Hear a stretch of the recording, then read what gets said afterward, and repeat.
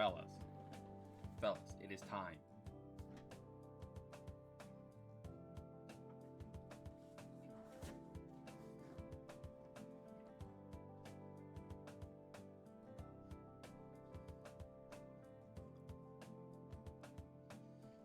Oh, fuck, dude.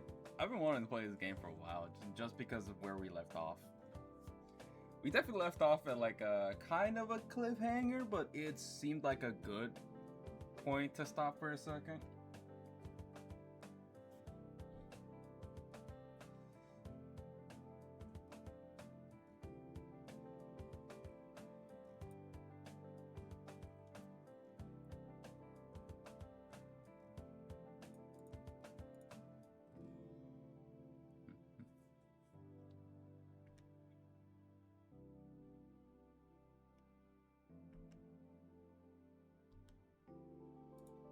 Okay, so.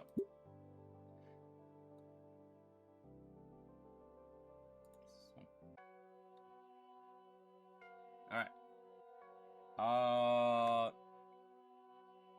Last time, we're currently in a wedding.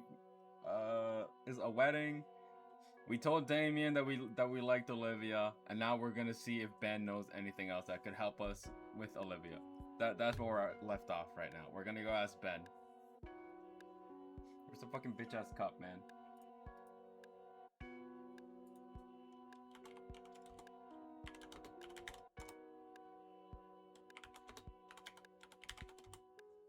I gotta let Cup know, because Cup is gonna bitch at me, saying like, damn, I missed so much.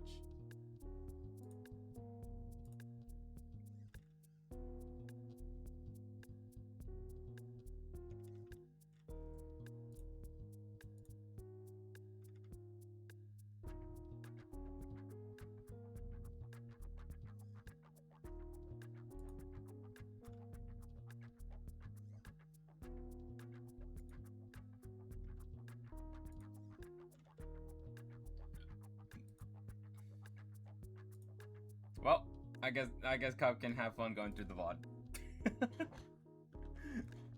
I already waited long enough. It's been 10 minutes. Cup, you bitch, stop playing Avatar.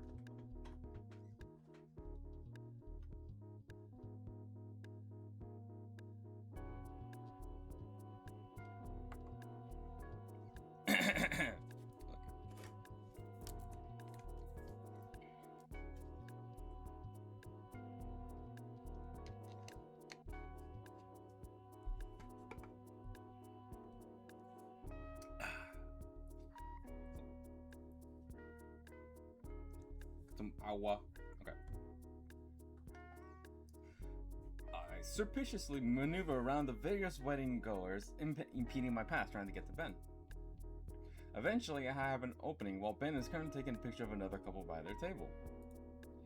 Not wanting to seem like I'm lost, I try to blend in and join them.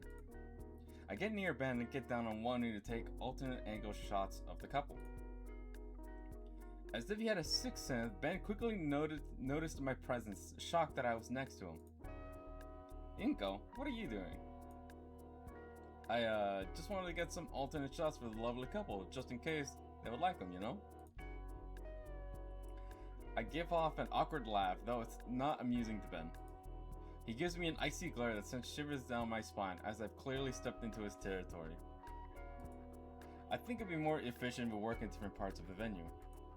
What if there are people over there that want their picture taken? If the people over there wanted a picture, I wouldn't be here in the first place. Ben wordlessly goes back to snapping photos.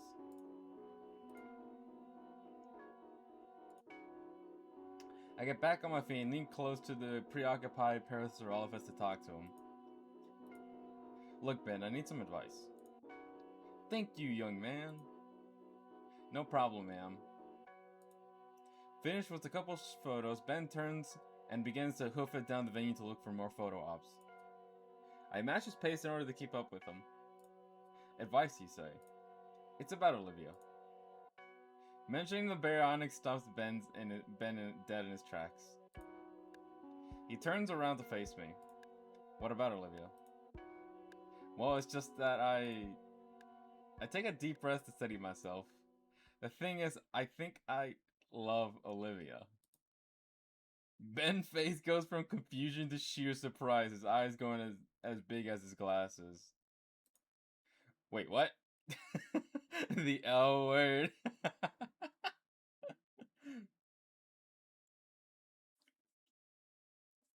It is indeed the L word. Are you serious? Of course I'm serious. Gator dating. Cup, ya bitch. Man, stop playing Avatar. We're doing gator dating. The only thing you've missed so far is that we told Ben we love Olivia. That's the only thing you've missed so far.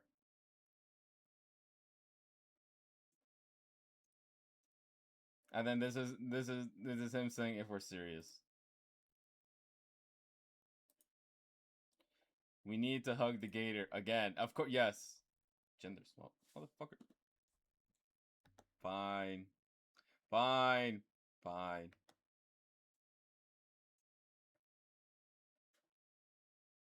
Anyway. We need that leathery hide. I'm in the door.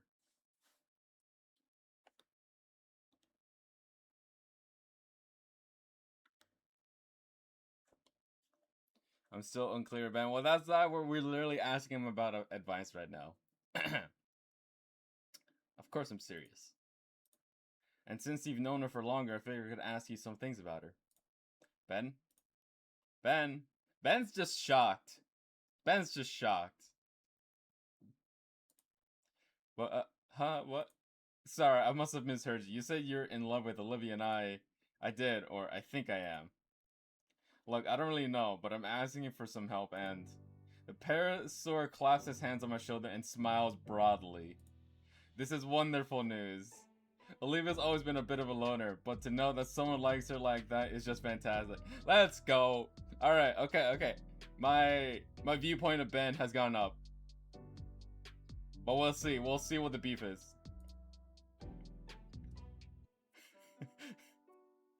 A little... God, why the fuck are you sussed out? Ben, you're dating me. Yeah, that's fine. He was a grade A bitch. True. Ben, my boy, he's on the ups. Don't worry, cup. We'll figure. We'll see what happens. His arm wraps around my neck and he starts dragging me away from the wedding crowd. Okay, right. So you want to know more about Libby, yeah? We used to be the best of friends way back. What? What? What is the lore drop? I paid close attention to Ben as he went over his history with the girl I may or may not love. A part of me wanted to take notes on my phone as he listed down all the shows they used to watch together. Oh, two anime nerds. Two geeks. Watching anime. Or knowing about anime. Probably. We'll see. By the time he hit the cues, I've noticed that some of the guests have left. Should I be writing all this down? I think you'll be fine. Unless Olivia even changed music taste in the last 3 years. 3? Aren't you talking to her these days? I mean, not as much as it used to. It's been a while since we had a sit down. Wait, but Mia came and told us you wanted to talk with her at lunch. I have no idea what you're talking about. Huh. I thought you were above gossiping, Co. Sorry. Anyway, Olivia and I don't talk much, but I think we should. Hell, if I were around more, I could have helped you to get to know one another sooner. Damn! Ben the wingman!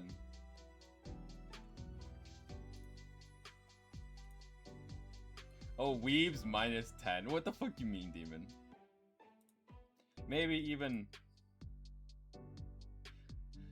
A shrill cry interrupts us. Across the room, the newlyweds are in some altercation.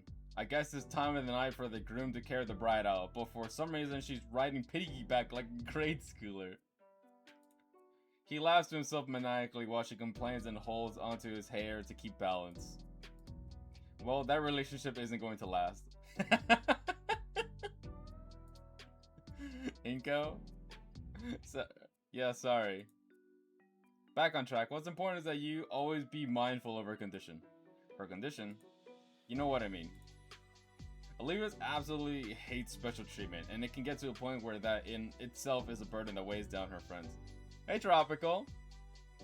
It seems like a relationship would last. Ben, dude. Ben, what? How you doing, Tropical?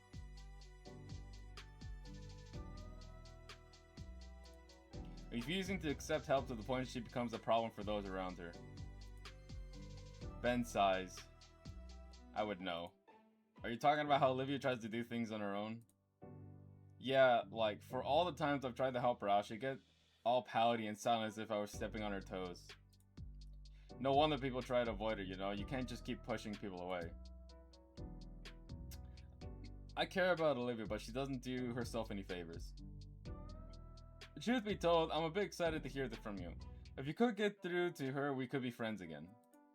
I definitely do it right this time. I don't want to impose anything on her. That wouldn't be right. Well, see, that's exactly what you want to avoid. Otherwise, your relationship is going to be one-sided. Oof. You're chilling?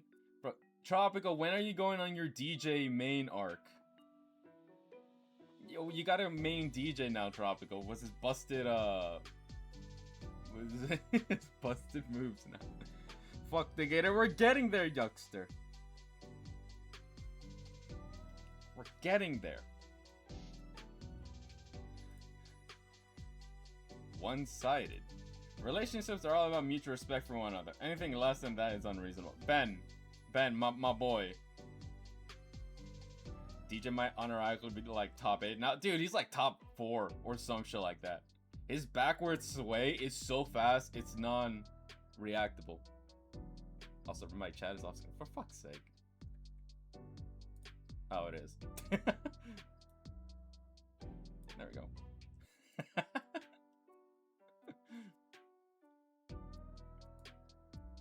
Thank you, youngster. Mutual respect. I'm fairly sure Ben was strong-armed into dating Mia by Mia. Shove this off to the side. I can't deal with your shit, Triven. Fucking Koi broski. Oh, no. Tropical, you gotta start playing DJ now. Without that understanding, it's doomed to fail. And one thing to understand Olivia is that her condition needs special considerations, one that she doesn't fully agree with. So you have to account for that from her, otherwise it won't work out. Is that why you two stopped talking? Alright, you boys ready to pack up? I can! Don't worry, just play Akuma. I don't even have Akuma! Bro, no, dude, the Bison stocks are up. Bison it's like... Well... He's not top 5, but he's definitely now at a higher standing now that you can do medium Psycho Crusher into Super. That was nice.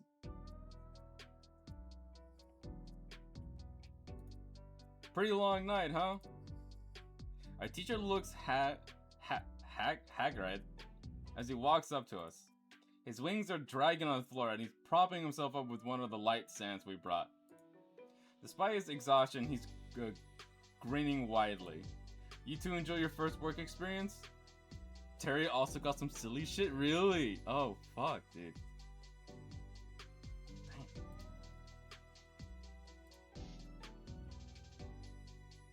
No, dude, I gotta look. I didn't fully look into the patch notes. I saw that, what's his face? Ryu got a slap on the wrist. Blanca actually got fucking nerfed. Ed's half dead in Miami somewhere. I don't know. It wasn't that big of a patch, so I'm kind of like half disappointed. But it is what it is.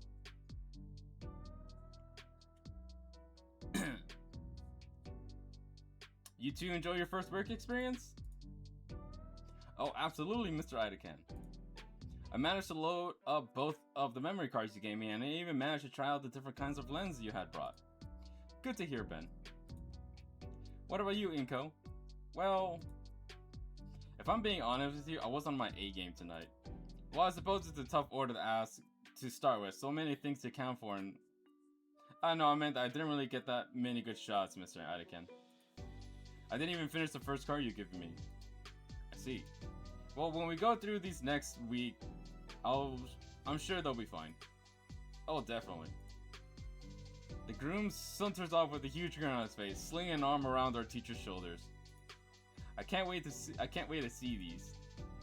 Ida-Ken straightens up and shrugs the arm off, turning to the newly married man. You'll see them when you see them. My team still needs to go through all the pictures and weed out the shaft. Ah, come on, T. Can't you give your buddy a preview or something? Ida-Ken sighs a bit. Hey, it's your special day. Ben, could you go fetch a laptop and card reader? Yes, sir.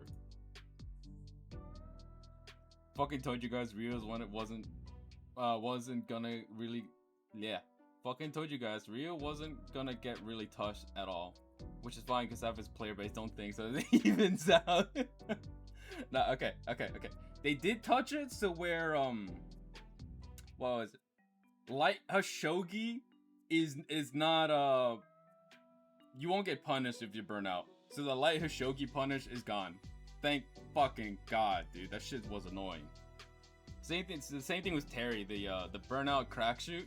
That shit's also gone. So, yeah. So now Rio doesn't have much to do when you're in burnout. The fucking Akuma stocks have gone up. Did Inko leave the lens caps on the whole time? Nah.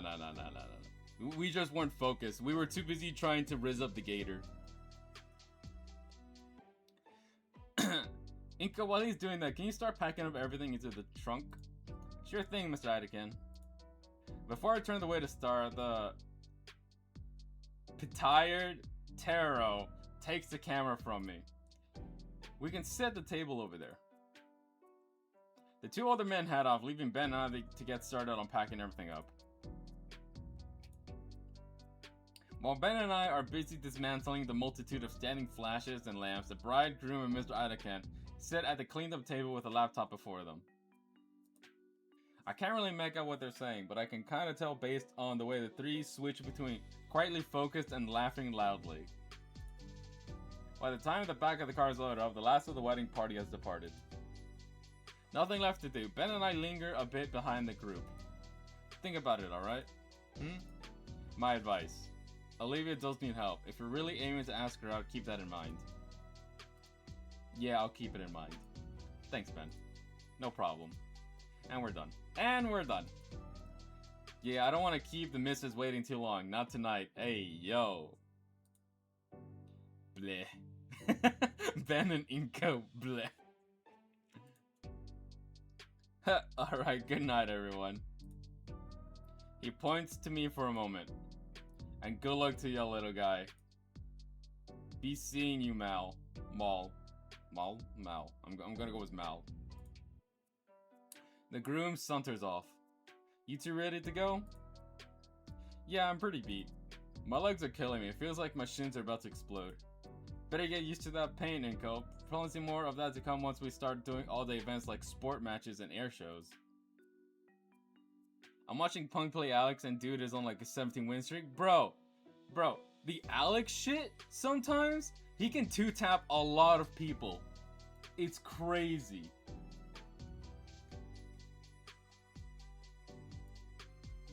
Bro, if you get a punish counter, you can end it with a grab, right? And it goes like 50%, and then if they do something stupid like a DP, they're dead after the next one.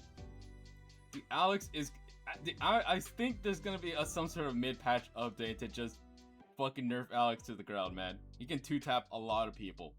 He can almost one-tap Akuma. It's crazy.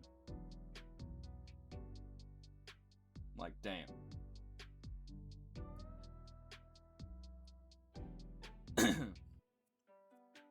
Any advice you can give me to avoid the pain? Ben taps his chin. Comfy shoes, good soles, and plenty of squats to build up your leg strength. Maybe also going out for power walks and jogs to really build muscles. Great, even when I pick a career choice that doesn't involve physical activity, I still somehow wind up having to exercise in order to be successful. Either way, it's not long before we climb into the car and begin our journey back way to the school. I settle into a rhythmic motion of the car as it glides along the road. The cityscape of Volcadera blocks pass by and I can't help but admire it. The mood is quickly killed, however, as Ben calls a certain red-scaled girl. Oh, fuck, it's Mia. The saccharine, lovely-dovey talk makes my head hurt, and I can guess by his expression that Ida feels the same way. He changes the subject by asking if my parents can pick me up. Looks like I'll be taking the late-night metro home. Still had fun today.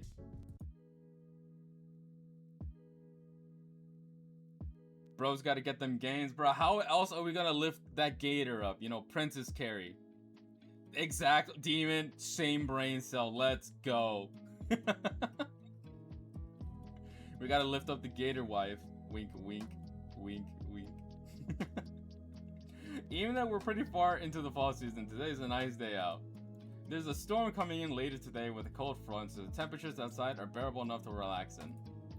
One last swipe before the unforgiving cold of winter settles in. I decided to celebrate by eating lunch outside. After a good bit of prodding, Olivia joins me. Inko, it's too cold. I'll freeze my veins solid. It's 70 degrees and you're already agreed, calm down. We step out into chilled air. Hiss. She pulls the drawstrings of her hoodie taut, yanking it shut again. This is new. I love this. This is so funny. Just her fucking snouts pointing out. Look how comfy she is to joke with us. Boys, we are so in. Boys, the door has been cracked open. We are in. When I try moving her along, she starts dragging her tail on the ground. You're secretly enjoying this, aren't you? That hoodie isn't hiding your silly little grin. There's a table by the edge of the yard that looks pretty good. Now it's just the two of us. Alone. Sitting at a picnic table in complete silence. Ingenious one-liners flow through my head like a slam poetry champion. Yet I can't work up the will to say anything about the wedding to her. Guess there's always later. So Olivia.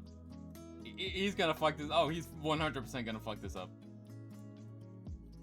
The gator lifted her head from her roast beef sandwich, staring directly at me. What's up? How about this weather? Oh my god. No, no, no, no, no. God damn it. Seriously? We're so out. Shut the door, lock it, and barricade it. Oh my god, bro. I didn't think we had like negative riz. I thought we were in, but the door just got barricaded. Oh god. Yeah, seriously, I'm not used to coastal towns, so this is a nice change of pace. Well, it's pretty chilly. Part of why we're the only ones out here. It is pretty empty out here today. Maybe it's like a human dino thing, more acclimated to snow. Even with the hoodie, it's a lot colder than I like. Oh, why'd you agree to come on outside with me? Well, you wanted to, and I... And you? Olivia's lips quiver a little as she tries to work out words to say. Her mouth isn't up to the task, as a flush of scarlet spreads across her cheeks and making her pouting lips glow. Hey! Stop looking at me like that. I mean, where are you from then? The Midwest. The Midwest? Only loons come from the Midwest. Oh, come on, that's not true. Alright, what's it like then? What was it like then? A lot of empty promises, nothing worth talking about. What was St. Hammond like before I showed up? Oh, horrible. Everybody here sucked. Well, they still do, I guess, but seriously, most of the faculty had a stick up their ass, and the student body was holding on for dear life. Hey, wait, I'm from the Midwest. Yes, you are, demon. Explain why Inko is the way he is. Only shooting himself in the foot. Man's brain cells are negative. He's got, yeah. You know what? Us Midwest guys are bad with women. You know, that makes... Yes, I guess. Don't worry, Demon, you got this. I believe. You got the positive Demon Riz. I know you do. Dino, Yuckup. Dino, you are forever alone. Shut the fuck up. Man! How could you? How could you, Cup? Plan on my downfall when I'm supposed to do that.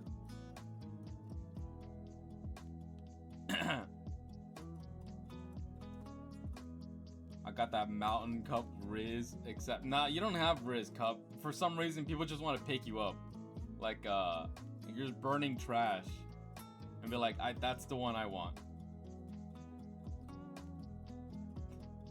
I'd do anything to get out of this place. If I got to take you and Damien with me. Wow. Colorful. Olivia and I freeze at the familiar voice. The sound of stone grinding on stone echoes through the courtyard as we turn our heads towards whoever said that. Oh, fuck. Principal Scalar sounds just as still as us, her face burning red. Though her jaw is moving, teeth grinding exceptionally loud as she looks at Olivia. Next to her stands a large, well-dressed and formal attire. Oh, it's Mr. Ferris! I guess Mr. Ferris is still doing that inspection. And did he hear... What were you saying just now about student moral, Principal Scalar? Oh, shit! Hey, Lyda! Hi, Lyda, how are you? Well, we kind of shot Principal Scalar in the foot.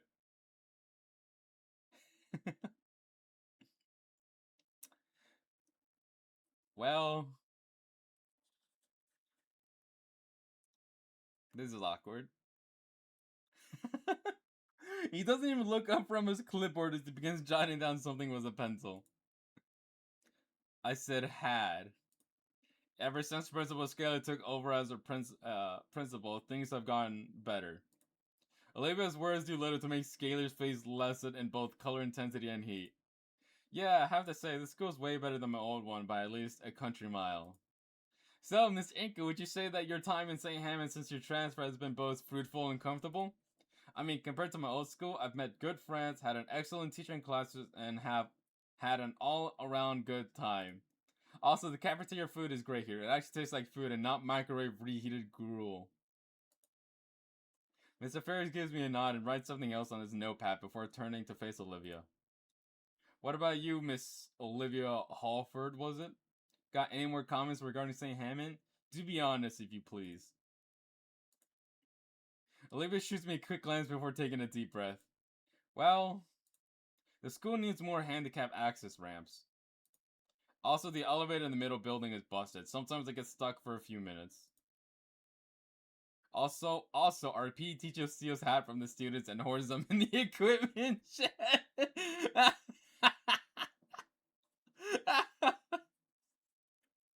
Nah. Coach, what are you doing?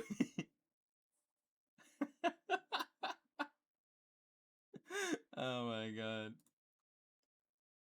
I'm chilling. How's your Riz going? Well, terrible.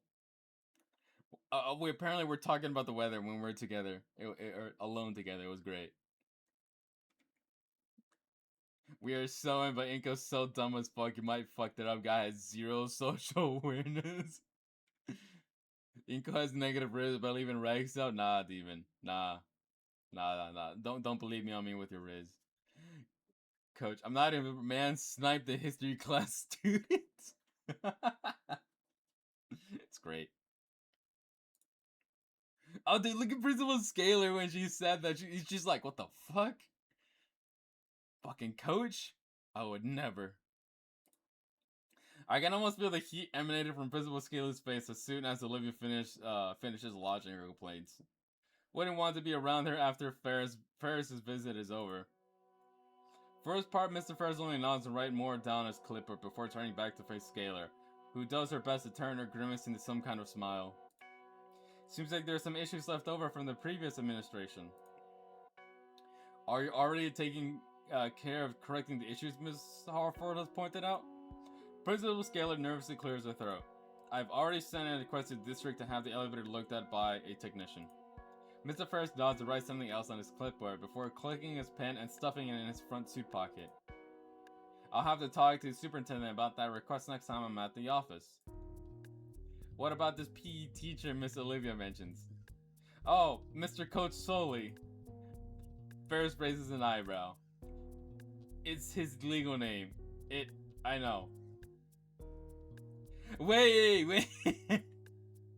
Coach Soley's legal name is Coach Soley? His first name is Coach, his last name is Soley? Oh my god. That's great. He checks the page and sighs a bit. Right. Ferris turns to face me. Well, that's enough about St. Hammond for the time being. Miss Inca, would you say things are going for you not just as a student, but also as a growing adult? This school has really helped me learn a lot, sir. I respect the efforts of students and faculty alike for their efforts in making me feel welcome. It's much more refined than my old school, at least. Wow, you might as well ask him for a letter of recommendation already. Huh? That's not what I'm doing, Olivia. Olivia does not even respond to me, instead laughing quietly to herself. I'll keep that in mind. The Leviathan finishes jotting down something on his clipboard, finally turning to Principal Scalar. I think I have everything I need for the time being.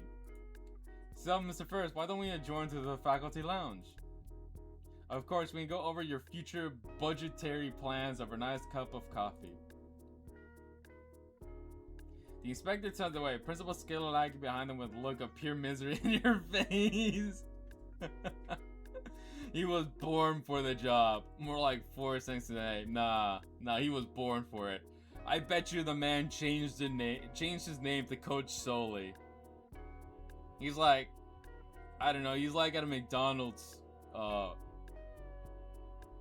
eating in the dining area and be like, you know what? I'm changing my name to Coach Soley. What I'm gonna do? Teach PE to dino kids. Perfect amount of pain and educational trauma. He's actually Coach from Left 4 Dead 2. You right.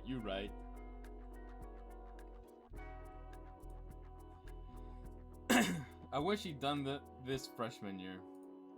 With a huff and a frown, Olivia stabs at her lunch tray, treating her Caesar salad like a voodoo doll. Well, look at the bright side. She levels her silver eyes on me, but remains focused on treating her salad like its namesake. It's senior year and we're about halfway through, so we only have to put up with this place for a couple more months. She lances the largest piece of chicken, twisting her spork roughly. And then what? I guess, I don't really have any concrete plans for after school. What do you mean? You mentioned all that stuff about making a name for yourself. I mean, yeah, when I first got here, that was the goal. But honestly, I haven't considered what I was going to do to get there. It's my turn to toy with my meal. You? I'm planning on getting an art degree. Oh, wow, really? Online, of course. Oh. Not like I have any other options. The only time I'm worth anything is when there's a brush in my hand. Only classes I'm really passing too. I nod my head in understanding, but she's talking about her future, but it sounds more like a resignation than a declaration. I at least have something, even if the path to my goal is vague.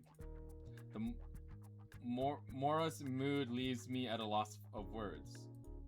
Damn it, I was hoping to actually use this time to, I don't know. I wanted to talk to Olivia and ask her something. Ahem. Or something like that. Stupid Mr. Ferris and his workplace politics dampening the mood. Bro, you got negative Riz, and I don't think it would have worked.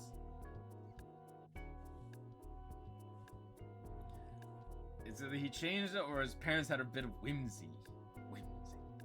Well, I doubt his parents had a bit of whimsy.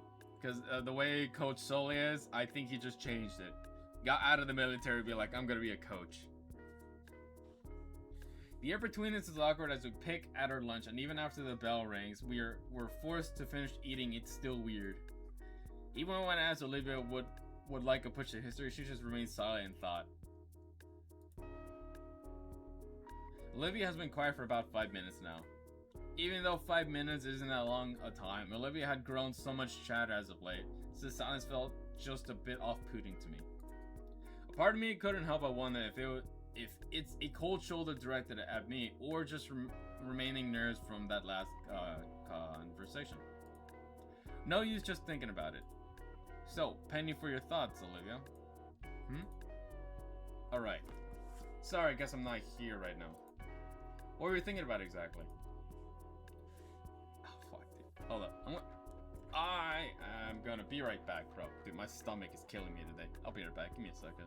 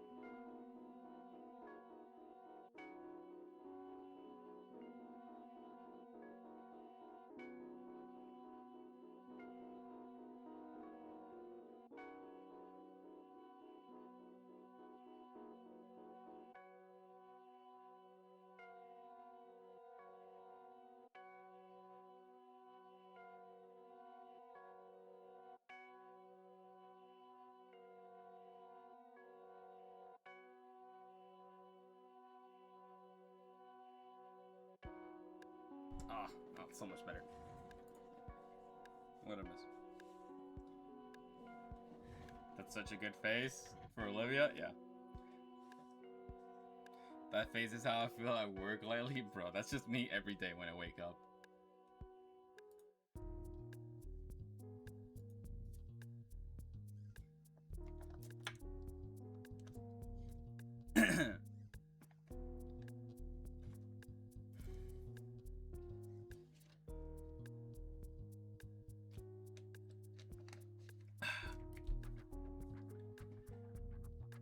Olivia lets out a sign, turns her head upwards so that her eyes meet mine.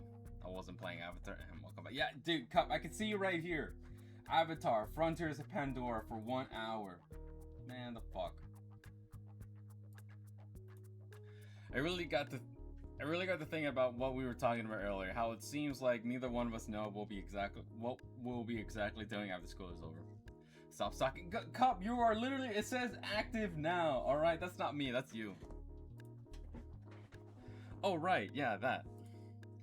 I hadn't really given much thought of the fact that I had essentially dropped the bombshell on both of us. Now that I really stopped to think about it, though, the idea that neither one of us really knows what to do after graduation is concerning. Most seniors at least have a small idea of what they want to do after graduation. At least I think. Hell, Liz had made a full chart and timeline for herself. I mean, I've always figured I'd go to college. But that feels so basic, for lack of a better word. There should be some kind of grander plan on what to do with the next big step in life. University, a career, maybe even starting some kind of family. Those are the kinds of plans that come to mind. They all just simple platitudes at the end of the day, though. Is it even worth making plans? The more I think about it, the more likely it is that something stupid just comes out of left field and wrecks everything. If you want to make God laugh, tell him your plans and all. So maybe all I can do really is live in the moment. I've always hated that sort of thinking. Just be a sitting duck for life to take pot shots at me. Just live pretending death can't show up and take me any moment. Bro, Inko, stop monologuing, alright? Let's continue rizzing up the gator. Oh. Where's fucking timing? Where's fucking timing? Inka, go back to monologuing. I don't want to deal with this bitch. The great hey bitch. Hey, it's Olivia.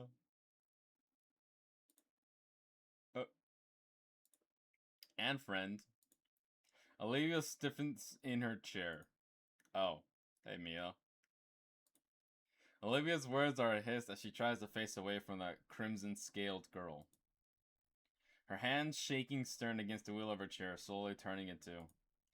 Got a couple of questions to ask ya, Olivia. Would you like to humor me for a bit? Oh, what am I saying? Of course you don't mind. Ah, fuck.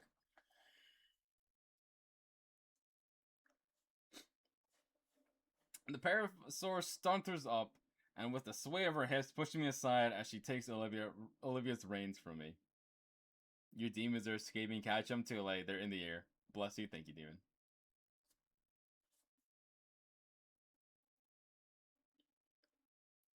They don't deserve freedom. SMH. What the hell? You're insane if you think you're going... we're going with you anywhere. We? She looks down to Olivia and back at me. We. He's funny. We're just going for little girl talk. No boys allowed, sorry. You're up for that, right, Liv? She puts a hand on her shoulder and cocks an eyebrow back at me like she knows something. So yeah, we'll just be a moment. Don't worry that pretty little head of yours. I'm left gawking and confused. The two head off in another direction. Olivia doesn't seem to know what to say or do either. She's just going along with the parasol wheeling her away. I swear to Raptor Jesus, Ben told Mia about her feelings.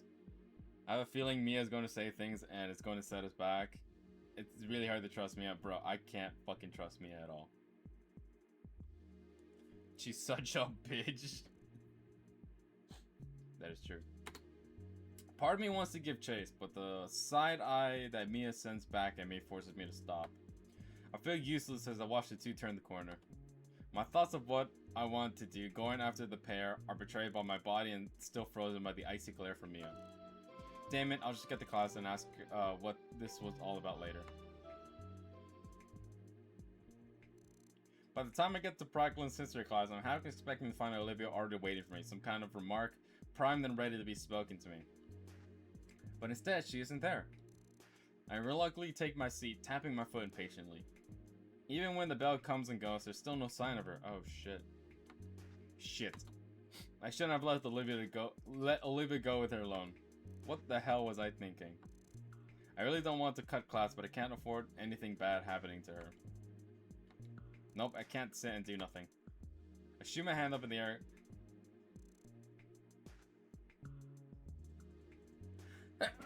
Ah, fuck.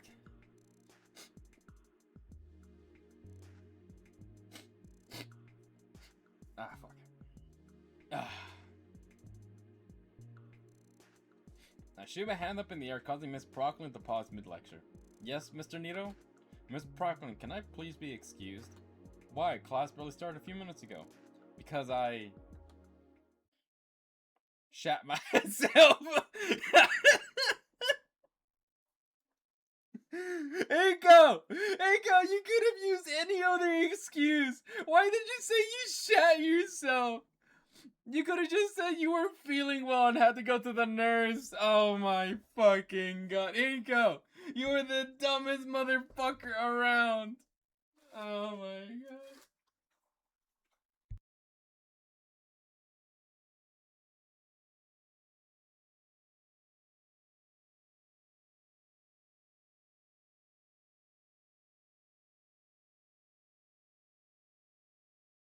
Brain as smooth as this bald head is fucking good, bro. Fuck. I'm halfway out the door already.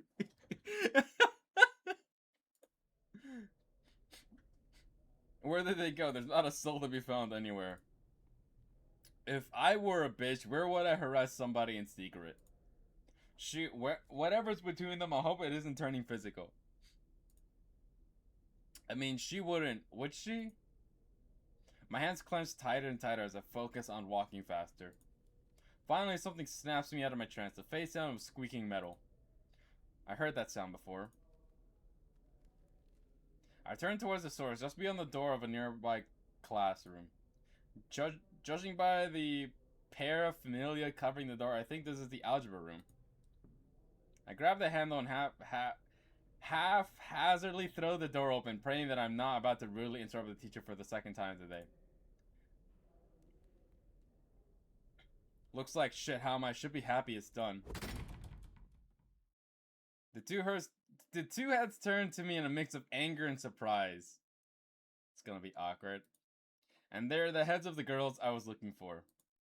It looks like a sudden throwaway standoff. I was definitely not intended to be a factor in whatever this is. I really should have thought about that before barging in. Thank Raptor Jesus she's okay. What the fuck are you doing here? It's both of them. I should ask you two the same question. Oh my god. Look, Balder, now's not the time. Don't talk to him like that. Yeah, or what? I told you not to be followed. You were there when we left. He just heard you screaming like a maniac. Oh my god. You know, it is Mia's fault. Technically. I've been forgotten already. Hey! Why are you two in an empty classroom yelling at each other? The two fall deathly silent, unwilling or unable to speak. I noticed a piece of paper in Mia's hands. It looks like something drawn on it. The style is different, but it's unmistakably one of Olivia's work. Oh. Mia, why do you have her drawing? The parasaur stops blinking for a few seconds before shoving the paper in her jacket. Before I can question any further, Olivia speaks up. Inka, why did you come here? You seem like you were in trouble? How touching. Well, we're all in trouble now. We? Yeah, yeah, dumbass. I don't have time for this, Hot Wheels. Fill him in. What's the big issue? Olivia claws at her armrests again. She looks ready to cry. Hey, where all your vicious bravado go? Gasp, are you afraid to tell him? Afraid of what he'll think? Oh no. Shut up. Precious, fine, I'll say it. Mia turns to me with a malicious grin. I know about what this prick did during the yearbook art contest. Oh. Now, ordinarily, I wouldn't give two shits. But then it hit me. Holy shit, she can just get away with it. Now, how crazy is that? She paused, grunting me to say otherwise, but I bit my tongue. Like a shark-smelling brush, she starts to circle me, continuing her taunts. And then one thing leads to another, now we're helping each other out. After all, if the school found out, I leave a permanent mark on her unemployment ass. What? Yours too, probably, since you're involved in all. My teeth creak painfully from my clenched jaw, and yet the blood drains from my face. I'm talking about her record, you mouth breather. Art's her big break, right? Skipping the whole rigmarole, the gist of it's simple. So Olivia draws up some BS group products for me and some friends of mine, turns them in, and I make sure the whole incident goes away. We're being blackmailed. I managed to earn back some of the feelings of my consciousness. Just long enough to defy her. But that's blackmail and cheating. That's wrong. Oh my god, that's fucking precious. Mia blinks a few times before turning to look at Olivia, then back at me, and then back to Olivia. What, are you disappointed in her now? I bet you made her pinky swear she would never do anything like that again. She leans closer to me, fox whispering? Well, sorry to break the news, Inko, but your friend here is a liar. Don't listen, I wouldn't be. She was threatening me. Threatening, honey, if we were swabbed, you'd seen my ass hanged. All I'm doing is making things better for the both of us. Not my fault you tried to get away with cheating. You think a cripple like you would have more shame than that? I watch Olivia's eyes start twitching. Mia's really starting to get to her. I can't let her keep talking to her like that. Mia, just stop it, I guess. She really doesn't need this right now. Can you both just walk away and pretend this never happened? Shit, Inko, you're good. You hear that, Olivia? Wait, but I didn't mean... Olivia is staring at me with a look of betrayal that threatens to tear my heart in two. God damn it, why can't I stop talking for once? Why can't you? God, all your shit you say pisses me off at like the worst of timings. Mia waves me off, turning it to face the target once more. I bet you love to walk away from this, but things just don't work out that way, do they? Oh, that's why you didn't want Inko knowing you're still a dirty cheater. Shut up. Oh, realize it's not a big deal. No, I'm sick of this. You already admitted it, art's my big break. You're only doing this because art is all I have. Your record is fucked, you lose nothing if we get caught. It's Tuesday for you. But me, it's all I have. You're embarrassing yourself. You know, I can't lift or run or carry or dance or fucking anything you do on a daily basis without even thinking about it. I can't even do anything else because of these fucking legs and this fucking chair. Why can't any of you just leave me alone? I just want to draw for God's sake. Mia rolls her eyes and takes a step closer to Olivia. That's a nice outburst and all, sweetie, but I really thought you were smarter than this. Olivia wipes away her eyes with her sleeve. What? Mia takes another step forward. Think, handbag. Would I really go through the trouble making you do this junk for middling grades? If your work were crap, I wouldn't have a record to hold over you. Everyone knows you're the best artist in this place. You're just a dumbass about it. Man, too bad we a weak human. Otherwise, she needs a punch or a curve stomp. She needs everything. Olivia's mouth hangs open, but no words come out.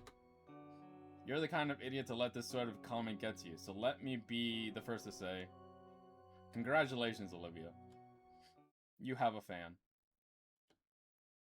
What? Anyways, Inko. Oh crap. Distraction aside, you're in on it now too. You don't want Olivia to starve now, would you? Her words, not mine. Say a damn word about any of this and she's doomed. Do you understand me? I tried to muster up words in his fines, but just past Olivia's stare of death, I spot Olivia's horrified expression. Hello, Baldy. I'm waiting for you to answer, Skinny.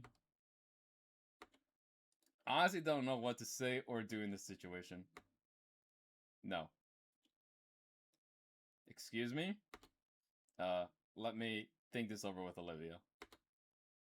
Think this over? You dense or something? This is a simple yes or no question. You can't seriously freaking... Pinches the bridge of her snoot and lets out a tired sigh. Fine. The two of you talk it over and reach some kind of resolution. But that don't change the fact of what I said earlier, Inko. Don't say I don't do nothing nice. But think carefully, amigo. Y'all both got a hell of a lot more to lose than I do. Mia only gives me and Olivia one final glance before unceremoniously leaving the room. It takes me a bit to recover my thoughts.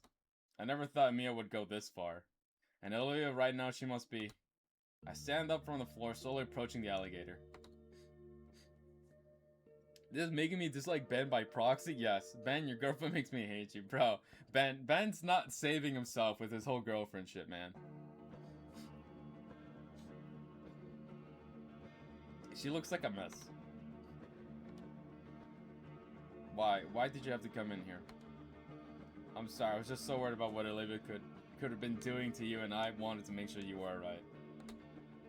Olivia grips her armrests. I was alright, I had it handled with Mia. But to basically be her slave doing all of her work? Not all of it, just whatever she needs to pass. I'll take the seat next to her there. She threatened me that she'd go to Scalar and spill everything. And if Scalar knew that I swapped the art, she'd know that it was with you. I couldn't let her do that to us, so I got desperate, told her I'd do anything she wanted. That's how I got mixed up with her. I let out a deep and heavy sigh. Olivia, I can understand why, but I heard how Mia was treating you before I came in. Even when you were doing her work to save her skin, she's still treating your art, and more importantly, you like garbage. My words ripped through the gator's fragile heart, her face contorting in a fierce snarl even as her eyes grow wet. You're miserable. You know that. Olivia looks away from me, her face crunching up as her tears well in her eyes. I don't know what to do. And I don't even know I can trust her to keep her word. And now that you know what's going on, Mia has a noose around both our necks. The gravity of the situation settles in. It feels like something in me is both frozen over and ablaze. There's only 6 months left in the semester. It's not like she's asking for something impossible. I lean towards the fact he knows he's a bitch, but it just lets it happen. Her eyes regain some fire as she smiles. I'll just have to tough it out. Keep making art to shut her up till this whole stupid thing can blow over. She's been going through this for so long and she's still... I'm out of options and so is she. I just blurted out the first thing that comes to mind. Why not tell Scalar about what Mia is making you do? Scalar, are you out of your mind? You saw how she handled things around here, especially with that auditor breathing down her neck. I'm trying to avoid getting caught. Right? Okay, Idkin? For a split second, I see her mask crack, her real worry evident in those silver eyes shaking. No. Olivia makes a show of clearing her throat. Mr. Adakan doesn't need to hear this either. You know, he'll be able to. I can do this on my own. Her balled up fists quake wildly after they slam onto an armrest, and the gator girl does her best to hide her wince. I really don't think we can fix this if we're not working together. There's nothing to fix. I told you, I have it under control. Just please, Inko, I need you to trust me on this. Don't ruin this for me. I do trust you. Her voice is softening as if she's been fully trained to know. I can handle it, I told you. Her fists unfurl and continue shaking. I take one of her hands, ignoring her ingredient sputters as directly cradled in my palm. Her protest dies down into a pained wince when my thumb ever so slightly presses down on a joint. All this time you've been doing your best, Olivia. My soft words drawn out and even softer breath from her. Mia had me drawing for her group almost daily. It must hurt a lot after so long. Maybe it does. But there's nothing I can't work through. Why can't you trust me to help then? It's not that I don't trust you, Inko. It's that I did trust everyone else. So please stop asking about fixing me. Or fixing things, I mean. Is that what this is all about? Olivia is burning out at this point. She's already hurt badly. I can feel her hands still shaking. It's beyond the point that either of us alone can handle. I look over Olivia's hand, watching as she takes her hand and settles it against her chest. I hook a nearby chair leg with my foot and drag the seat closer. Close enough that I can sit down right next to the baryonyx. Inko, I find that being nice to her like this makes it easier for what I'm about to say. Breathe in, breathe out. Oh, no! This is the worst time to do this. Inko, please. Please, please. This is the absolute worst time to do this. She doesn't need something else to think about. Inko, please. Please, please, please, please. Inko, Inko, Inko, Inko, Inko, Inko. Inko, Inko. Please, do not say what I think you're about to say, alright? She does not need this right now. She's got too much going on. Please, please, please, please. Inko, Inko. For the love of Raptor Jesus, please.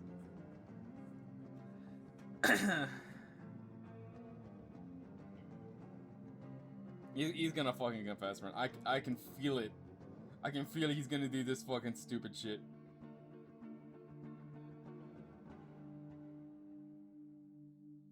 Alright, here we go. Meeting her eyes once again, I speak my honest thoughts. Mr. Adakan can't help Olivia. Okay, we're fine. Okay, he saved himself. He knows social awareness. Thank fucking Raptor Jesus. Whoo! Okay. Whew. Your teeth grind together as though contemplating mauling my face off. Please hear me out. I want to trust you, Inko, but I'm just scared that Adakan will hate me forever for this. He's the only one that ever made me feel like my art was worth something. I can't lose him. Look, we can get you out of this. Of course, Adakan won't understand, even go to bat for you. And if you're the one to speak up, it means you're the one getting back at Mia. She won't have power over you. I can't just give it up all like this. How can I trust you with my entire future? You have nothing to lose, I have everything. Can you trust Adakan? Really just let that happen? Mia has no reason to not throw you under the bus. Does he? Of course not. Mr. Adakan is. He's the only teacher that's never given up on me. I'm here with you too. You're not alone, Olivia. But you need to accept our help. Please. Olivia looks me in the eyes for a few seconds before sharply snapping her face downward. Her body then begins to quiver almost as if she trembles with a mixture of cold and fear. Olivia. I get up from my chair and reach out to grasp her shoulder to try and comfort her somewhat. It's okay, I'm here for you. Olivia's shaking lessens, giving me hope that my words were starting to reach her, but not 2 seconds after the thoughts crossed through her mind, Olivia's shaking resumes once again. The shaking followed by stifling, at which point I noticed tears rolling down Olivia's snout and falling right onto her lap. Before I finish my words, Olivia lunges forward and wraps her arms around my abdomen, bringing me forward and burying her face into my stomach. At which point she begins to let out what I can only describe as a pain-filled wail. At first, I left utterly frozen in place, hands raised and eyes wide. Nothing in my life has ever prepared me for this situation like this, such as this. No, Inko, you know what to do. I place my other hand on Olivia's other shoulder and slowly take a single knee, bringing me to eye level with her. Then, without saying a word, I tie my embrace, allowing her arms to wrap around my neck as I wrap my arms around hers. We hugging the gate here again, boys. We still in, boys. The door is wide shut open. We got the key. We in it. My waist is pulled closer too, by her boa-like tail that becomes an impromptu belt harnessing me to the gator girl. But we're not a foot in, we're a whole leg in. We're like half the body in, Cup. There's a distinct thumping on my chest, rhythmic and relaxing. The realization that it's her heart sets my face ablaze, but also brings a smile to my lip. I close my eyes and let myself become lost in the warmth of Olivia's embrace. When we break up, I check on our time limit. My phone says there's still 20 minutes before school is out. Hopefully Idaken has a free period right now. You ready? Olivia gives a small nod. I get up and start towards the door. The door held open with the back of my shoe. I look back to her. As Olivia whizzes over, she grunts with each push. Oh crap, I'm an idiot. When she reaches me, Olivia gives me a very meaningful look. Though I don't really get it, it's intent till her tail wraps herself around my waist. Alright. Taking Olivia's reins for her, she starts towards our art teacher's room in companionable silence. Man, I can't wait to just go home and relax. Maybe open a bag of chips. Olivia's trembling is falling to a 2 on the Richter scale, so that's nice. She's seen enough Mia to last a while. Then again, so have I. She'll probably kill us if she saw us sneaking off. We're near the end of it all. It's nearly over. It's the first bit of quiet that we got, just the sounds of Olivia and I walking through the halls. Olivia's gripping my waist pretty hard. Guess she's still pretty tense. Say, maybe there's a massage place around here. That'd be pretty nice, right? No. Wait a second. Just sound of Olivia and I walking through the halls. Something ancient awakens in me. An icy chill races down my spine as if there's a knife poised just behind my neck. The gator girl tenses, head stiff turning. Her pupils slowly shift to mine, and their contraction to pinpoint bring attention to the danger my sister instincts are warning me of. Oh no. Sup? It's fucking Mia! Oh, for fuck's sake! How many times are we gonna deal with this bitch? You two trying to run a fight or flight reflexes kit and zero thought on my end. My body chooses to just book it.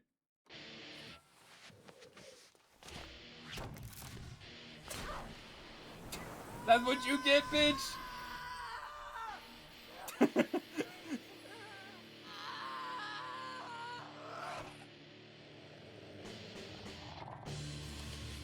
Book it!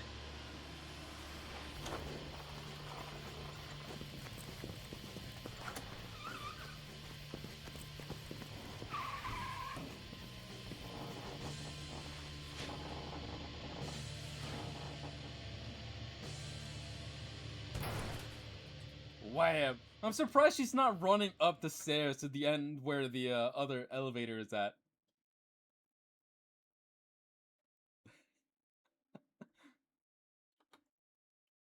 For a moment, I wonder if the deafening noise of the metal door being hit is from me punching in a rage or accidentally slamming it into chasing after us. When I catch you, I will eviscerate you and every last thing you love. Fuck. The elevator finally begins to descend downwards. I inhale deep. Olivia gasps for breath. My arms sting from Olivia's razor grip. Good thing I have a jacket. Her claws have shredded the sleeve. I think it may have even drawn blood. I shake my arms a bit. Olivia retracts her arm apologetically. Sorry. Oh god, are you okay? No, no, I'm not. What happened when we reached the bottom? Mia will be waiting for us. Olivia removes the key from its slot. It won't open. Just don't make any noise. The elevator reaches the bottom. Just Olivia said, without the key, the outmoded chamber simply powers down. Silence. There's a small gap on the door letting light in. There's nobody there. We sit in the dark, empty cabin for what feels like minutes. I'm pressed close to Olivia while we wait it out. I can feel her wrapped around my ankle, which thankfully won't rip my clothing apart. The phrase 7 minutes to heaven surfaced in my mind and is buried immediately. For fuck's sake, Inko. Shut up. Stop your monologuing. It's a bit warm in here. Shh. Heavy, rapid footsteps zone in on us, accompanied by the sound of ripping paper. Mia's destroying everything on the walls. You fuckers had better still be in there. If you cowards run away, so help me rap the Jesus. She's right in front of the door. I hear her heavy breathing and soft thuds as she attempts to put her ear to the door a few times. I try to stay as silent as possible. I'm afraid that the homicidal parasaur can hear my heart hammering in my chest in pants crapping over. Mia, with no intention to vent her frustration verbally, resorts to the next best thing. Physical therapy. We're surrounded by sounds of ripping paper, dented lockers, and drywall fracturing. On occasion, something hits the elevator door again. Olivia and I don't dare move. I hear other voices. Mia's drawn attention to herself. Who the fuck are you looking at? Do you want one less horn? Find someone, quick. I fucking swore I had it with that fucking luggage case on wheels. Good luck painting when you're eating through a straw, bitch legs. Croc crunt. Olivia takes a deep breath. Olivia takes a sharp breath. Silence. What was that sound? It sounds like a series of sharp cracks. Yo, is she getting tased? Bro, is she getting tased? Is Mia getting fucking tased? Do they have like a fucking Mia protocol? Hey, whoa, hey, it's not cool. It's not what it looks like. It's rapid footsteps echo from down the hall. Is she gone? What the fuck could have scared Mia like that? There's a light knock on the elevator door. Hey, anyone in there? He sounds exhausted, but it's definitely Idacan. Yay, yo, Idacan has a fucking taser? By now, my eyes have adjusted to the light. Olivia's relief is plausible and shared. My body finally relaxing and practically melting against the wall of a tiny elevator. We're going to have to tell Idacan. It's safe to come out, it's all clear. Wow, it looks like a stick of dynamite went off here, but otherwise it's fine. I look at Olivia, who stares at the key in her hand. She moves to unlock the elevator but hesitates. I think our teacher is able to sense it, since his tired voice carries the weight of his worry. Everything will be okay, I promise. She doesn't put it in, she just stares. You don't know that. Olivia whimpers softly, I can barely make it out. God, please. Putting the key in and opening up means telling Idacan everything. There's no way Mia's letting this slide. Nothing's a safe bet. Nothing can be said for sure. She can't do nothing. She can't do anything either. So she looks to me, as if I have an answer. The key is offered to me, delicately held between two of her claws. Take the key, don't... Okay, hold on. Okay, we're gonna save real quick. Because... I think we don't take it. That'll force Olivia to acknowledge that she doesn't help, to like, you know, own up to her mistakes. That, or we do take it so then she trusts us for her decisions, that she trusts us even more. Those are like the two routes. Realistically, I think is the only thing that's gonna change is the dialogue. I think the only thing that's gonna change the dialogue. But that's why I saved it. We're gonna try out both options. But I feel like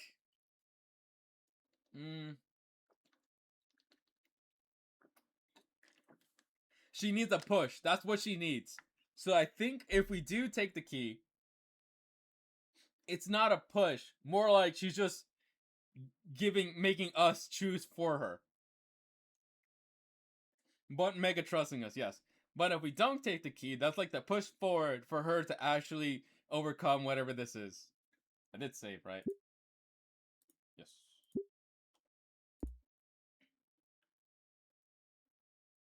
I say we take the key so that she trusts us even more. Only problem is now I feel like she's just gonna look at us for all the problems she has.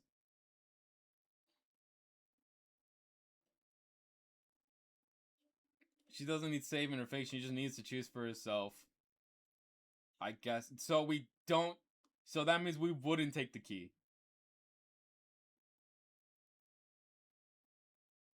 I'm gonna go with we don't take the key. We force her to choose for herself.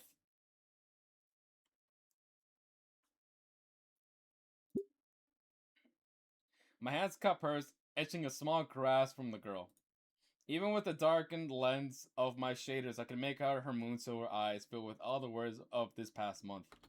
Words she endured because of our friendship. And possibly more. Inco. My fingers curl softly, pushing the key back into her palm. My lips move, but no sound comes out. He'll understand, Olivia. Either from my unspoken words or my comforting grip, Olivia was able to gather her courage. We share a simple nod, and her hand finally moves to the panel. Okay, we're gonna save, and we're gonna load. I just want to see what the other option is, but then we'll continue with the key route. Take the key. All right, let's get this over with. We gotten this far. Time to end it. I've had about enough of all this stress. And by the looks of it, so has Olivia. She's been dealing with this much longer than me, so it's time for me to carry my own weight here. It's the least I can do to take that final step for her. Even if she doesn't trust Idakan, she trusts me. She doesn't trust Idakan, that doesn't sound right. But it can't be anything else, it's just that. Enough nonsense. I take the key and move the key into the panel. No, I don't like this option. I don't like that option.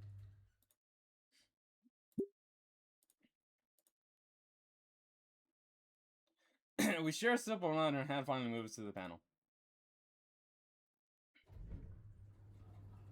With the key inserted into it, the dark room shudders briefly before the metal door finally starts to slide open. Okay, I think this next. Oh, I just want to make sure real quick. So we'll do.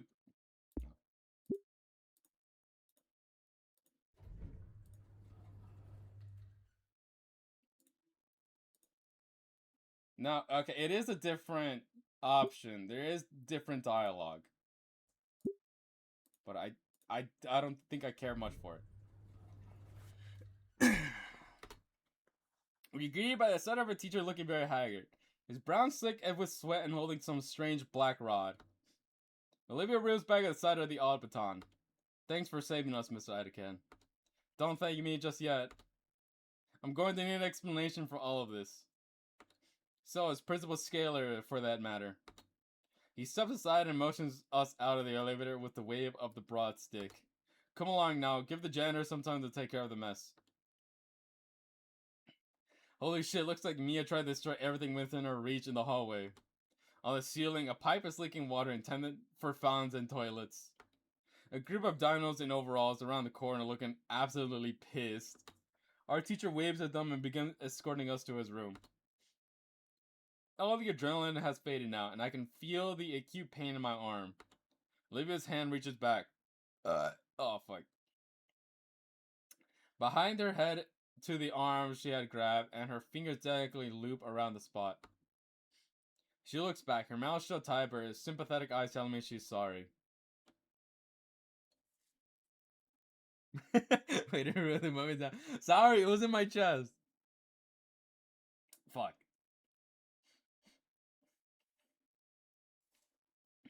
I nod back with a comforting smile.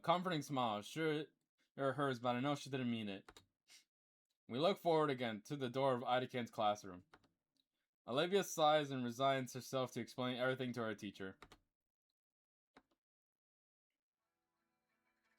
Olivia looked ready to collapse. She had taken the better part of an hour explaining Mia's extortion in full detail to Mr. Idakan's. I grabbed Olivia's canteen and handed it to her. She greedily chugs the entire thing, gasping after and rubbing her sore throat. It was hard to get a read on what our teacher was thinking. His brow was furrowed, his hands sleeved, and he was muttering to himself. Finally, with a deep sigh, he stands from his desk and looks at the exhausted girl. I had a feeling something was going on, but to this extent. You should have come forward sooner. I know, but we're here now, aren't we? Fair point. Still, I'm concerned that you thought nobody would notice. I didn't think anyone would care to look. Those assignments go through dozens of eyes, you know. What do you mean? Your style, Olivia. I saw from a mile away and I was just waiting for you to talk to me. You knew? Why didn't you say anything? I wanted it to come from you. I knew it! Of course she couldn't fool him. He knows your art style.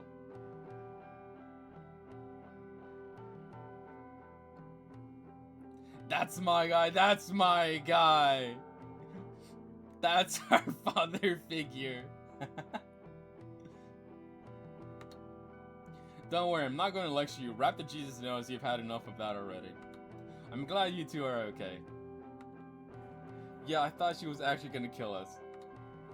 Mr. Atkin shakes his head before he smiles softly at us. Have some faith in the faculty here. We do our best for you. With what we have on Mia now, we can justify watching her like a hawk from here on. And everybody else she was harassing ought to thank you.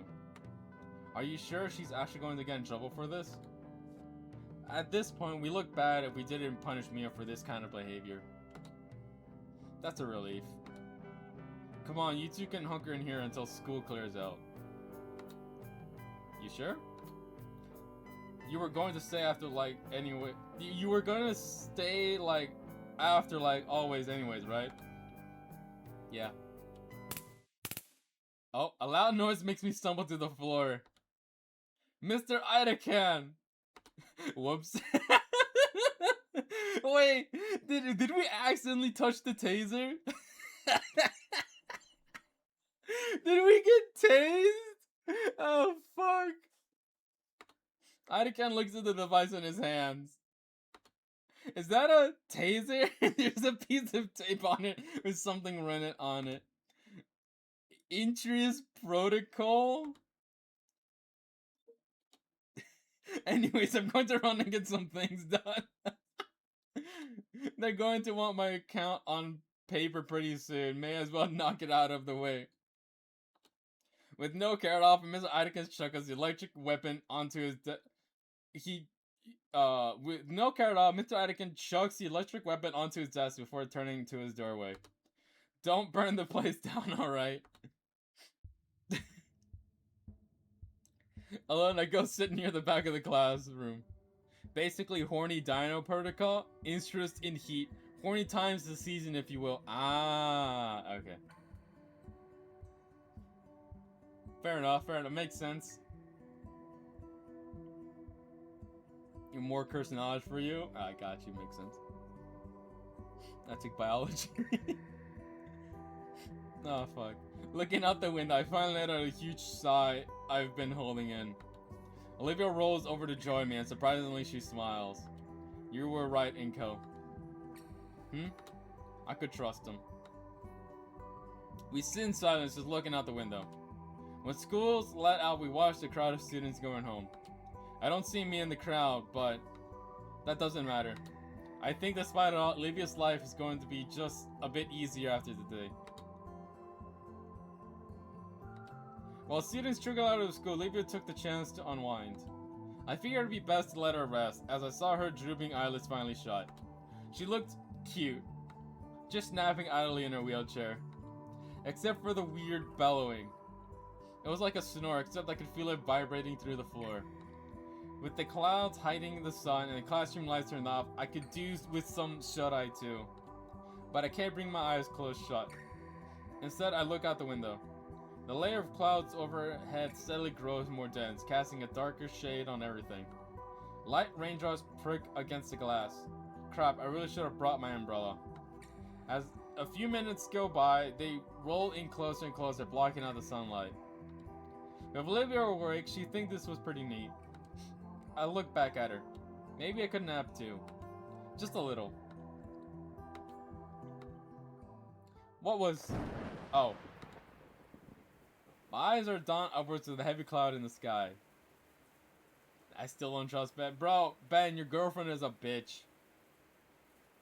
Inko, that was perfect for a photo. SMH cup. In moments, the glass of the wall is assailed by numerous heavy droplets of rain. Why am I more stressed for his future than he is? This bitch. Holy moly. The trees outside are billowing almost aggressively. Several small branches that stripped away in the torrential downpour. An umbrella wouldn't help with this. Huh? What? My phone's blaring an alarm. So is Olivia's. Instructions to shelter in place for several hours. Oh shit! Oh shit! Are we gonna be stuck in the classroom together? Just the two of us? Wink wink. The classroom door thrust open quickly. Mr. Adakan is back, panting hard and clothes drenched. He takes a moment of surprise to compose himself as best he can. Sorry about that. The faculty is doing a sweep of the campus right now. Apparently there's a monsoon scare right now. Monsoon? Does that happen here? Adakan gestures to his drenched outfit and out the window as if to ask if Mia had clocked me in the head after all. Right. And we get the other loot art. I think I know what the other loot art is, but that might be later. Are we going to be alright? Oh, of course. Schools are designed shelters for the worst disasters. If anything, you'll be safer here than at home. But the hallway outside is open, isn't it? I just finished putting the cover up. A cover? Just keep close to the wall, yeah? What do we do now? Adakan shakes his phone at us. Shelter in place. We're all stuck here for a few hours. Olivia reaches into her bag and pulls out her drawing book and a well-used pencil. Actually, why don't you use this time to catch up on some schoolwork? I'm sure you have some work from other classes still pending, and I can't think of a better time to tackle that than now. But the day's been rough. Can't I do this or finish my nap instead? That's fine, dude, but aren't you falling behind grade-wise in some of your other classes? Maybe.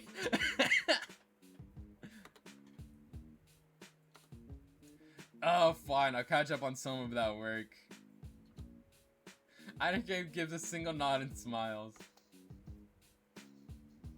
Olivia puts away her drawing material and instead pulls out her bulky mathematics book, which she sets on the table with more force than necessary, followed by her notebook. Lamont just said, Cup has one thing on their mind. No, okay, Triven, I already looked. I think I know what the next loot art is, but that's not gonna be for a while, depending on how that art is portrayed. I'm just saying, I did take a look at it. I think it's what I think it is. And by taking a look at it, I literally just went through the community forums and seeing what art was there. With some hesitant on her part, Livia sets herself to work. Meanwhile, I bring myself closer to her in case she wants some help with the work. After a few minutes to clear her mind and spare iron to the work one bit, she constantly fidgets, taps her pen on the table, and looks around the room and out the window. Ludes, what the fuck happened with that word brain? Dino peeking at some ludes. Eventually, she lets out a groan and slams her book shut. Ah, this sucks. Can I please do something else? Adakan, who had been busying himself with grading some paperwork, snaps up away from his work, looking at Olivia while rubbing his chin. Well, there is one other thing you could help out with. We need both of your help with it. Could even consider it a new extra assignment. What do you say? I don't know, this has been pretty rough on Olivia. Absolutely, I'll do it. Alright. Wonderful, it's back here. He starts walking to the back of the room and waits for the two of us to follow him. Well, something in the dark room. Oh man, I thought we wouldn't get to do anything in there until the last few weeks of the semester.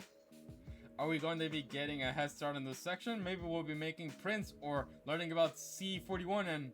Huh? Oh, Olivia's poking my back. Quit it with your cinematic Gite? You're going too slow. Oops. I shake the excitement off and head into the dark room. Ida-can holds the door open for the two of us to enter. The insides glow a vibrant crimson light. Ida-can's suit appears to line up in the red lights, as does my shirt. I've only actually been in a dark room once before. This is so cool. Pronounced gate, by the way. What the fuck happened? Okay, Demon, so you were here when Mia was blackmailing Olivia, right? Long story short, she chased us down the hallway, and we told Ida-can about the blackmail and about everything else, and right now there's a monsoon, and we're hiding out in his classroom, about to do some extra work.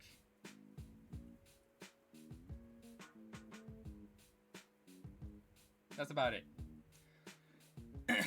I clasp my hands together. So, what are we developing? Mia now gets a PO now. She does. This is an important job just for you. Alright, I'm ready for it. What am I developing? Your lower back. It's just extra. It's extra credit. And apparently I'm being told to do some grunt work. There's a click of a switch and the red lights twitch to number lights and promptly illuminate the room. There's boxes over there. I need one of each station around the room, but they're too heavy for me. Bro, Ida-can, we are a weak-ass, frail human. How are the boxes too heavy? If the boxes are too heavy for you, they're gonna shatter my spine. Bruh. Anyway.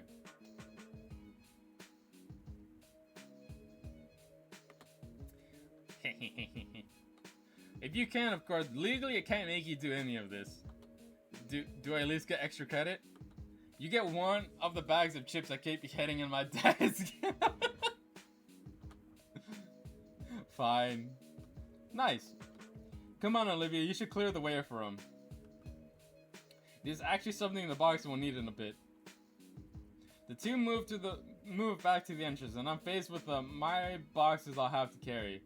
Looks like there's about 10. They're pretty medium-sized, like you could fit a table lamp in there. How heavy can they? Ugh. Thud. Lift with your knees and go. This is gonna suck. I look at Olivia and she's already had her phone out and pointed my way. Damn it. I shift my legs and try again. I actually managed to get this thing off the ground. This must weigh at least 70 pounds. What are these loaded with? Bricks? Something like that. Careful, they're fragile. Bro, Inko, you gotta work on your lower back. You gotta work them leg muscles. How else are we gonna be lifting up the gator girl? Finally, I get the last box in its place. I pick a chair and collapse in a heap.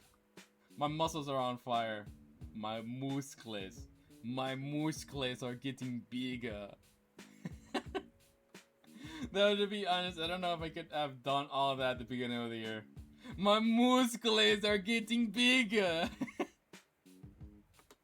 I guess I'm getting stronger. So big, my muscles. It's all thanks to Coach Soli. Ida-can walks back into the dark room with a small black toolbox. Oh, good, you're done. Come on now and take a breather. That looked tough. I'd rather stay here. Olivia shows up in the doorway behind Ida-can. I'm surprised you didn't use the dolly. There's a fucking dolly? Oh my god. What dolly?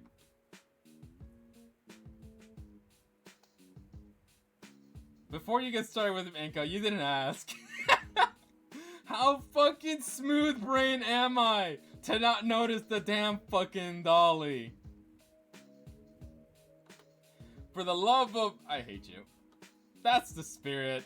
Olivia stifles her laughter into a snickering snort fest. Your mood will improve when you see what you've been carrying. Inko has room temp IQ. Bro, he is below average room temp IQ. Oh. He grabs a box cutter from the shelf and slices the top of one open. A teacher pulls out what looked like a large overhead lamp from the box. Oh, sweet. So that means that you'll be making your own prints for midterms. That sounds awesome. Oh man, I can't wait to. But before any of that, these need to be assembled.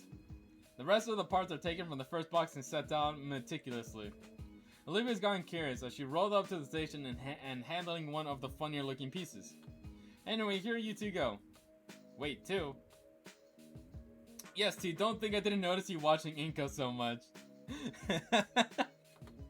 The stammered denial from Olivia does nothing to wipe that cheeky grin from our teacher's face. But what about you, Mr. Adakan? I'll be right back. He makes his way to the door again. Get started without me, I need to go fetch some things. Uh-huh. Brain-eating bacteria was starving his head. Literally.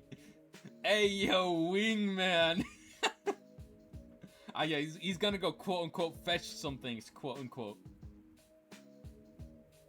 Before either Olivia and I can speak up, he left the room. Olivia already has the toolbox open on her lap. Right then. I grabbed the folder of instructions and lay it out, seeing the details of the bizarre device fully assembled. Okay, so... thunk. Step 1. Hand me the next piece. Oh, did I scare you? Yeah, you scared me. These things are heavy, what if you dropped that on something? I didn't, though. But you could've. And I didn't. Olivia's tail reaches for some brackets, but I grab the lid before she can take them. Hold on, we gotta do things right or the enlarger might not work. She retracted her tail from the table. You're no fun, it's just an oversized lamp. That's a gross oversimplification. You're a gross oversimplification. Simplification. Idakan's gonna make you use the one you break. Just means I can sketch more, right? Well, I mean, you can't participate and learn about photography. Photography's your thing, so it doesn't really apply to me much, does it?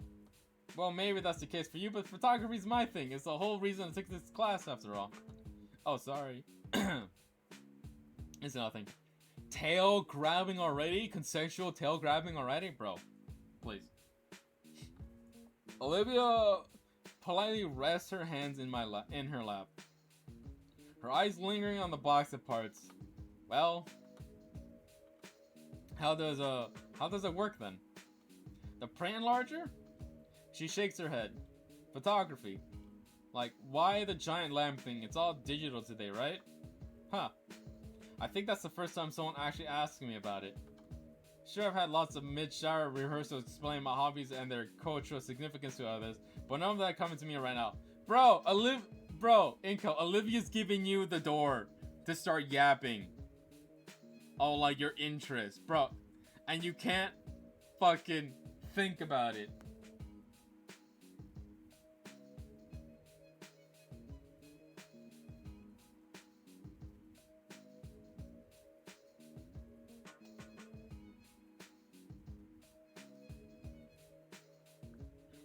Bro, she had her anime rant, and now it's your turn to share your hobby. Exactly.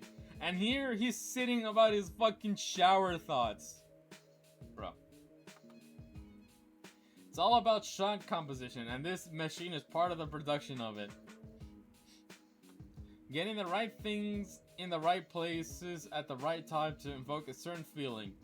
Composition is a thing in painting too, you know. I'm ill prepared for Olivia's comeback.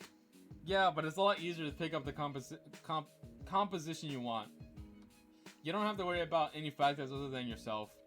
With photography, you have to build the set to get a good photo. That's the fun of it.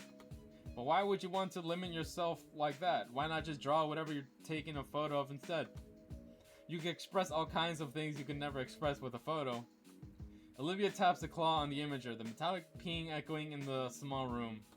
What sets all this junk apart from just lines on a page? The technique and vision. She smirks at my petulant comment. Fine, I'll show her. I'll prove to you that this takes skill. I hold the lighting portion up, making sure it's at the right angle, and fasten the last portion of the enlarger on it. I plug the machine in and flip the switch, happy that it works right and lights up the entire base. Olivia looks at me with confusion, and I move to the entrance of the room and flick the light switch, basing the room in bright red again. Going back to our workspace, I pull the developed the negatives from my backpack, and slot the slide I want into the carrier. And ta-da!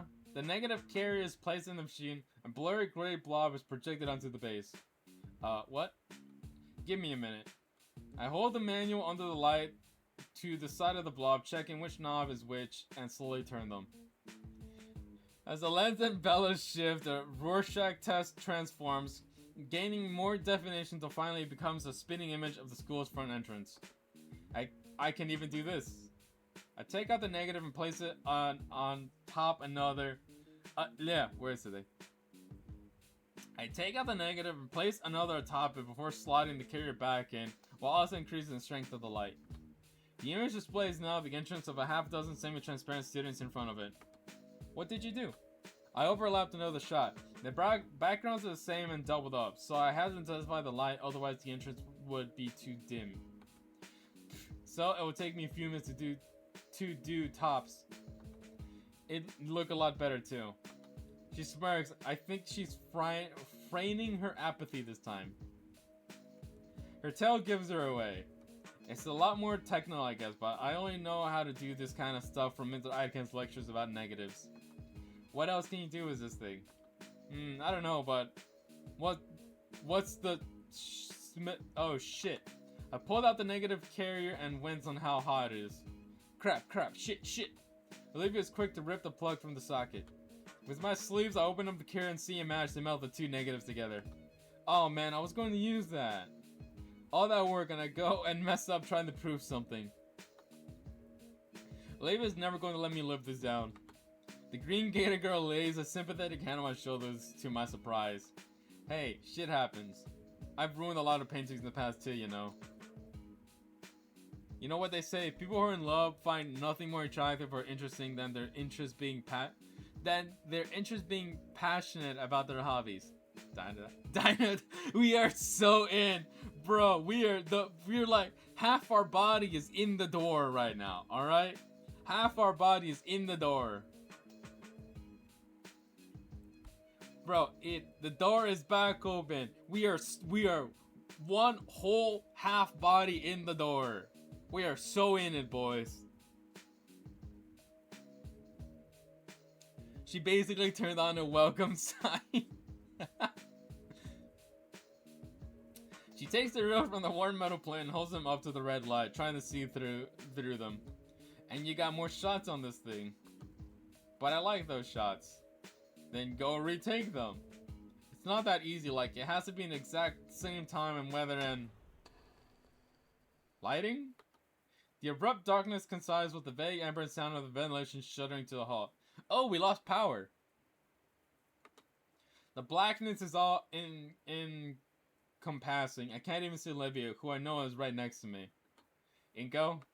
Her voice helps me confirm that we're still alive in some fashion. But there's this shakiness in her tone which sends a tense rattle down my spine. Our breathing is the only noise, as if we've been encapsulated in a void of nothingness. I'm still here. I know that. I plant my hand down to brace her snout, feeling the still warm metal of the enlarged base. But, yeah, I guess the school lost power. I feel something cover my hand, and then squeeze. Painfully. Ow, ow, ow, ow, ow. Sorry! The pressure lends, but she doesn't let go of my fingers. We are in, boys! Bro, hand holding. We are hand holding. We are in. She's scared of the dark? It seems so. No, it's fine.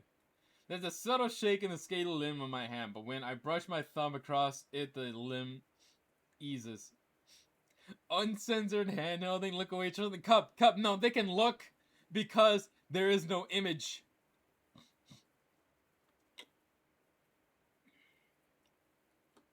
Hey, stop that. Stop what? Just that. Stop that thing you're doing with your hand. Well, censored hand holding, panic. I shrug, and then want to slap my face when I realize she can't see that. Alright. Standing here in the darkness of the dark room isn't getting us anywhere. We should go find... Wham! Inko! Olivia! Ah! My instincts kick in. I hop back to make space between us and the killer. I turned my back to them to become a defensive wall. I wrapped my arms around Olivia's head to make sure she was 100% protected. Bro, oh, defensive instincts! We are in, boys! We are in! Hey, it's me, Mr. Idakan. It took a bit to find a flashback with how this room is. I look up to see the shiny white pterodactyl pointing the flashlight at his own face. Oh. Get off me, you git!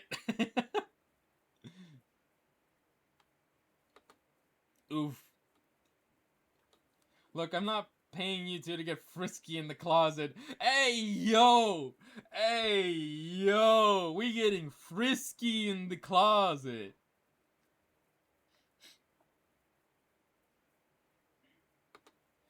That's what Trigum's class is for.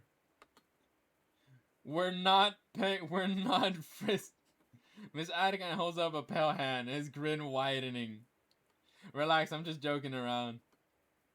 He leans against the doorway to get a better look inside the dark room with his flashlight. Power's out for the whole block, and apparently our backup generator is decades old and is only keeping the AC on. Someone should get fired for that. Come on, we can wait it out in the studio. You know how when you shine a bright light at a bald head and it shines instantly bright? Is that basically what he's doing with having the light point at himself? Bald! Bald! My... Olivia follows me out into the main classroom as we trail slowly in Mr. Idakan's wake. The slow sound of his gate sets a nice contrast to the rain lashing against the windows. Well, it's really coming down outside. Think it'll flood?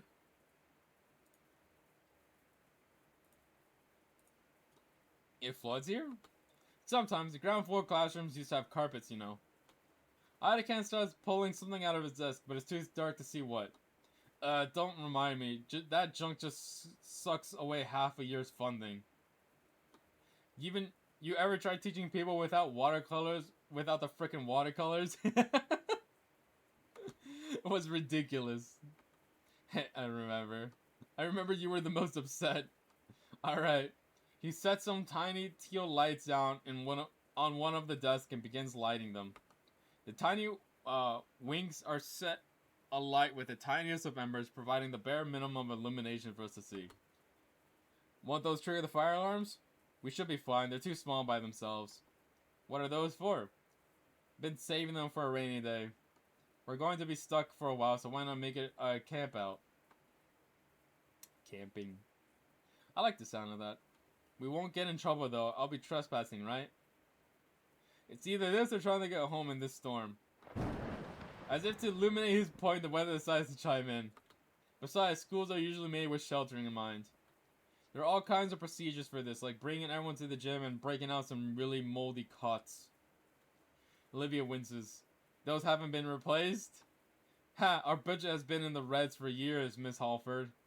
Part of why we're being scrutinized right now was this whole audit business. Anyway, we're the only ones left on campus, so I'm not going to go through all that trouble. So just relax for now. I've already called a taxi for the both of you. Taxi? I made the call as soon as the power went out.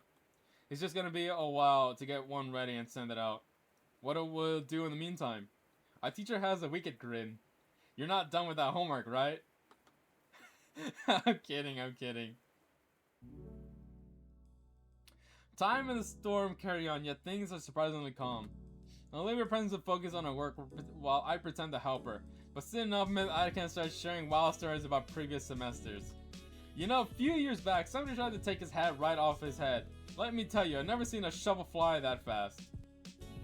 What? That sounds promptly violent. Either way, Olivia slowly loosens the facade of productivity and joy in her not long after. You know, I still owe you for ruining your one coat last year. Oh, forget about it. I have dozens of them in my closet. Anyway, you two? The eerie ambience of the blackout is quickly overrun by combined laughter. Eventually, we run out of things to say and just wait quietly in each other's company. Adakan slumps downward in his chair. Oh, long day today. He glances out the window, still being assaulted by sheets of rainwater outside. Normally, I'm home by now, resting. You two mind if I relax a little here? No, go ahead. Thanks. He stretches behind him, cracking his spine against the groove of the chair. Olivia, I've been meaning to say. You're usually so quiet, reserved, isolated even. I've noticed you're being a bit more friendly recently. Huh? You think so? You've been in my classes for all 4 years, of course I would. Maybe I'm a bit old-fashioned, but it hurts me to see a student hurt themselves like this. When you're in the adult world, you'll see this all the time. Once someone's in a rut, they'll tend to just stay there until their days blend together instead of lifting themselves up. Like, they got all the time in the world. So I'm proud of you for making an effort, Olivia. Oh, Mr. Adakan, don't be flustered. Be proud, Olivia. You managed to form a friendship. Of course, I appreciate you extending an olive branch too, Enko. Me? It's no problem, Mr. Adakan. Come on, school hours are over. You can drop the mister. It's not something to be thanking me for, is it? I'm just your friend. That is great to hear, though. You can't always navigate this world alone. Someone to keep company can really help. You can? More than you can imagine. Adakan leans forward to place a hand over both of ours. He just barely makes contact with Olivia's wrist when she winches and yanks it back. Shit. Olivia, are you alright? Ow, that just hurts. I was fine before, though. You've been trying to stay off that wrist all day. Was it that bad? She has carpal tunnel! No! No, not the carpal tunnel! No, it's from all the fucking shit Mia's been forcing her to draw. Day in, day out. I think. Not the carpal tunnel! The bane of all writers and artists!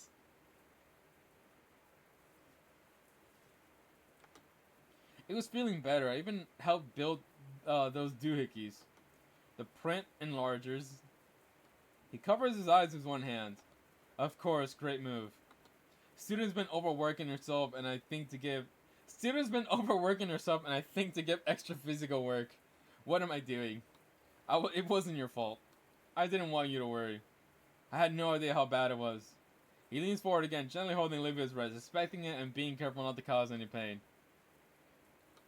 You need to take care of yourself, Olivia. If something were to happen, I know you'd be completely beside yourself. I know you're doing extra work, but how did it even get this bad? It was a lot of extra work. I fucking knew it! Mia, you bitch! I pray on your downfall. I pray on your downfall, Mia, you bitch. How could you?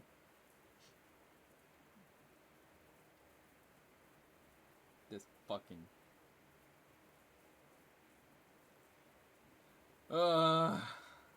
Man, hands don't work. What's the next? Well, shit. I don't know. Then a whole group's assignment on top of my own. For the last 3 weeks, basically all my free time. It's a great practice, at least that's what I was telling myself. Olivia does her best to hide her wincing as the teacher tests her arm. I never would have made it to graduation. All because of that painting you switched. He shakes his head and lets go of Olivia. No, it goes further than that.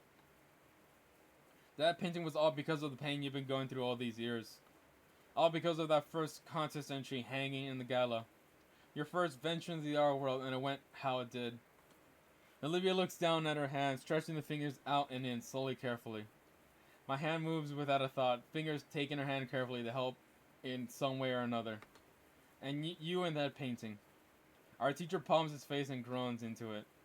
It's a genuine good piece, Olivia. I've told you that so many times. She locks up, but manages a small nod. What a horrible chain of events. I've had to witness it all these years. Watch as it's taking your friends, your self-worth, that little smile you had when you first came into my class. And now it's ruining your health. Eugene lets go and covers his own eyes again. And I really just sat there and watched it all. Bro, are we getting some... Come on, flashbacks? Can I get some lore? Some lore on the first painting we saw that Olivia made? Can we get some lore, please? Please. I can't. Please start flashbacking. Please, I want to know what happened in the past. Please start flashbacking.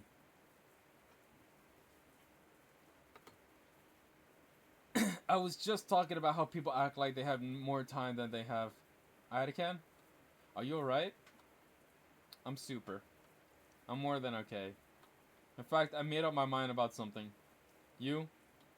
Take her to the gala, please. There's something I want you two to see. You... No worries, just do it, please. I nod. What are you going to show us? He stops at the door. Something you should have seen a long time ago.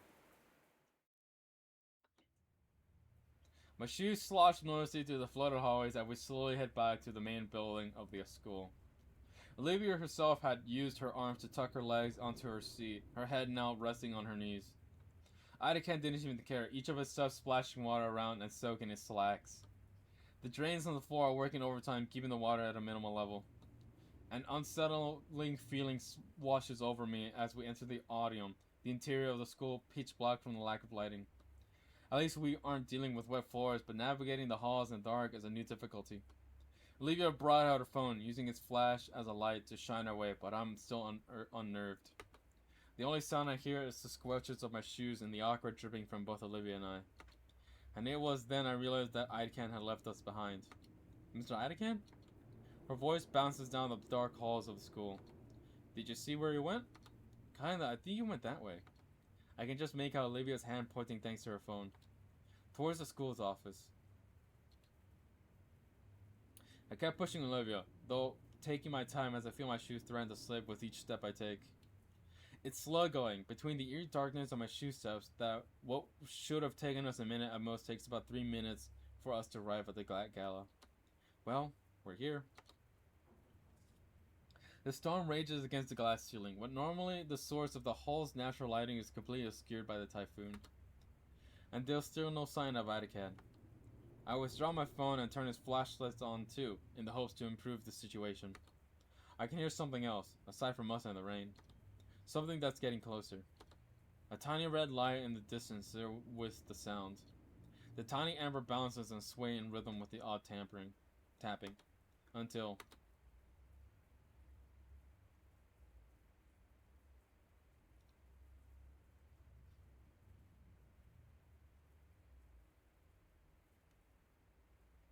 Oh shit! What the fuck? Why does he have an axe? Wait, is he gonna destroy the painting that was by the floor? And he's also smoking a cigarette. Bro, what? What? No, no, no, no, no, no, no, no, no, no, no, no, no, no, no, no. Is he gonna defront school property? Why is he? Yeah, why is he so cool?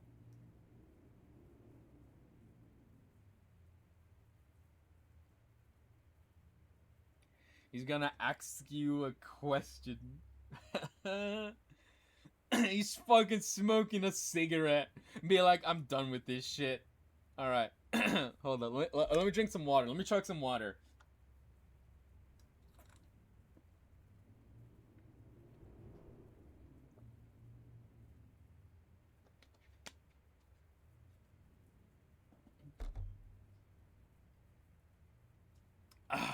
Okay. I'm frozen for a second. The thought forces its way through me. He wouldn't ever hurt us. I can't. What are you doing? Something is kicked aside. It's Olivia's painting from the art contest a few weeks back. It smacks loudly against the glass casing of the display case. These are the ones, yeah? What? I'm ignored. I can't staring right at Olivia. She almost struck fearful, but she nods. Ida again takes a deep breath and faces the display. What are you going to do with that?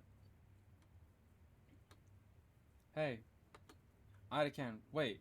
This is a bit extreme, isn't it?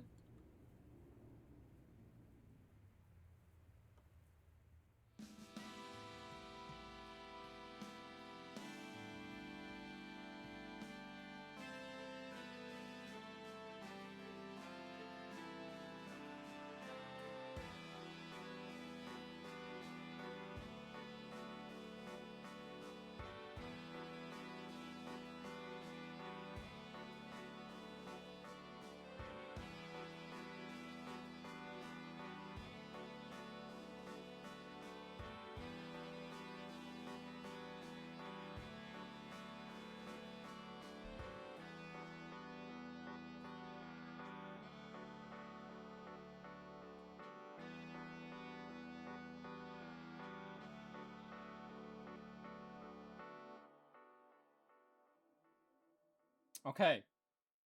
That that it's fucking fake.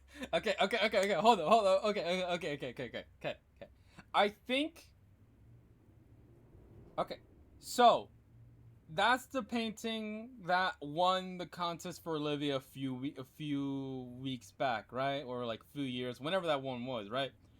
And I believe that she won it just because she was disabled, right? It was like a pity win. And every single time Olivia sees that, she thinks to herself she can only win just because of the handicap, not because of her artwork. And Mr. Idakan has watched that since the past 4 years. So now he destroys the source of whatever is making the misery, so she can no longer see that and think, I only won this because I was handicapped.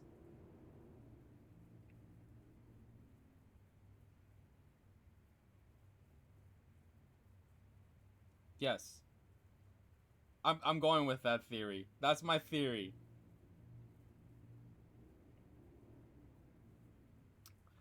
Also, that animation was so fucking cool, dude.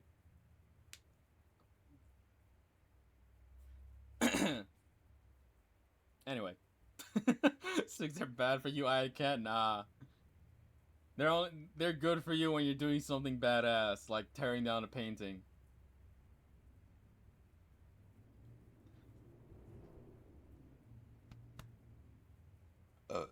Excuse me. Ha ha ha.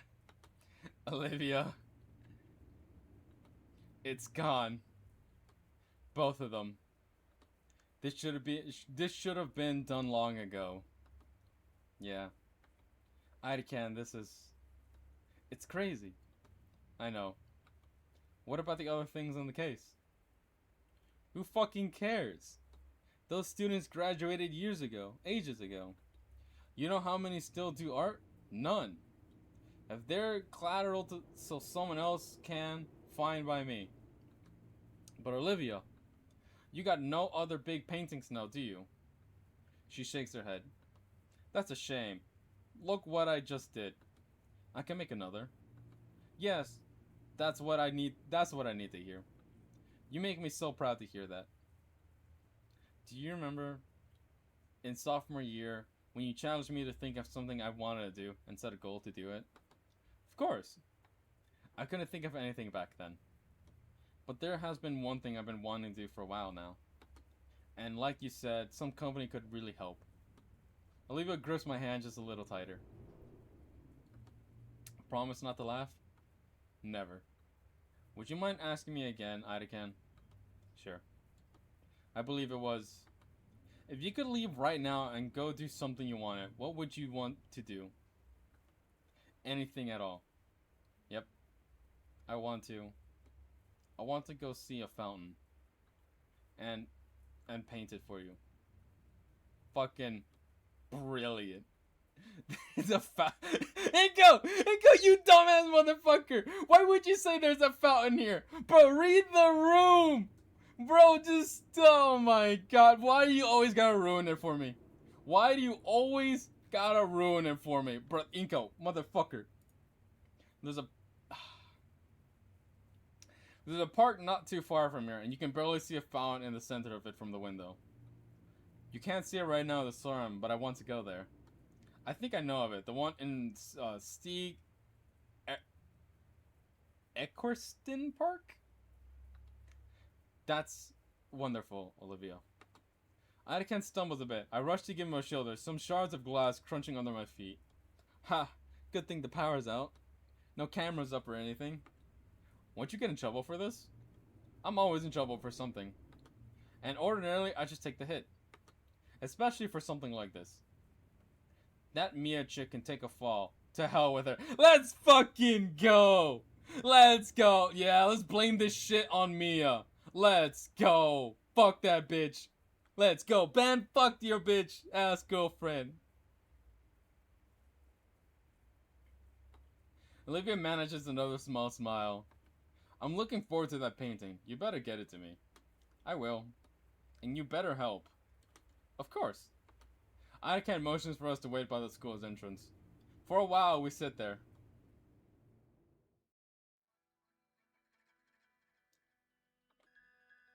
Do you have one, Anakin? Hmm? Do you have something you want to do? I'm already doing it. No, really. Really, teaching high school is a great job that nobody ever regrets. No, I regret doing that. You should pose that question to Inko here. All this character development and he's barely said a word. Alright, Inko, what about you? What do I want to do, huh? If I could pick anything, I guess...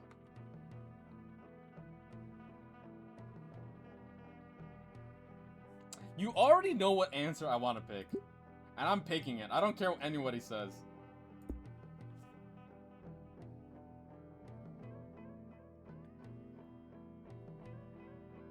Want to go to college? That's a lame, basic bitch reply. I want to make plenty of friends? Nah. I want to find true love. We're doing this. I want to see what Olivia's face looks like when I say this.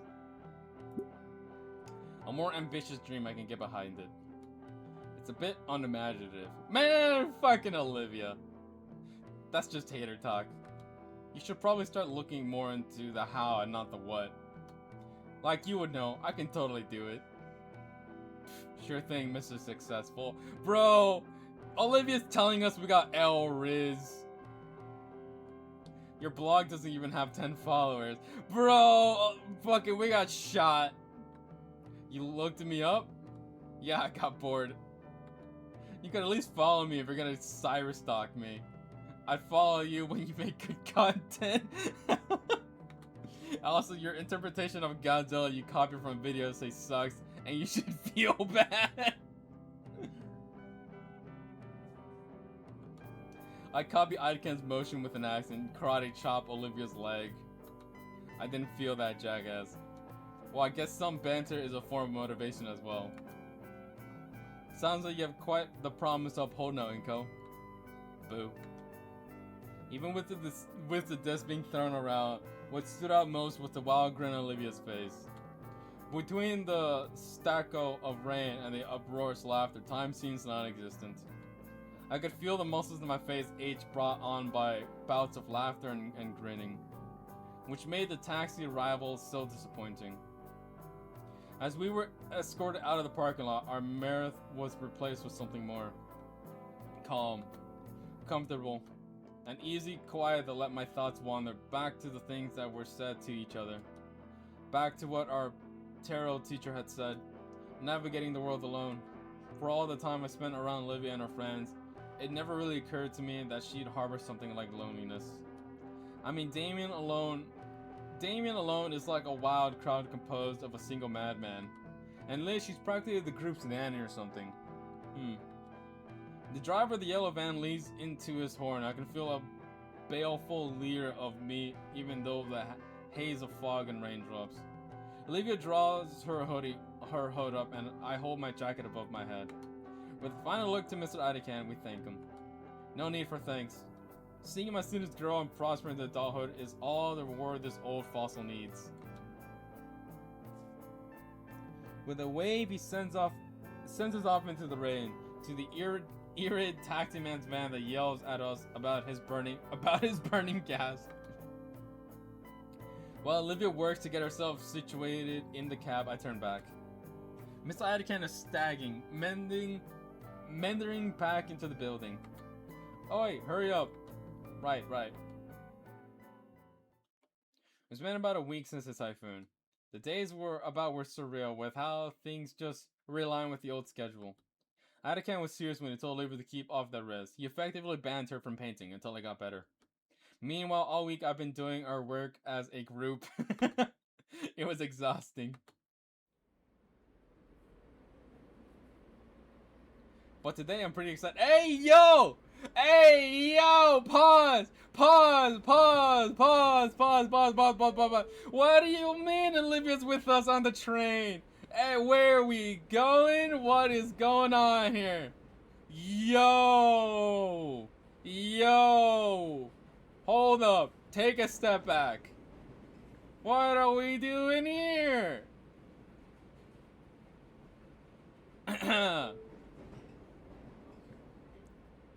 But today I'm pretty excited. For the first time, Olivia's actually joining me on the metro. We're headed for the city. It's gonna be a bit of a trip. For the last several nights, Olivia has been using my inbox to store sketching ideas while her wrist heals. On Thursday, she even attempted sending a few left-handed sketches, but gave up after the third or fourth malformed the rat. Then Liz sent a game-changing invitation through our group chat. Her uncle has some business in the city, and he told her she can go do something with time since it's her car. So she invited the rest of us to join her for lunch at a fancy place. What did I walk into? Pan! We're rizzing up the gator! The gator is being rizzed up. Also, what's up, Pan? We are in the door. The door has been wide open. We're like halfway through the door. B for a minute, gotta run at it. F for the cup. Oh, what's up, Pan? It got us pretty thrilled. It got me pretty thrilled. Olivia understood the orders to stay off her hand, but this doesn't make her less manic about wanting to get back into painting. Why did you agree if you don't want to go? Well, a trip to the city won't suck so bad if you're there. Yo! We in the door! We in there, boys! Now she's saying it won't suck cause we're there. The door is open and we are stepping through it. The signals are there. I'm doing well, she's cute. Damn right she is. Getting that leathery ass. Anyway. Even if I really, really want to start that painting. You're almost done healing. It won't be much longer, I know it. Well, I can't say you should at least wait for Monday. Yeah, that too. Besides, I don't want to be around Damien while he's Poor guy looks positively miserable when I picked Olivia up. He was pale and shaking, and the floor between his feet was left bubbling after a particularly powerful sneeze. Oh, Damien's sick. Has it ever been that bad? It happens like once a year. It's one reason we don't share a room. One moment he's fine, the next he's inherited. This car is weird. You ride this every day? Yep, this is even my seat. Right next to the folding accessibility seat? What? Did you start accounting for me before we even met? Damn! The door has been wide open. Maybe I did. She mouths something and rolls her eyes. But there's a clear smile after she goes back to watching the passing buildings. Compared to the car ride together, this felt a little more intimate. Even if there are more people in close proximity, none of them paid us any mind. Just Olivia and I. Several stations later, the metro grinds to a halt at her stop. Alright, you ready? Yeah. Olivia shooes my hand away when I go to help her out the metro. We step into the chilled air of the city. I'm already getting goosebumps. That cold front is really making itself known. We should find Liz quickly, before Olivia starts shivering. Are you seeing a long, big green neck anywhere? None that I know of.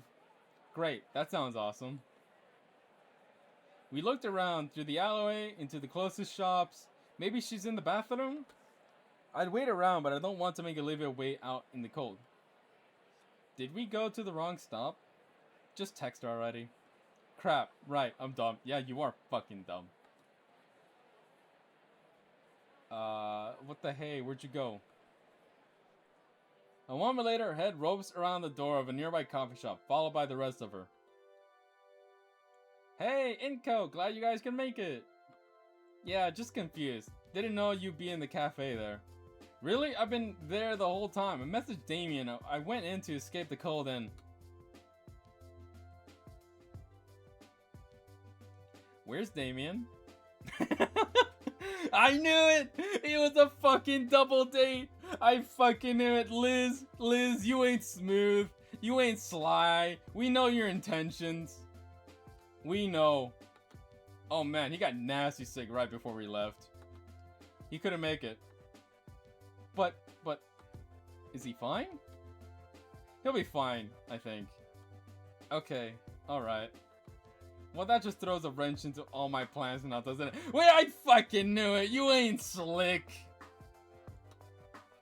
We can still have fun without him, right? Yeah, I know. It's just, well, I was hoping between the four of us. I fucking knew it! She planned this as a double date. It'll be like a I fucking knew it! You ain't slick, Liz! You ain't slick! Okay, Liz is funny as fuck. Bro, Pan, she's been doing this since the start of the game. Be like, oh, well, let me go check on Damien. You know, wink, wink. She's not slick. We figured her out.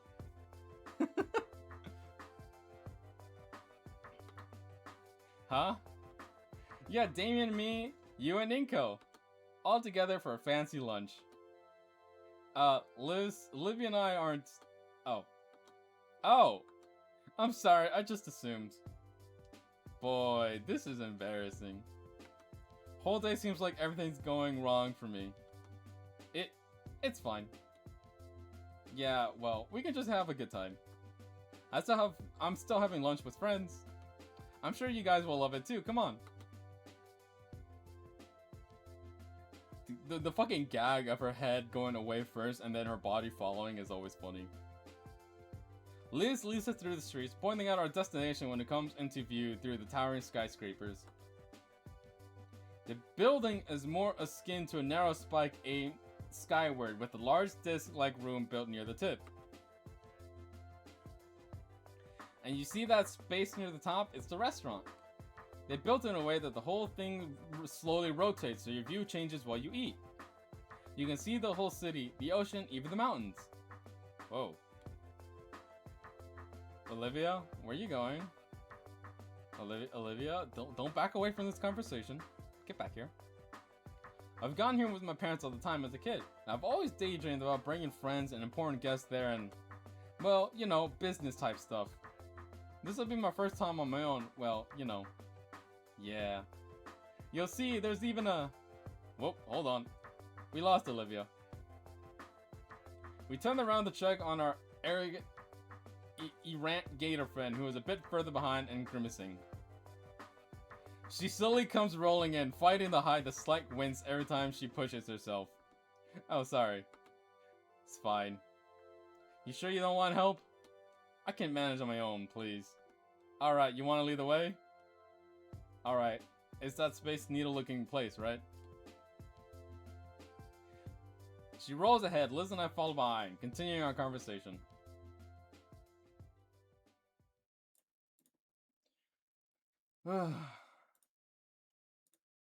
The restaurant is an impressive spire with the actual sitting area 30 floors or so up. After Liz verifies her reservation, we're let into a space elevator with a glass front. After a minute or so of rising above the city, we stop and the doors slide open to reveal the restaurant. Ooh, this is cool. It's a circular room with a seating by the windows and an inner ring for bars and the kitchen making up the center. Definitely a carefully crafted place. I wonder if it'll be the kind of place my parents would bring me to. Oasis greets us and leads us to a table by the window. One of the seats closest to the window is moved so Olivia's wheelchair can fit by the table. She approaches the space and stops. She's looking down out the window. Can we switch seats? Afraid of heights? Shut. Alright. I oblige, shifting the seat over so she sits instead by the aisle. Quite a view, huh?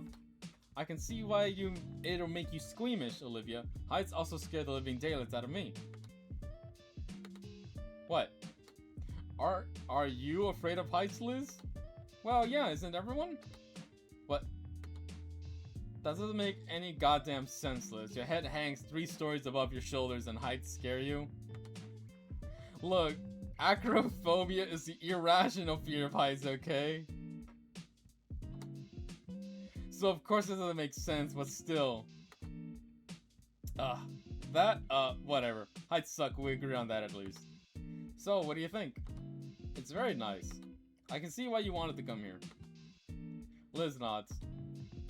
My family usually comes here once a year. Uncle Ferris has to remember to bring along a letter from the owner saying he's fine to let in. That he won't bring the whole tower down. Yeah. What the hell is biscuit? Bistake? Biscuit. Biscay. Biscay. Olivia's looking into the menus. Right, we're here to eat. Lobster biscay. It's a lobster tail in a creamy kind of soup. Then why not call it lobster soup? Biscay is a stupid word. It is a very stupid word. I look down at the menu myself. There's all your standard options between pasta, sandwiches, cuts of meat, some weird novelty things, but I actually like trying those. I guess I'll have... Oh, fuck. Double tropical cheeseburger with pineapple sauce. What the fuck? Chicken pizza. The chicken is the crust. Entire leg of cow. Carnivore section. Samesies with Olivia. Volcadere kebab. The wooden steak is even carved to look like the restaurant. Interesting selections. Interesting selections.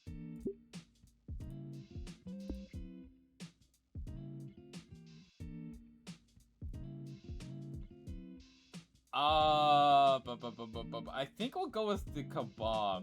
The double tropical cheeseburger with pineapple sauce. That sounds disgusting. Chicken pizza. The chicken is the crust. This actually sounds really good for some reason. We'll go with this. If I become the same dude with Olivia, wouldn't it seem kind of awkward? Like we're trying too hard to be the same with her? We'll go for the kebab. I saved, right? Yeah, in case I want to try a different option. Actually, I'm gonna do the cow leg, but I will do the kebab. I just want to see what the dialogue is. You sure? With onion rings. If you want it, I'm buying. They serve breakfast all day too. Okay. Just their face.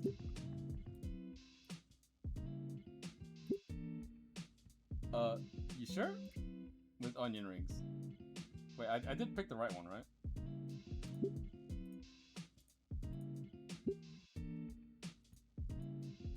Did I?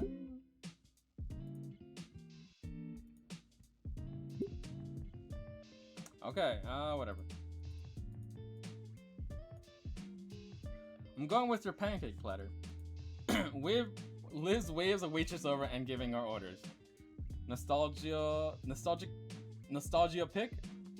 You got me, it takes me way back. She stares out the window. I look out at the horizon as well. The view has shifted a bit to show the mountains. We all look out for a while. Maybe a little too long. Ordinarily, this would be around the time Damon would say something to keep the conversation going. Alright, he's usually the one bringing us all together. Yeah, it is strange to think about, but Liz and Olivia aren't really more than acquaintances. But during lunch, it's Damon that always makes sure everyone else is included in the conversation. Nothing comes to mind. I don't think I make a good Damien.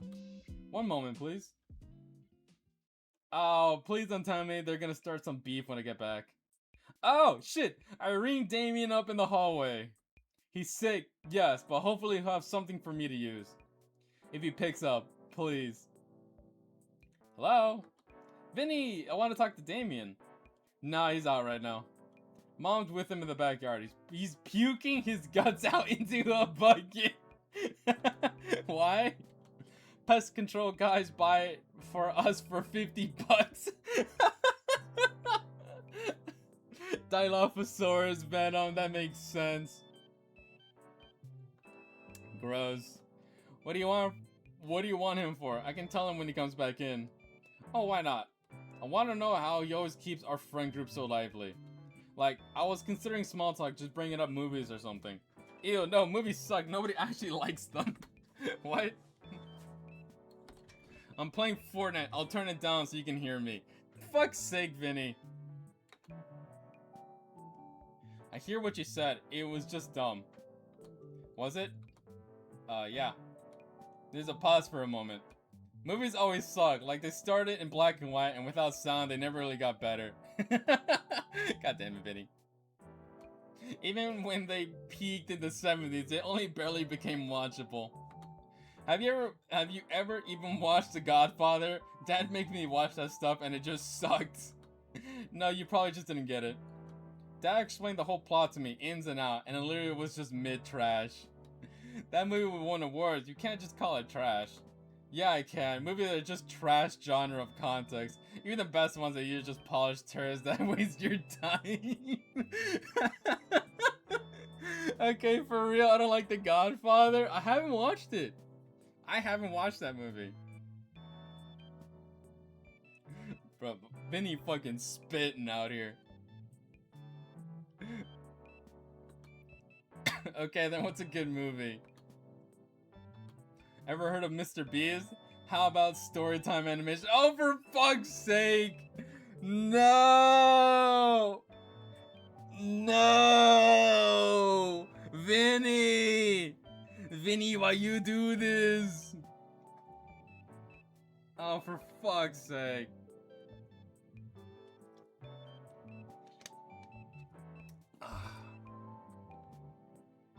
Vinny, you were my favorite. Now you are no longer my favorite. Fucking playing Fortnite, asking about Mr. Beast and Storytime animations. Oh, you gotta be kidding me. I'm not. Any popular content on You Snoot provides more value for your time than the classics that you old people fawn over. And it still sucks. We might have to put Vinny down, bro. We might have to. Those aren't even movies. They move and I watch them. We gotta put Vinny down. He's becoming a menace to society. I just now realized his fucking shirt is the Mr. Beast logo. I thought this was like a Power Rangers thing, but this is more inclined to like the Mr. Beast logo. For fuck's sake, we gotta put him down. Not my point, you troglodyte. As if you could ever think of comparing that slot to the likes of Star Wars, The Godfather, Blade Runner 2049. Movies are one massive pile of doo-doo fart, but even it can sometimes make something mediocre. These are billion-dollar franchises. Millions of people would disagree with the deranged nonsense. Doo-doo fart. Oh my god. You little... Listen, you little chump. Next time I see you, I'm going to wring your little neck like a wash rat. And the mom picks up the phone. What? Who is this? Shit. Calm down. Kill him later. No, I didn't get the advice. I sulked back to my seat and slumped down, crashing my breath, bro. Well, you're right, your eye is twitching. I don't think I've ever been more angry in my life. Oh, fuck, dude. Only a kid can do that to you. What happened? I don't want to talk about it. I rubbed the tension from my face. Fine. I can be a good Damien all by myself. So, Liz? Yeah? You mentioned when you first met you wanted to be an art dealer, getting the right people, the right paintings, right? How's that going? Oh yeah, it's going great. I just got accepted to Marshall U, actually. Oh snap. Yeah, I finally got everything all worked out for myself. I'm going to hit the ground running once I graduate. That's pretty cool. I'm still figuring things out. You too, right, Olivia? I only got short-term goals right now. But I'm interested in what Liz was talking about. Right. I'm sure it wouldn't be a problem for Olivia to replace the stolen paintings. But what was annoying was having to contact the Treasury and Administration about the broken cabinet. I mean, what even happened? Whoever did it, I wish they could have dealt with Miss Scalar's neurotic tantrum the way I did. We're still finding glass shards all over the floor, and I get screamed at as if I'm the one responsible for it. Scalar needs to put the coffee down mug sometimes. Coffee mug down sometimes. Jeez. It's not a problem anymore. We've already ordered a new display. It should be installed next month. Oh, I got off track. What were we talking about again? The art dealing thing. I'm actually interested. Oh, well, the plan is to be able to open my own business. I'll start online and work my way up to having a physical location. Uncle Ferris told me he's willing to help me figure the legal part out. I've already gotten a few connections. Some people that might be interested in being involved that run some pretty decent price. For me, I mean. And I'll be selling my own works too. I've gotten even better at painting since the start of the year. Have you noticed? I think you have, yeah. Although, since I'm no artist, I'll admit some of the details are probably lost on me. Liz nods. Maybe I'll buy one sometimes. You'll give me a discount, right? Ha, maybe. Olivia? Have you painted anything good recently? No? Oh, sorry. It's fine. Well, I got one I really want to be doing. Why don't you? Because I got dragged here instead. Dang it, Olivia! I mean, not that I'm mad. Liz looks like she wants to say something. The thought dies on her tongue. Yeah. The conversation and the tension, thankfully, gets interrupted as the food arrives. The social media influencer in me itches to take a photo of each plate, especially with how good the presentation is. Dang, I should have brought my camera along with me. Wait, I have my phone. Say, Olivia. I just turned in time to see her clamp her jaw on the hunk of meat, tearing it right off the bone. Huh? Never mind. How's it taste? She takes a moment to chew food before sending it down the hatch. Then smiling as she gives me a greasy thumbs up. Liz chuckles from Olivia's good review as she lowers her head to get the first bite of her pancakes. Given that her neck is making movements equivalent to doing the happy dance, I'm guessing that the pancakes are good here. My view had changed again, and now having noticed it, I could almost feel the slow rotation of the room. I savor my onion rings while watching Volcadera bluffs pan right by us, taking in the amazing view. My thoughts reach out for my camera, already calculating the restaurant's rotation with the proper settings to capture the full 360 panorama I could achieve. And a separate section of my mind recalls the other panoramic of the city I saw. The one that is now nothing more but shredded debris. Say, Liz. The Brachiosaurus takes a moment to respond as she attempts to cram her snout into her glass of water. Stupid glass, no straw. Yeah? So you mentioned all about wanting to be an art dealer and being part of that system. I guess it could be cool if we work together. Come again? I don't know, it just seems like a decent idea. No, I get you. Now it's Liz's turn to pause from her food, sit upright, and carefully tap the napkin on her closed lips. Maybe, but I don't think you want that, honestly. No, that'd be cool. I'd like that. Oh. Yeah, maybe. I'm not sure. Not sure? Yeah, I'm trying to get this whole thing off the ground on my own. Without others' help, right? Like how you feel about your art stuff? That's different. The point is, it's important for me that my start is as self-sustaining as possible. But you just said you had connections and your uncle. Yeah, family and such, not Olivia raises that iconic eyebrow. Friends, or is it just me? Olivia, don't even start to make a scene. I have to do something. Oh, for fuck's sake. Olivia, Liz, come on guys, can we finish lunch first? How am I making a scene, Liz? I'm just curious about your life for once. Well, not like this then. Rather you go back to giving me the silent treatment. Oh no. Oh no, what have I done? What's your deal? Oh no. Damien and Inka want us to be friends. Here am I actually trying, and what? Am I not worthy enough for your stuck up? Ugh. You didn't want my friendship before, or Damien's, for years. It just sounds a bit like you just want to be friends now because you can get something out of it. I want to be friends, just not like that. I thought things would finally start getting good. Olivia, there's a lot of people less fortunate than you. You have the support of your friends, all the offers. You can't blame me if you just ignore both. Liz, let me finish, please. I'm not mad. I envy you. I admit it. Anyone would. Effortlessly getting that attention and help. I hate it. I know, and I know it's wrong, but that's what I've been thinking for a while. I see all these things you have available to you all these years, and you just take them for granted. I just think it's a wasteful way to live. Look, sorry, I appreciate you guys. After telling to my face how you'd rather be elsewhere and not here while eating at my expense, you know what, Olivia? This is the most nice I can do for you at the moment because you really don't deserve anything else. Damn, Liz. Liz claps a hand over her mouth. Olivia doesn't respond. She looks down at her plate. I'm going to use the bathroom. She pushes herself away from the table and through the aisle.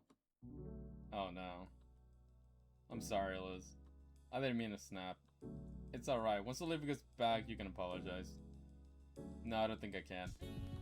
After everything, I think I deserve that much. Good God. The brief was just to get these two talking and have a good time, and it's like a grenade was thrown onto the table. Wow, I'm a terrible fucking Damien, let me tell you. Liz? Yeah? Why didn't it work? Why didn't what work? I know you two aren't on the greatest terms, so I tried to keep the conversation going. So it wouldn't get awkward and nobody would get left out like Damien does. I feel like this was somehow my fault. But how? I did everything I was supposed to do. I don't think you did anything wrong. Why does this never happen around Damien? Good question, I don't know. Liz picks at her plate, popping the yolk on her over easy egg.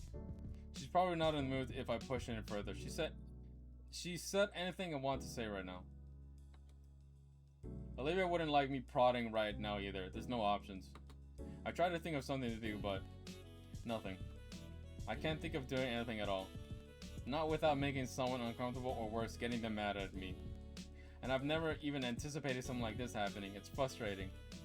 I can't do anything. I can't do nothing, obviously. But I can do nothing, obviously. Not if I want to smooth things over. Right now, Olivia's in the bathroom. She's acting like she's actually just fooling around the hallway, but the point is the two are separated. I can work something out. Should I keep trying then? I don't want to make anyone uncomfortable. I think I'd rather you did it. Ask Liz for help. How does she know how to deal with avoiding upset? Go find Olivia. Oh, fuck. What are these options? Okay. So let's not keep prying Liz. No. Hey, friends. So let's not keep prying Liz. Ask Liz for help. How does she know how to deal with avoiding us sitting out this? Liz doesn't really know that. It might be a good idea to go find Olivia, but I feel like even she doesn't want to talk. Fuck. What would be a good option?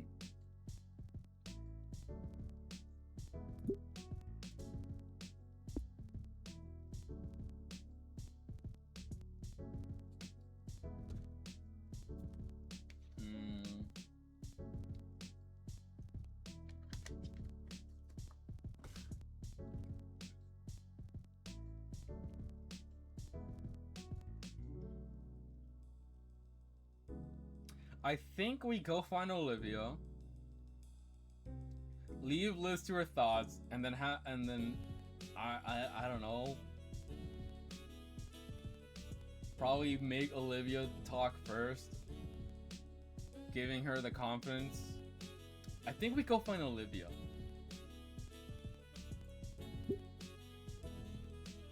Every breath escapes me and I stand from my chair. If you excuse me, Liz. Her head tilts comically further than needed in question. Just want to check on Olivia. Oh. She waves me off as I turn away. Making my way through the restaurant, a part of me marvels at how I don't even feel the room spin. Kinda makes me dizzy, honestly. But it's just mental busy work to distract myself. After all, I have no idea what I'm going to say to Olivia. Hey. Should I ask her how she is? Inko? Well, I'm on the spot now. Hey, just came to see what you were doing. I thought I had more time to think about things, but instead of being by the restrooms Olivia was, why were you here by the bar? Wanted to see if they gave me a mimosa. What? Mimosa. You know, like OJ and champagne. Olivia, you can't drink. Says you. She takes a long sip from a glass flute filled with orange juice. I make to slap it out of her hand, but her tail stops me. I'm choking, jeez. It's like you, Inko, a virgin. She grins at my scowl and continues sipping on her drink. Want some? She holds out the glass to me with that smug smile of hers. Taking the flute, I can clearly see where her lips had touched it. Olivia looks at me leaning forward as I stare at the glass. Ignoring the heat in my cheeks, I tip the glass above me, carefully pouring some of the liquid into my mouth. Oh. This just juice and ginger ale, Olivia. Handing her back the glass, for a split second I thought I saw some disappointment in her eyes. Was she expecting like an indirect kiss? Ah, for fuck's sake. Maybe I'm just seeing things now. With a shake of my hand, I refocus. I came to check on Olivia and fix things between her and Liz. You okay, Olivia? Yeah, totally, why wouldn't I be? Her eyes are wide open, yet not looking my way. Well, because of what Liz said. Oh. She sags in her chair. Olivia? No, yeah, that was... Her fingers circle the lips of her glass as she thinks. I'm not hurt, just frustrated. She looks at her glass one final time and then downs the last quart of it in a single swallow. Afterwards, Olivia sets it on the bar on top of a couple crumpled dollar bills. I mean, Liz doesn't get it, Inko. Maybe if she walked a mile in my shoes, she would, but I hate to see you guys go at it like that. Yeah. Maybe it's been, maybe it's been a long time coming for me, but who cares? A long time coming? I know she's been a bit frustrated for a while, probably been holding that in. Doesn't mean I want to hear it though. All that time I've known her, she's just been so far ahead of me. And you heard her yap about how her art's getting better, how many connections she has, and how it gets her $1 billion or whatever. I'm the better artist, but I don't even know how to start getting my crap together like that. I look at that chasm between us and it fills me with dread. It's just jealousy, I know it. It's just been getting worse every time she mentions getting frustrated in life. Well, I can't even convince myself to try. It's different actually getting her upset at me over this specifically. I just mentioned being someone she considered a real acquaintance. She blows up like that. You want to talk about it? No. You sure? Is that what you wanted to see me about? Partially. The other part is I'm a bit confused. I wasn't expecting things to go the way they did. So I came to see you to ask for help to make this right. Well, I'm not apologizing. Is that what you mean? As she does, you know... Fuck's sake! What are these options?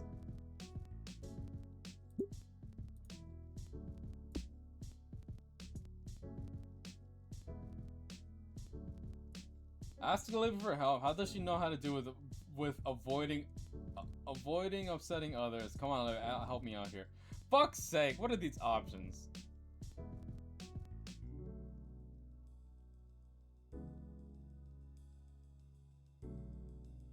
I think we have to ask her for help. It's not my fault that you reacted like school children.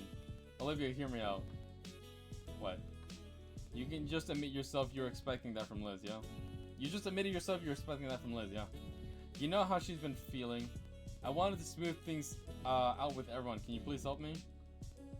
She's the one that snapped at me. What do you want from me? Just to consider her feelings. She's already down because her date idea fell through, and then you said you don't even want to be here. That's not what I said. It's basically what. She's doing something nice for us, Olivia. And I've been trying to include everyone in the conversation. It just needs to happen. There's no need for us to have ill will towards each other, right? Yeah, I know. So can we try to smooth things over with Liz? I got a plan. Once we get back, I can chime into the argument and put it to rest. Fine. But you're helping me when I do finally get to the painting. You got it. So, ready to go back? Her smile seems to travel all the way to her tail as it bobs alongside her head nod. Sure. Olivia follows me back to our table. Hey, you guys are back. Everything good? All cooled off? Yeah, everything's great. I wanted to get my 2 cents, try to resolve everything.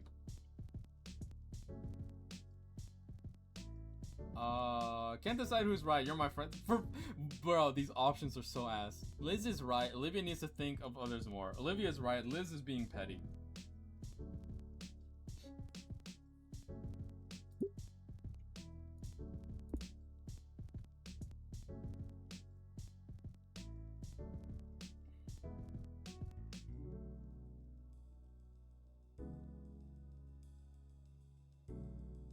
I think I'm probably gonna go for the first one then. I think you both have some good points, but there's a bigger picture that we all need to see. Deep down, both of you want to be friends. So why not turn over a new leaf starting today? Is that it? Pretty much, yeah. So are we good? Sure, I guess. Yeah. That went much better than expected. Let's fucking go! That was easy. After things settled down, we finished off our meals. Well, Olivia finished our meals. Liz had noticed at first when one of her whole pancakes simply vanished. And I thought my onion ring pile was looking smaller by the minute.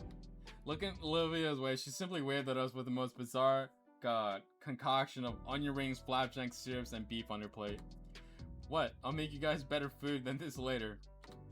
Then the thief of our food stopped shortly after that, and through the portions had diminished, we all were thoroughly satisfied with the meal. I offered to pay, or at least pitch in with the check, but Liz refused. She insisted since it was her idea to begin with. But I had always figured out it was the man's place to pay for a date, and this was a date, kind of. Neither of our hands lifted from the tiny leather booklet. And I don't know how long we spent playing tug-of-war over it. Olivia at least found it amusing, even recording our stare-down on her phone. But Victor is mine and managed to palm my debit card to the waitress before Liz could give her back the bill booklet. With that done, all that was left for us here was making the most of the view. Olivia led the way to the observation deck on the floor beneath the restaurant. And she immediately regretted it, as the blast of cold air even had me shiver a bit. The altitude plus the late fall weather meant the dark was mostly clear of guests. But the view was easily worse than cold, as I made a mental note to come back here one day with my DSLR. We slowly moved to the railing where we can fully take in the skyline, from the bluffs and out towards the ocean, along with the city's skyscrapers that were dwarfed by this spire. And as I scanned over it, I doubled down on the mental note. Because seeing Olivia silhouetted by this beautiful view is... I don't get how you two can stand this temperature. This doesn't look that cold. All she's doing is rubbing her arms in a theatrical manner. I'm gonna be by the elevator, guys, okay? Her head moves next to Olivia, and there's a hushed whisper shared between them. Finally Liz's body turns and leaves, her head following shortly after with a beaming smile. Olivia? Don't ask. Her eyes remained on the horizon. Maybe it was a little colder though, as Olivia's face is slowly turning red. Something up? Well... Her eyes trail down, her hands raise up, until she carefully examining her wrist. I watch as she carefully tests her hand, wincing occasionally as she slowly flexes and rotates her hands. About the painting. Not until you're better. I know, I've been thinking about it. I'm gonna be way out of practice when I'm all better. So you're going to practice? She smiles as she turns to me, probably excited about the prospect of starting work on that soon. Yes, I have the mental image for it in my mind and everything. Her smile lessens though, and her tongue becomes uneasy. I just want to make it perfect. I have the mental image, but I won't have the skill. Plus, between the carpal tunnel and rushing out all those pieces for Mia, I think I understand what she's getting at, but her smile is back again. Once I can paint again, I need time for practice. I want to show Mr. Idacan the greatest piece I can create. Do you need anything? My words cut my thoughts off. No, I have all the paint and... No, I mean, do you need any help with your practice? Her face glows red again. Maybe. Oh, she's blushing! She's blushing! We're in the door, boys! Boys, we're in the door. Well, I don't know how much I can help with... I don't know how much help I can be. What with my complete lack of painting talent. But otherwise, yeah, I'll do whatever I can for you, Olivia. I promise. I submitted with a smile and a thumbs up. Thanks. I think we only stood out on the viewing deck for a few more minutes. After a particularly cold draft had wept over us, Olivia figured she had enough of the chilly air here. We made our way back inside the elevator station where Liz was standing idly. She and Olivia looked at each other for a moment. The two held their stare locked in on each other for about half a minute before Olivia looked to the side. So, what else is there to do here? A lot, evidently. Once we had gone back to terra firma, Liz had taken it upon herself to walk us around the entire block. The whole area was like a miniature theme park, with lots of street vendors selling tourist trap gifts. We spent the rest of the day just wandering the city park here, enjoying the late fall day to the best we could. Eventually, as the sun sank below the horizon, Mr. Ferris found us. I had forgotten that we had come here in the first place because of a business meeting of his. Liz and him waved us goodbye as they broke away and headed for the parking lot, while I pushed a very tired gator girl to the metro station. I don't think she minded much, honestly, as she clutched her tail to her chest and used it as a makeshift pillow. She looked so sweet like that.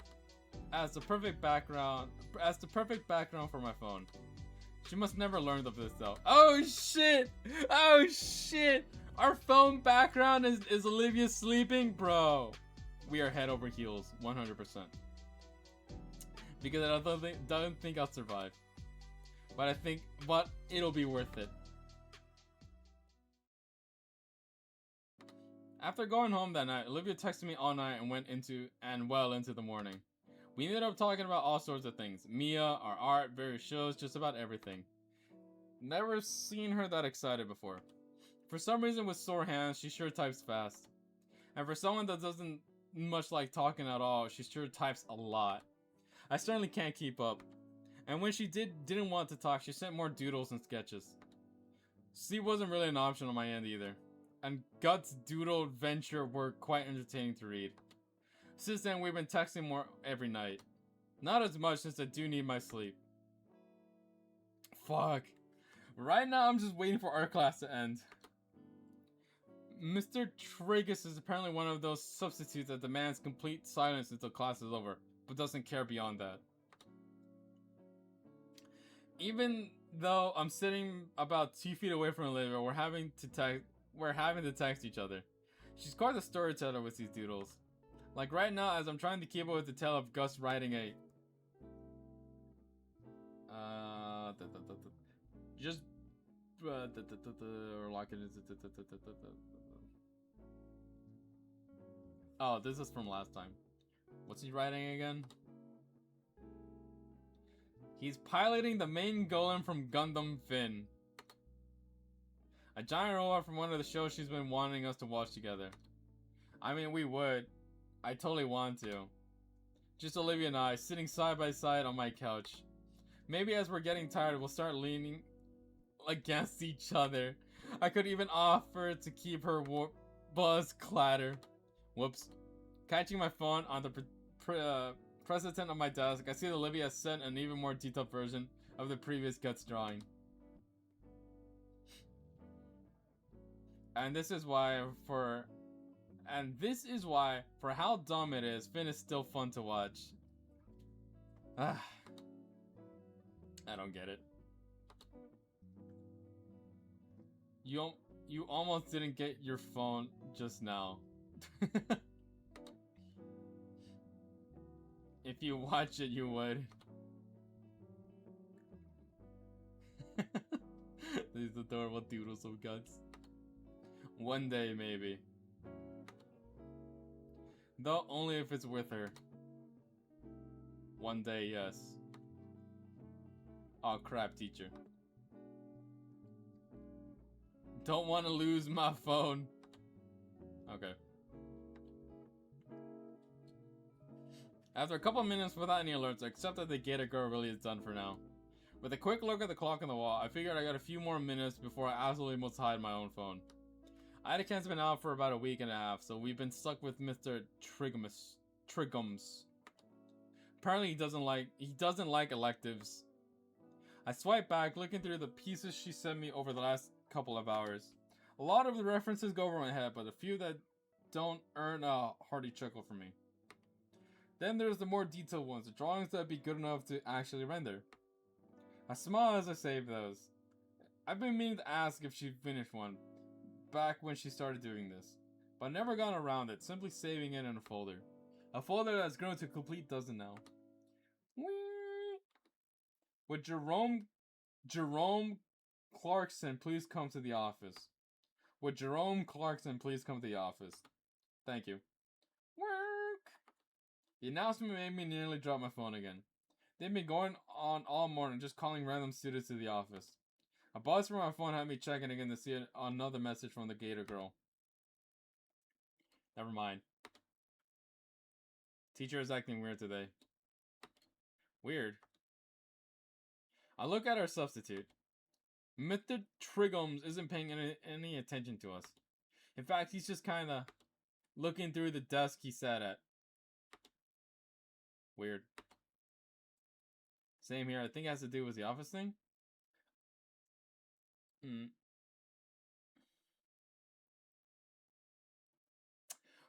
Why do I have a very bad suspicion that Mr. Idacan got fired or arrested from the painting incident if the substitute teacher is going through his desk?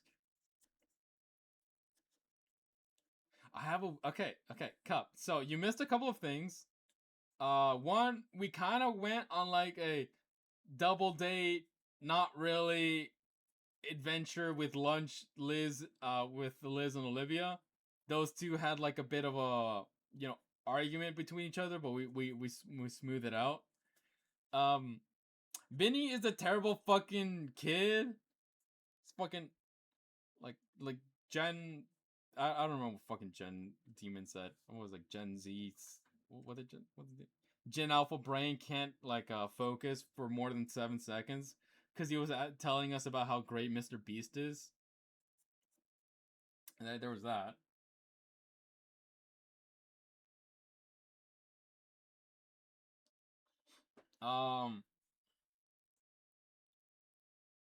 Kids up. Yeah, we threaten them. We call them a troglodyte. That was funny. Right now, so it's the following day, right? Apparently, Mr. Idacan has been out for about a week and a half, and right now, the substitute teacher's acting weird going through his desk, kind of. While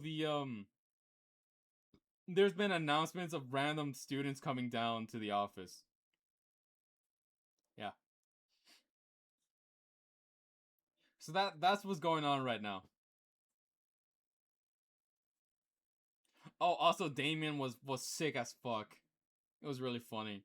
He was like dying over sick, throwing up in the backyard. Where the heck did Attica know? I have a very bad suspicion that they think Mr. Idacan, well, it is technically true, but they think Mr. Idacan is the one that broke all the paintings or something like that. And either he's being questioned right now or hopefully he's just like on vacation or some shit like that. I hope there's nothing wrong. Anyway. Right now, we're texting the gator girl. They have no proof the power was out and thus no cameras. Yeah. We shall see. Anyway, right now, we're texting the gator girl because the substitute teacher doesn't like talking. I don't... Was thinking it was the short day, maybe.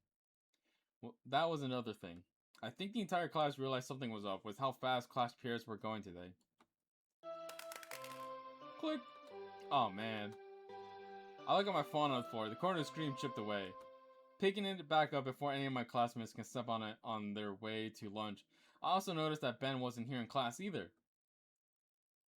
No, my phone. It's cracked now. Ben's girlfriend's a bitch. Yeah. Hurry up. Short day means lunch is earlier. Dino, calm down. What? Do you not see it? It is cracked. Now it's all over the place. Inko is a rich kid. Oh shit, you're right. Oh, cup. I almost forgot as well. When we did the quote unquote dinner date, when it was just Liz was technically just third wheeling, we took a picture. So it didn't show, but the text description said that we took a picture of the sleeping Gator girl and put her as our background on the phone. Background wallpaper.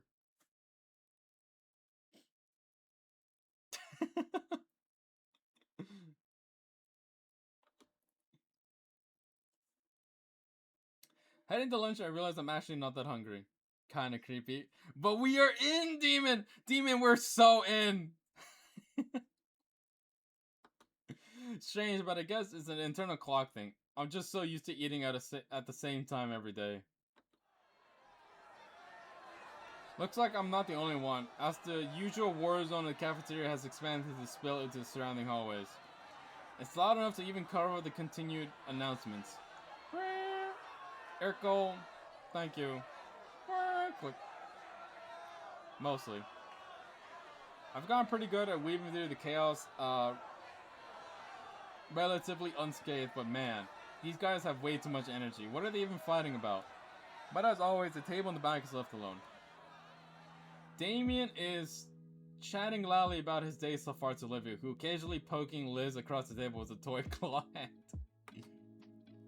Liz flails her arm around to shoo away the offending poke, but never bothers to crank her neck down from the rafters. She perks up when she sees me. Yo, it's Inko! Hey, what's going on at Olive Garden today? Friendship. Bro, Olivia does not like her calling her Olive Garden. Whack is knocking. A metric stick falls on my head. A meter stick falls on my head. God. It's just a joke, a quip. How long did it take you to come up with that one? It was about 2 in the morning last night. Whack him again.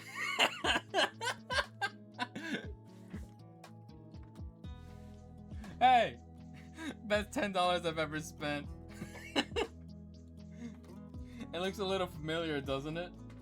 Yeah, that's what I thought when I saw it. Just like the real one. She'll bully you for saying dumb stuff. Bite me. She makes a head gaw at my face a little. I'll go sit somewhere else. Do it. I got a new friend right here. Oh wow, I have an actual friend that isn't addicted to makeup pheromones. That makes me so happy. Your ventriloquism needs a bit of work. I still think it's a little weird. Oh, live a little. Say, you guys aren't eating it either? It's too early, I'll just eat when I get home. The lunch ladies don't really try on half days. Don't they not try normally? The difference makes itself known. I was out for like a week. I'm just gonna steal some of whatever Olivia makes later. Get your own. I've changed her mind. She has too much power. This is great. Olivia reaches over to nod Damien again, but I snatch it out of the air. Oh no! I aim to hit it right on Olivia's snout. Bullseye, it clamps shut. The evil is defeated!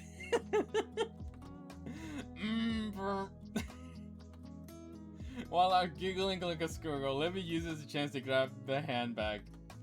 Fine, no more claw today. She hastily stuffs a plastic toy in her backpack.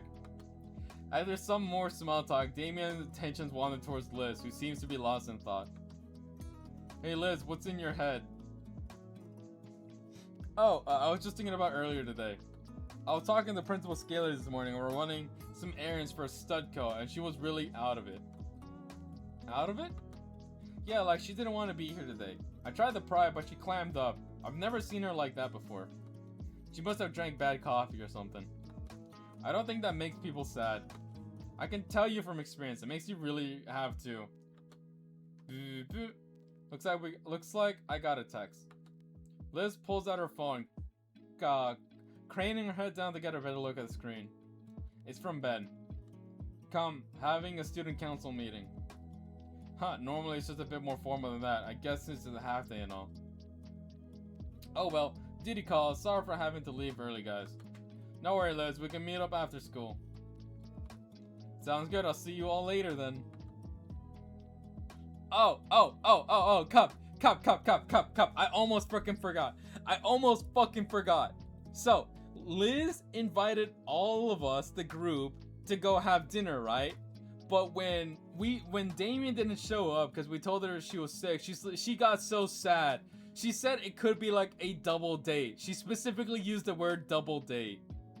I'm like, Liz, we know you ain't sly. Liz, we see you. Yeah.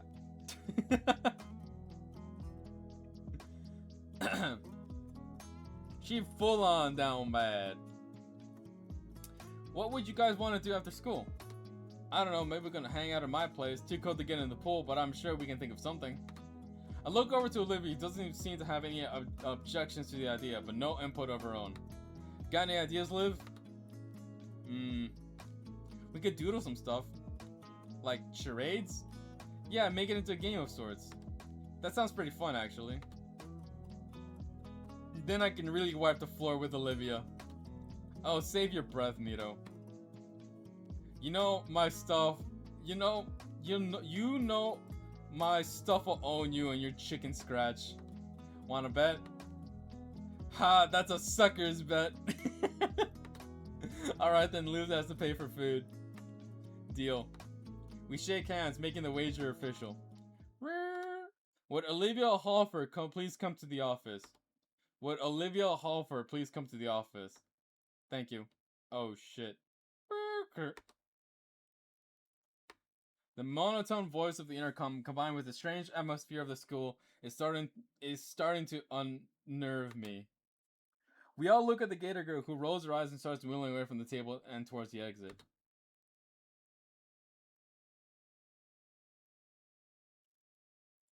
After she left, everything felt more off. Lunch came to an end and the school day was close to the same.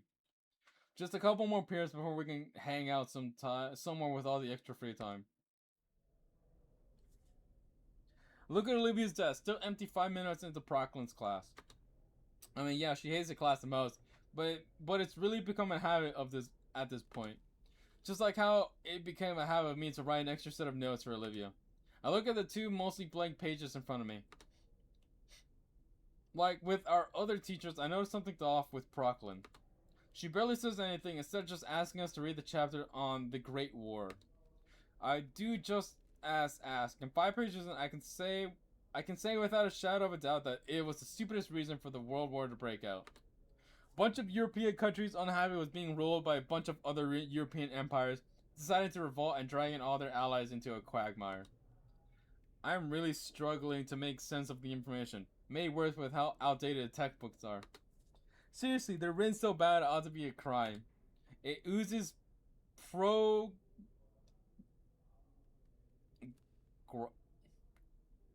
Gilded Age corporatism, the kind that generally believes that anything bigger than a gathering of 10 people is a form of unionism.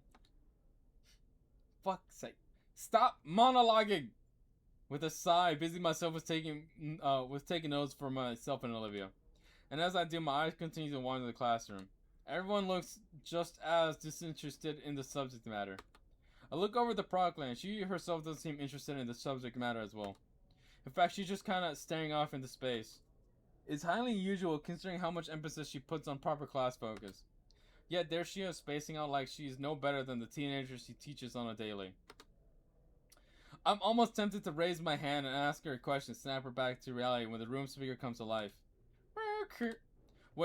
Incognito, please report to the office. Incognito, please report to the office. Oh, shit. Thank you. Work. I look up to Miss Proclin. I got called, but she's still the arbiter of who leaves her class and when. But she doesn't meet my eyes at all. If anything, she looks like she's actually trying to avoid eye contact. Oh, shit. Oh, shit. Oh, shit.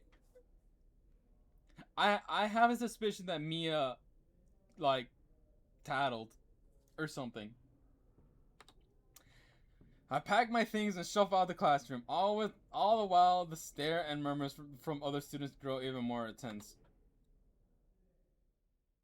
My mind immediately begins to wander. Why am I being summoned to the office? They sure are calling up a lot of people. Maybe it's related to 2 weeks ago? The only thing keeping me company on my march to the principal's office is the sound of rubber soles on tile. They must have spent a fortune on polishing these floors. It's not long before I notice another pale footsteps coming from somewhere ahead of me. I squint my eyes, quickly recognizing the figure that approaches. It's Ben. I guess the student council wrapped up their meeting, though there's no signs of Liz anywhere. As the parasaur makes his way closer, I notice he has a complicated expression on his face. Hey Ben, what's going on? He flinches as I call his name and looks around like a lost child before he spots me. We make eye contact for a few seconds, but he doesn't say anything. Everything alright, dude? Suddenly he turns away and continues down the hall. A sinking feeling takes a hold of my chest. I almost try to speak up and stop him, but I can't think of anything to say. I guess I better get going. After another minute of walking, I reach the door to the principal's office and find it wide open. Come in. I step into the office and close the door behind me, following the source of the deep voice. I realize now that I've never seen the interior of the office before. It's fairly standard for an office. A long wooden desk, a filing cabinet, a few potted plants, and a couple of shelves for storing all sorts of things. However, on closer inspection, I notice things look a little more disheveled than I expected. Manila folders are sewn across the desk. One of the filing cabinet drawers hung open. The potted plants are either overwatered or wilting. Is this really Scalar's office? Mr. Nito. My attention is suddenly pulled away towards the hulking figure standing behind the desk. I can only imagine what that office chair is going through right now. Sir, is everything alright? Have a seat, please. Oh shit. Oh shit. Oh shit. He's not friendly right now. Oh shit. Oh shit. Ben is bitch made? Oh shit. Oh shit. The music is getting grim too. He motions to a small plastic chair on my side of the desk. How have you been, Inko? I oblige his request, taking a seat and trying to suppress my anxiety. I think I'm doing well. He nods to himself, holding his eyes closed. That's good to hear. The whale looked down at an open folder on his desk, taking a moment to look over some kind of document. I have news for you regarding your instructor for AP Art Design and Photography. No! No! No! No, not Mr. Anakin! Not after everything he's done! No! For fuck's sake! What has he ever done? He was a father figure! You mean Mr. Idakan? Yes, Mr. Idakan. A fine teacher. If student surveys are anything go by, he also spoke quite highly of you. Did you have a strong relationship with him? Yeah, I think so. Did something happen? My heart drops as Ferris' brow lowers ever so slightly. Suddenly, his tone completely shifts to one more clinical. Over the last 2 years, Mr. Adakan has been suffering from a rare form of Crotorosarcoma that originated in his vertebrae. His tone is heavy. I don't quite know what ailments he just named, like he should spit on the doctor responsible for discovering it, but the practice movements and worn out features are undeniable. He's by no means a fragile man, but the tiredness he tries to hide is barely concealed. Every student he's broken the news to has taken something more from him. Tempting himself slightly to be as tactful as he can, the attempted reverence is lost as he recited scripted lines just a few tiny times already. He can't muster much more than this flat citation. This analysis means nothing. I'm just distracting myself from the reality of the situation, as though prolonging a confirmation will keep it from happening. Mr. Ferris notices my subtle confusion and clarifies, like he must have done a few dozen times already. Bone cancer. Bone cancer. He has cancer. No! Our father fucking figure! What the fuck?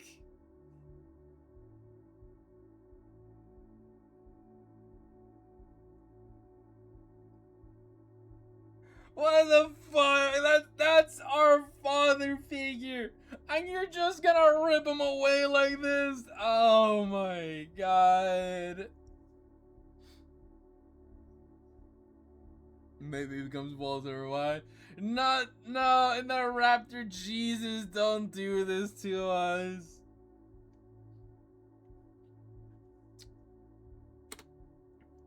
Mr. Adakan was well advised by medical professionals about the treatment options available to him, and the district offered him a generous medical leave in recognition of his tenure here at St. Hammond. He turned both of these down. The cardiophone of thoughts swirling in my head makes it nearly impossible to think, impossible to focus on anything. Right now, all I can do is revel in it. Time passes. I'm not sure how much, but I still can't get a grip on my own mind. Ferris is calmly waiting for me to say something, but I can tell he's becoming uncomfortable. There's only one thing I can muster the will to ask. Why? The whale grimaces. I wish I had an answer. His inflection tells of his own questioning thoughts. The exchange seems to give Ferris the energy to continue, however. On Sunday, Mr. Adakan was hospitalized due to complications with his illness. He passed away the following fucking morning!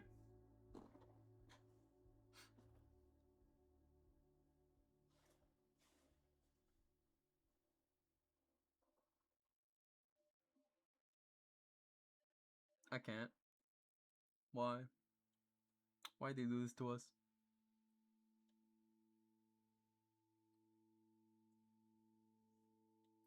He was my favorite character out of everybody in this game, bro. He had the whimsy, he had the jokes, he was our wingman. He understood people, and he dies of bone cancer. Bro, what the fuck? What the fuck do you mean?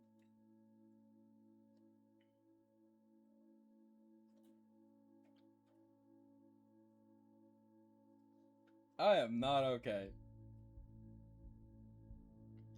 He had so much whimsy. And I'm big sad.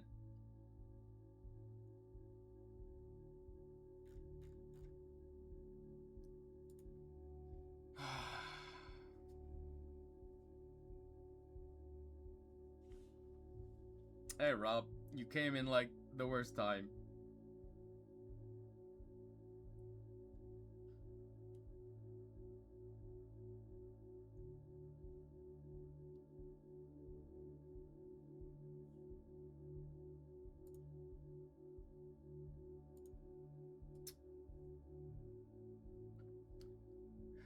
Oh, this is gonna destroy Olivia. This is gonna absolutely destroy Olivia.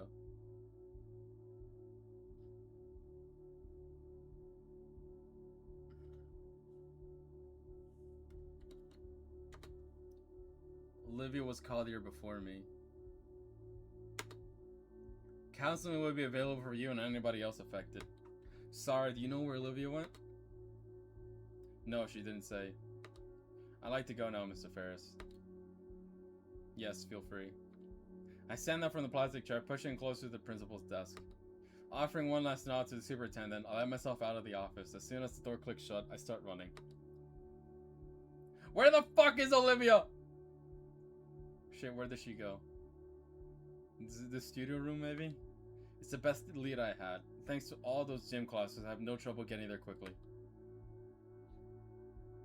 My new destination takes me up the main staircase of the school and onto the second floor. It's not long before I'm starting down the hallway of Heideken's classroom. I breathe a sigh of relief as I spot Olivia stand in front of the door. God, what do I even say to her? My thoughts come crashing to halt as I see another dinosaur beside her, gesturing maniacally. Ben? From an outsider's view, it looks like Ben is trying to talk her into something. But there's such a stark contrast between their moods. I suppose Ben is mourning too, but maybe he's just handling it differently? That's the plan I have in mind. What do you think of it? Olivia?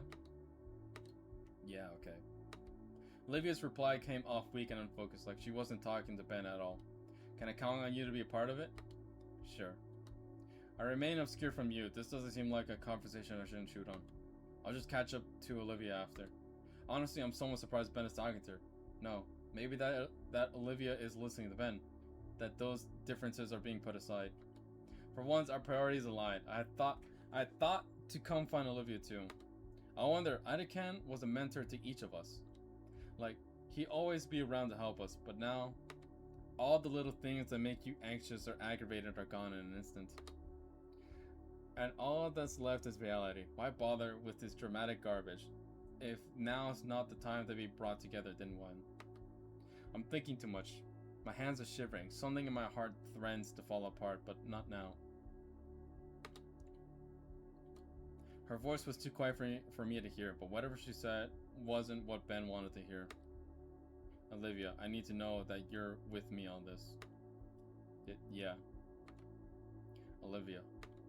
Ben kneels right next to Olivia's chair, putting the two at eye level, though she keeps hers averted to the side. I need to know that you're in on this fully.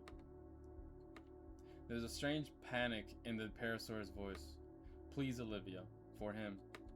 Finally, after what feels like a few minutes despite it only being 4 or 5 seconds, Olivia looks back at Ben's face and gives him a meek nod.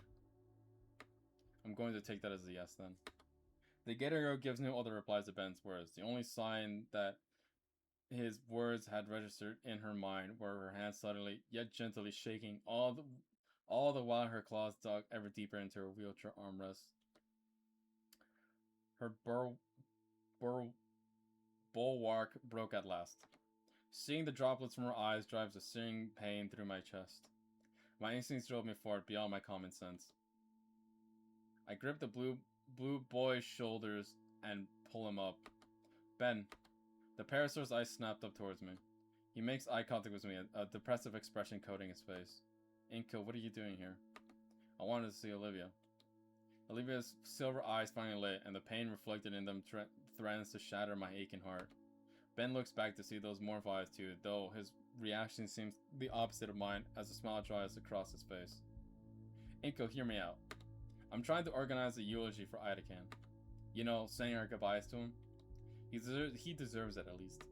Olivia, me, and you, he helped each of us so much, and while the Parasaur rambles on, I turn my attention solely on Olivia. I push past Ben and make a knee next to Olivia. Now I level with her. Ben finally stops talking. Shut up, Ben! We're having an emotional connection. I like your idea, Ben, but shut up for a second. I can feel his stare boring into the back of my head. He wants an answer for whatever he was just talking about. An eulogy for Miss Idacam. It's so surreal to think about that. To think that I spoke to him only yesterday, and today he's just gone. A eulogy. Yeah, it's the least we could do for Idacam, as his pupils. He deserves so much more thought. So much. Right, yeah. Olivia's probably feeling what I'm feeling right now. This fight between reality and emotions. Idacam's gone. I'm still trying to process it. Trying to accept the fact that I'll never see him again. Or listen to him again. Or get advice from him again. Never get to impress him. Or show him how much I've improved because of his lessons. I don't think I'm ready to accept that he's gone. Ben clears his throat, snapping out for my support and back to our current reality. Sorry to be so pushy, but I need to know if you and Olivia are in or not. Ben turns to look at Olivia as he says those words. Olivia, meanwhile, continues to stare absent-mindedly at the wall, almost as if Ben's words were not emanating from right next to her, but a few dozen miles away instead. Ben, I don't think... I suddenly feel a cold, skilled hand fall across of my own. I turn to look at Olivia's pain-stricken eyes. They gaze deeply into mine, pleading, begging to make the pain vanish. I don't quite know what I should do.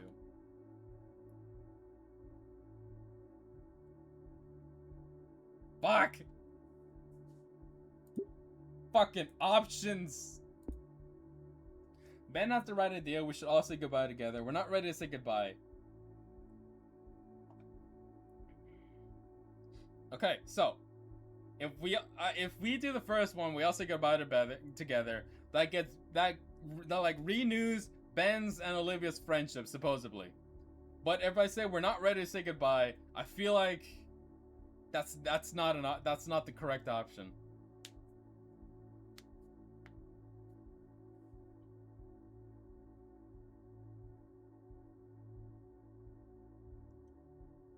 You know what? I think it's the second one. I think it's the second option to pick. If I am right, I feel like Olivia will only say goodbye when she finishes the painting that she promised Ida can. I think it is the second option. So we can't do it together. I hope that's what I will say, quote unquote. I hope that's what Inca will say when I say we're not ready to say goodbye. That Olivia will only say goodbye when she finishes the painting that she promised Ida can.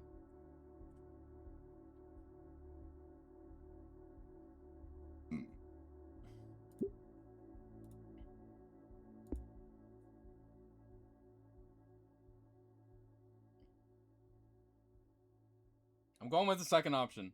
I hope that is something that comes up. Can you give us some time, Ben? The student council president taken aback by my words. But Olivia. His frustration with us seems to grow with each second. Ben, look, no.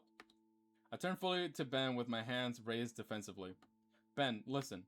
We need to do this. For Ida can. For everyone that cared about him. For us.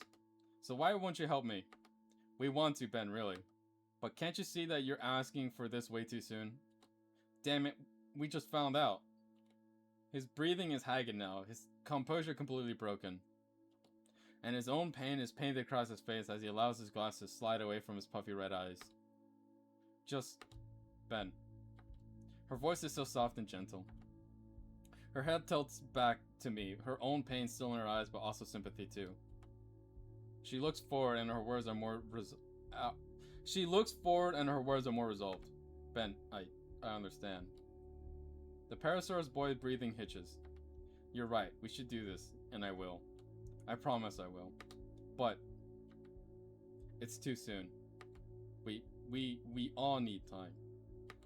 But he clenches his teeth, followed by his fist. He takes a sharp, uneven breath, the glasses sliding off his face and right onto the floor. He's so agitated, so exasperated and devastated that he doesn't seem to care. My free hand finds itself on my other friend's shoulder, forming a full link between us. Olivia reaches down and picks up the prescription glasses, using her sleeves to smudge them clean-ish. Ben struggles, his already broken composure fracturing further. His hands shake as he accepts the profound eyewear from Olivia, having great difficulty setting them back on straight. When he can finally look up from the floor, his eyes are even more raw with fresh pain. You promise? Olivia nods at the querying question, her own lips starting to shake as well. Yes, but for now Ben finally gets it, as his emotional dam is near bursting. Yeah, you're right, sorry. Ben walks up to me and pats me on the shoulder with a final solemn look at Olivia and nods towards me. He walks out of the classroom, leaves Olivia and I alone. As the door clicks closed behind me, I hear Olivia takes a sharp and suddenly breath before turning to look at me. Her eyes are glossy and puffy on the edges. Trails of tears strain down her cheeks, and her expression is of someone who doesn't want to believe that it's true, but knows deep down that it is. As I look at her, I feel my emotions coming back twice as hard. No. I need to be strong for his sake, damn it. Olivia, I try to find the proper words to say something to her. Anything that could give her a sense of comfort to ease her pain. But I feel my throat begin to tighten like someone's hand is around my neck. I don't even notice that I'm crying until my vision becomes blurred with tears. Without thinking, I wrap my arms around the baryonyx and pull her into a hug.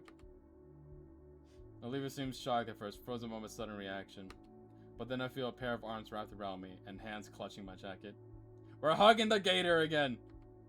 Olivia begins to softly sob into my shoulders. I feel my own resolve break down as I hear the increasing pain in her cries. When we're like this, I can't even pretend to be the stronger one anymore. Maybe I could bear the pain of Idacat, but seeing Olivia like this, I hold on tighter. I don't want to let her go. It sounded like she mumbled something onto my shoulders. What was that? We pull apart and look at Olivia. Her sunken face is covered in splotches of trails of wet and dry tears. She's hyperventilating and looks like an absolute mess right now. Despite this, her eyes are fierce and lively as they meet mine. I need to do something. Right now? She doesn't respond, hurriedly rolling down the hall towards the elevator. Where would she? The fountain. The only place she could be going. I step forward to follow her, but stop. No matter how I try, I can't continue. This is Olivia's promise, not mine. I have no right to intrude into it like that. My hesitant robbed me of any choice in the matter. She went alone. I'm a fucking idiot. Alone in this freezing weather while she's going through this? What the hell was I thinking? I start my silent march through the halls, out the building onto the frozen wilderness. It's cold out, freshly starting to snow. The world just feels so much smaller, muted, and colorless. Now is not the time. I must find Olivia. There's thin tire tracks in the thinly laid out snow, pathing out down the sidewalk. I follow them. The path is serene. The falling fleeks of white make it feel like one of Olivia's landscapes. The fountain must be just around the corner. Oh god. I should have gone with her. Of course the fountain is only accessible with stairs. The steps are tall and coated with a thin layer of ice. It's a death trap. Something rolls down and bumps my shoe. It's one of Olivia's handles. My face flashes with heat and my blood runs cold. Oh my god, I can't lose 2 people one day, please. I will myself to look up. 8 steps up, Olivia's wheelchair is toppled over on its back. Seat ripped, wheels spread, it's unrecoverable. Olivia's 2 steps further, halfway onto the next ledge. Her arms reach up for the next one. Olivia. Olivia stops and slowly looks back. It's a look of shock and humiliation at being seen like this. She turns back and starts pulling herself up to the next step. Damn it, Olivia. I take a step and catch myself. It's a wonder she got even this far. But I find my balance and start marching up towards her. Her arms slip on the ledge and she falls back. I caught her in my arms from behind. I didn't make it. She looked up at me, eyes was still filled with tears. I carefully set her down on one of the steps. She hides her face in her palms. I failed Idacan. Olivia chokes back a sob. I'm just a stupid fuck up. Fucking chair. And then continues to weep. I sit there and stare for a moment, trying to figure out what to do. I really haven't ever been in a situation like this. The poor girl is shaking, rather it's from the cold or her situation, I don't know. Instinctively, I wrapped my arm around her and pulled her closer to me. Olivia shifts her body currently and we end up in an embrace. Her sobbing calms down to just an occasional hiccup and her body is no longer sapping the heat from me either. I'm sorry, Inko. Sorry for what? Everything. Being an asshole, being a failure, making you waste your time with me. I'm just awful. Don't say that. I love you is what I wanted to say. Now isn't the time. Thank fucking God you have a brain. Thank fucking God. Now's not the time. I'm your friend, you know that. I'm here for you in the same way you're here for me. Olivia breaks away from a hug. Her face is tear-stained, but she isn't crying anymore. She's looking down at her wheelchair. Do you have a spare at home? No. I stand up, look up the stairs towards the fountain, then back to Olivia. I can call Liz if you want. She can come pick us up after we're done. We can worry about your chair then. You're not a failure, Olivia. We're getting you to that fountain. I reach my hand down towards her. Olivia's confusion rolls into a soft smile. She stares at my hand and then back at me. Come lower. Let me grab your shoulder. I've done this a few times before. I lean in close and Olivia pivots as best she can.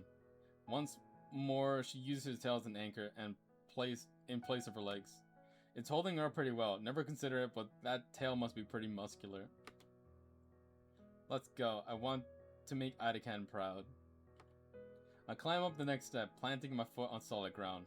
Olivia waits for me to stop before quickly moving her tail up to the next steps as well.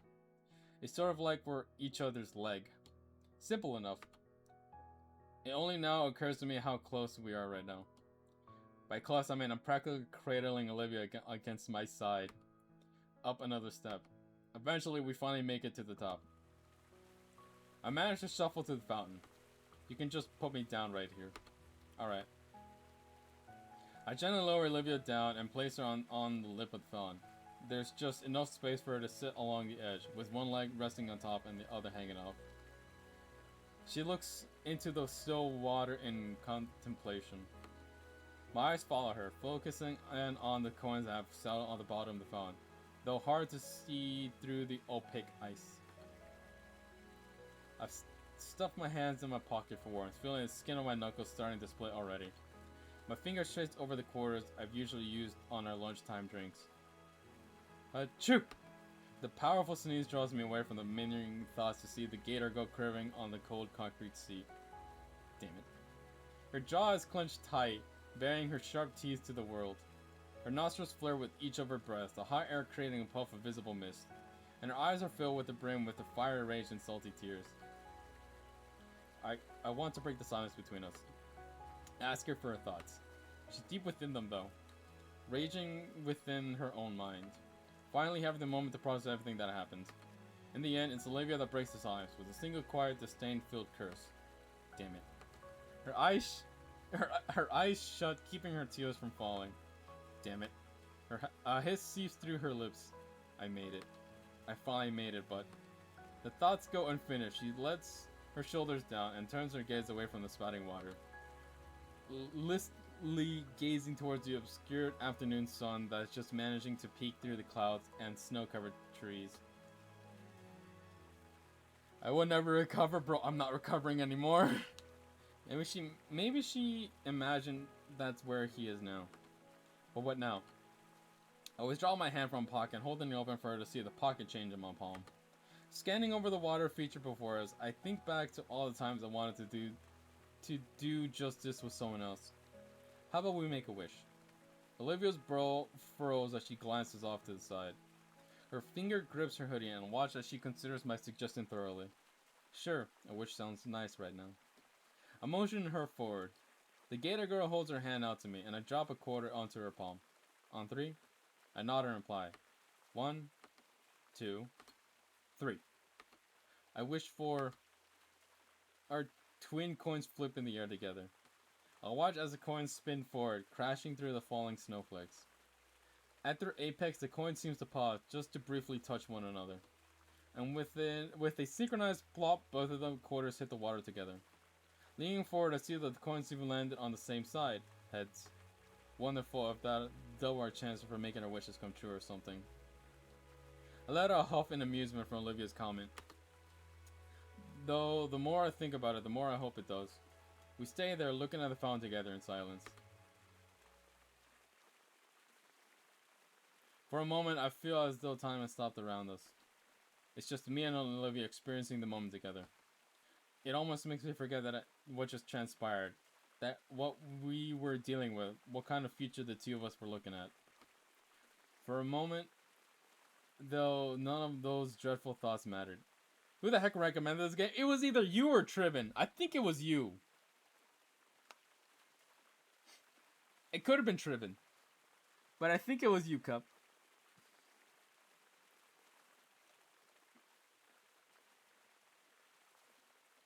Yeah, you bought the game for me. So you're the one that needs to pay for my therapy now.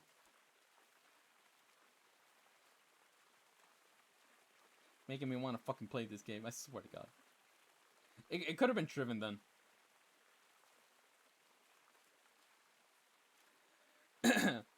For this moment, though, none of those dreadful thoughts mattered. What matters right now is finding a small bit of peace, of solace. A little bit of calm before the storm that was inevitably coming. The harsh wind chill finally brings Olivia and I out of our thoughts. Hey, sorry for being super distant earlier. You don't have to apologize for that, Olivia. Everyone goes through these sorts of things differently. I know, but I feel bad. I know I'm not the only one who's sad that Ida Can is gone, but... Her pause makes me stop and turn around to face her. I can see it in her face that she's trying to form the right words. Ida Can was the first person who I felt was a role model for me. He didn't just believe in me, he made me believe in myself. Not just for my art, but being able to succeed in general. I knew that Ida Can meant a lot to her, but I never realized he meant that much to her. More than anything, he actually cared about me. About my thoughts and my dreams. I felt. Olivia's lip trembled as she struggles to voice the thoughts. Normal. God, it probably sounds stupid saying that. I thought it was gonna be a haha funny dating game, but no one told me it would crush my heart and spit on my feelings. Ah, fuck, dude. I don't think I can do another fucking visual novel, man. We had Goodbye Volcano High. That one crushed me. And now this one, and this one's crushing me. I don't think I can do another visual novel. Besides Dinosaur was Double D's, but I know that one's funny.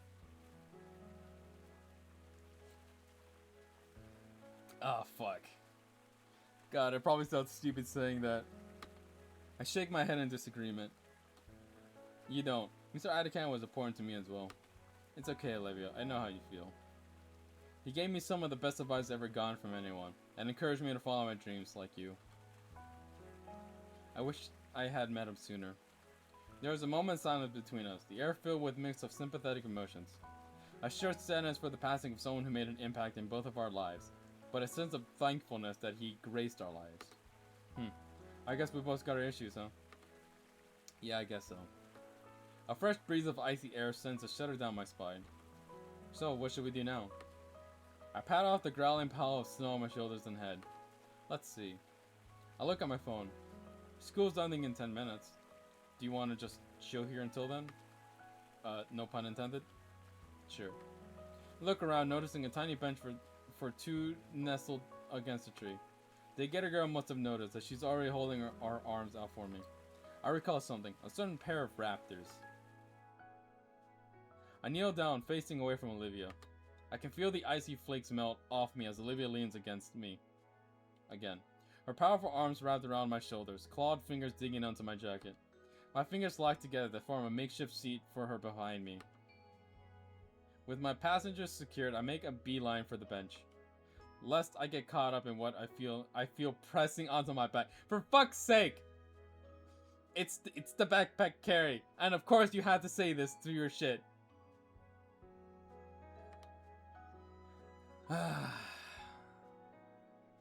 She lets herself drop onto the bench, uncaring for her landing. Taking a page from the book of Olivia, I drop uncaringly next to her, just glad to have some shelter from the increasing snowfall. So here we are, mission accomplished for Olivia. Now what? My curiosity compels me to ask Olivia something. If you don't mind me asking, what did you wish for? I don't think you can tell someone what you wish for, or else it won't come true. The superstitious side of myself says that she has a fair point, so I decided not to push her any further on it. Just curious is all. We continue relaxing in comfortable silence. I mean, I don't mind telling you if you tell me yours. I guess that's only fair. What did I wish for just now? It's hard to put it into words. It's not something specific, rather a feeling that I keep coming back to. Back before I came to school, I would have wished for more friends, or a successful future, or to take back something embarrassing from the past. But now that I think about it, I didn't need to make a wish. That's too vague. I know, but I don't know how else to put it. Come on, at least try. My best memories from the past few months.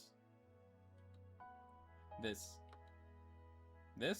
Being outside in the freezing cold? No, not that. What do you mean then?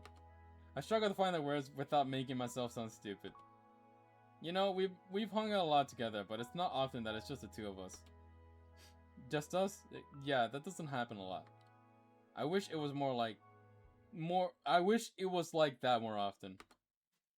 The Baryonyx's eyes go wide. For fuck's sake! This is like the most Riz I've ever had in this entire game. It's literally the most Riz I've ever had. But I don't know if this is the correct time to do it. Ah! Shoot, maybe that came across too weird. I mean, I just want to get closer to you, you know? Inko! Just stop it! Just stop it! Stop! Shut up! I watched the beginnings of a blush form across Olivia's cheeks. Wait. I don't mean it like that. I want to get to know you better. She glances away, laughing nervously as her tone changes drastically. Ha. Yeah, I understand, totally. I brought a silent sigh of relief. You just fucked it. You fucked it. You fucked it. You had the best Riz, and then you fucked it. I want to know what you want to know what I wished for? If you don't want to share, you don't have to. No, ask for yours. It's only right. I wish to know what I want to wish for. I glance across the bench towards her. I can't make sense of anything right now. I want today to be over, frozen, and to just never happen all at once. I want Ida-Can back, but I don't want to just replace him with someone else. It's too late to start all over again. She stops to wipe her tears, but they're already dry. All I've ever wanted was to be someone he would be proud of, but it just feels impossible. She looks away. I ended up picking something lame, sorry. What's that? Olivia's still looking away, but so while I can hear her hesitation, I can't tell what she's thinking. I threw that coin out, everything racing in my mind. The one thought that stuck out the most was just... She chews her lips in contemplation for a minute, and when she finally continues her voice as is a soft whisper. I want somebody I can trust. I feel my face heat up for her words and her tone. Even with her head turned, I noticed a red flush creeping over Olivia's face too. I instantly jerk my head the other direction. Shoot, what do I do now? We're both sitting motionlessly, neither daring to say another word. And if I just listen closely, I can hear her heartbeat from here. She can probably hear mine as well. I don't even notice the cold anymore. Maybe we can just stay like this for a few weeks. No, don't be ridiculous. You just need to tell her how you feel. I clear my throat, searching for his... Oh my fucking god! No! Okay. It's not a bad time for this, but fuck, dude. The grief got me hard. I need to go lay down and think about my life after this. Fuck, dude. Fuck, dude.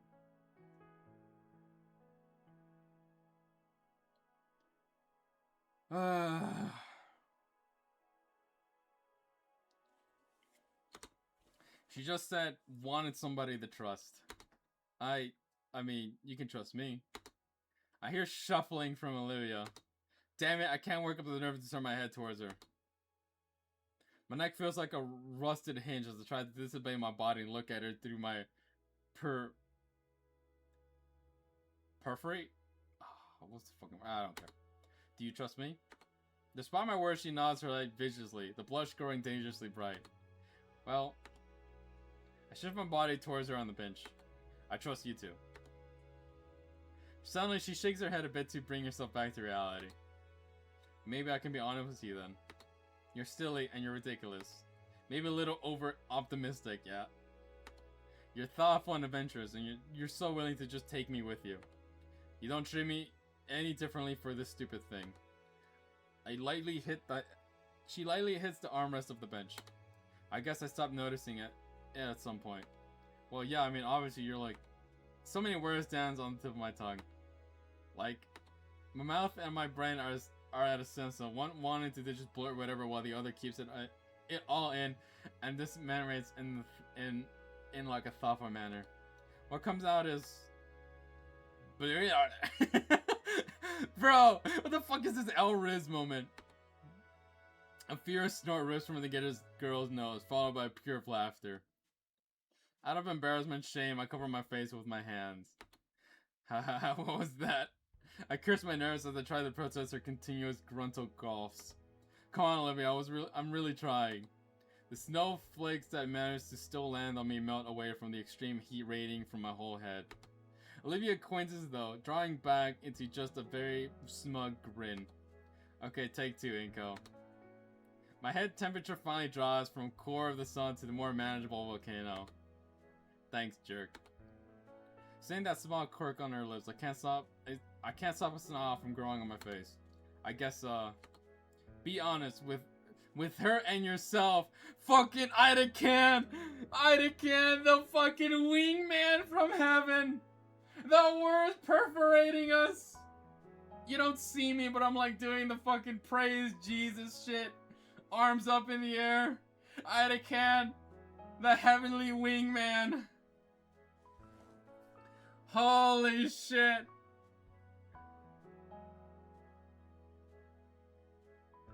Holy shit. Honest. At the very start, I thought you were just out of it. What? You almost ran me over in the hallway. Oh. She frowns and looks away. Sorry. And then you tried to get my seat removed. Get my seat moved. Sorry. And then the claw thing today. Not sorry about that. I figured. And you used to be hard to talk to. I felt awkward every time I even tried. Like, thank Raptor Jesus for Damien and Liz, because otherwise I wouldn't have gotten to know the real you. Olivia rings her claws finger together. And what do you think of the real me? She's easily the most caring person I've ever known. I mean, yeah, she can be a little selfish and doesn't think ahead sometimes. But when she cares for something, she just has to do everything she possibly can for whatever it is. Is that what you think? Yes, I think you're quite caring and passionate and what? And I know Miss Ayakan saw that in you too. Olivia's eyes water as I mentioned of our mentor. Thank you, Inko. Now's the time, Inko. Just say it. Hey, Inko? Bro, why is she so fucking adorable? Why is she so fucking adorable? Fuck, dude!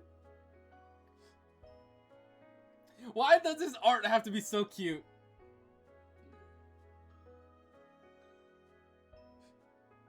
Okay. Say it. Do you like me? Fuck, say it! Fucking Inko, just say it. Fuck it, don't be a puss. Say it.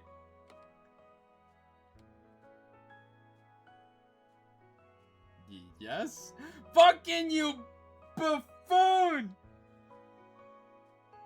Thank you! Why does talking have to be so hard? I prefer for Olivia's smog one-liner to crush my weak confession.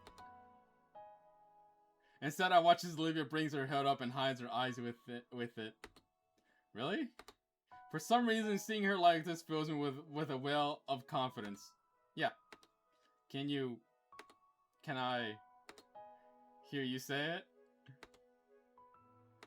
I like you, Olivia. I don't get how. Her hood peels away just enough so I can see her shimmering silver eyes. Why would you like someone like me? Well, I just said I like you too.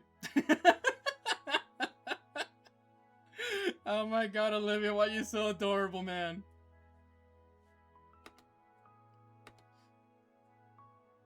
Olivia brings her legs to her chest, holding limbs tightly to her. She brings her hoodie hems over her legs, transforming herself into a crocodile-shaped igloo. An Olivia glue. Oh, slippers was a bad idea. Oh crap, yeah, you okay? Fine, just call someone. I cough awkwardly and get my phone out to call Liz. Hello? Inko, is that you? Aren't you supposed to be in class right now? Scalar let Olivia and I out early. Oh, okay, I was told about Professor Idakan. I hope you're doing okay. Yeah, I'm alright. I'm with Olivia by that old park, by the school. Her chair's busted and we're kinda stuck. There's a kneeing whine from the bundled crocodile next to me, her tail wrapping around her as if to hug herself. Bro, in this weather, are you two okay? We're fine. Can you come pick us up? Sure, I think I remember where that is. I'm with Principal Scalar right now. Once we're finished, I can get you two on the way home. Thanks. After some shuffling, the call drops. I turn back to Olivia. She seems more anxious than anything right now. You alright? Yeah, I'll be okay. The self-pipe maw of the Olivia glue shatters quietly in the cold. My concern finally takes a hold, forcing me to finally close the gap between us. She says the chair had no replacement. It'll take a while for a new one to come. That means she'll be trapped at home, completely sealed off from the outside. Man, the beginning of Olivia's annoying protest dies of exposure, becoming a grumbling acceptance as I wrap my arms around her shivering form. You're lucky you're warm, Inko. Yeah, I definitely feel like it, as her body shifts and nestles close against me. Olivia's tail lays on my lap, and the shivers reverberating through it the most. I lay my palm on top, feeling the cold limbs shaking slowly still. Some long distance trivia about limbs losing heat, the fastest springs to mind, and in hopes of keeping frostbite away, I pet the heavy tail. And as I do, I still hear the silly sounds rolling from Olivia's chest and through the rest of her. It's like a purring cat almost. There's a new sensation in my chest now, soft and warm. You motherfucker!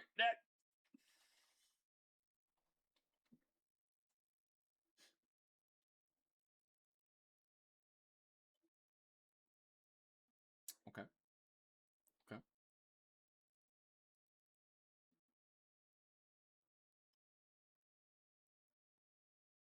Okay. Hold on. I'm holding what? I need a moment.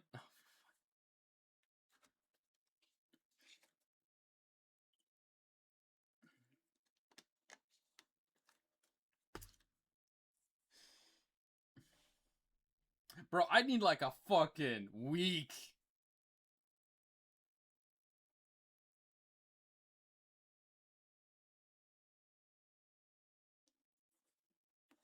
I'm a mess. You and me both.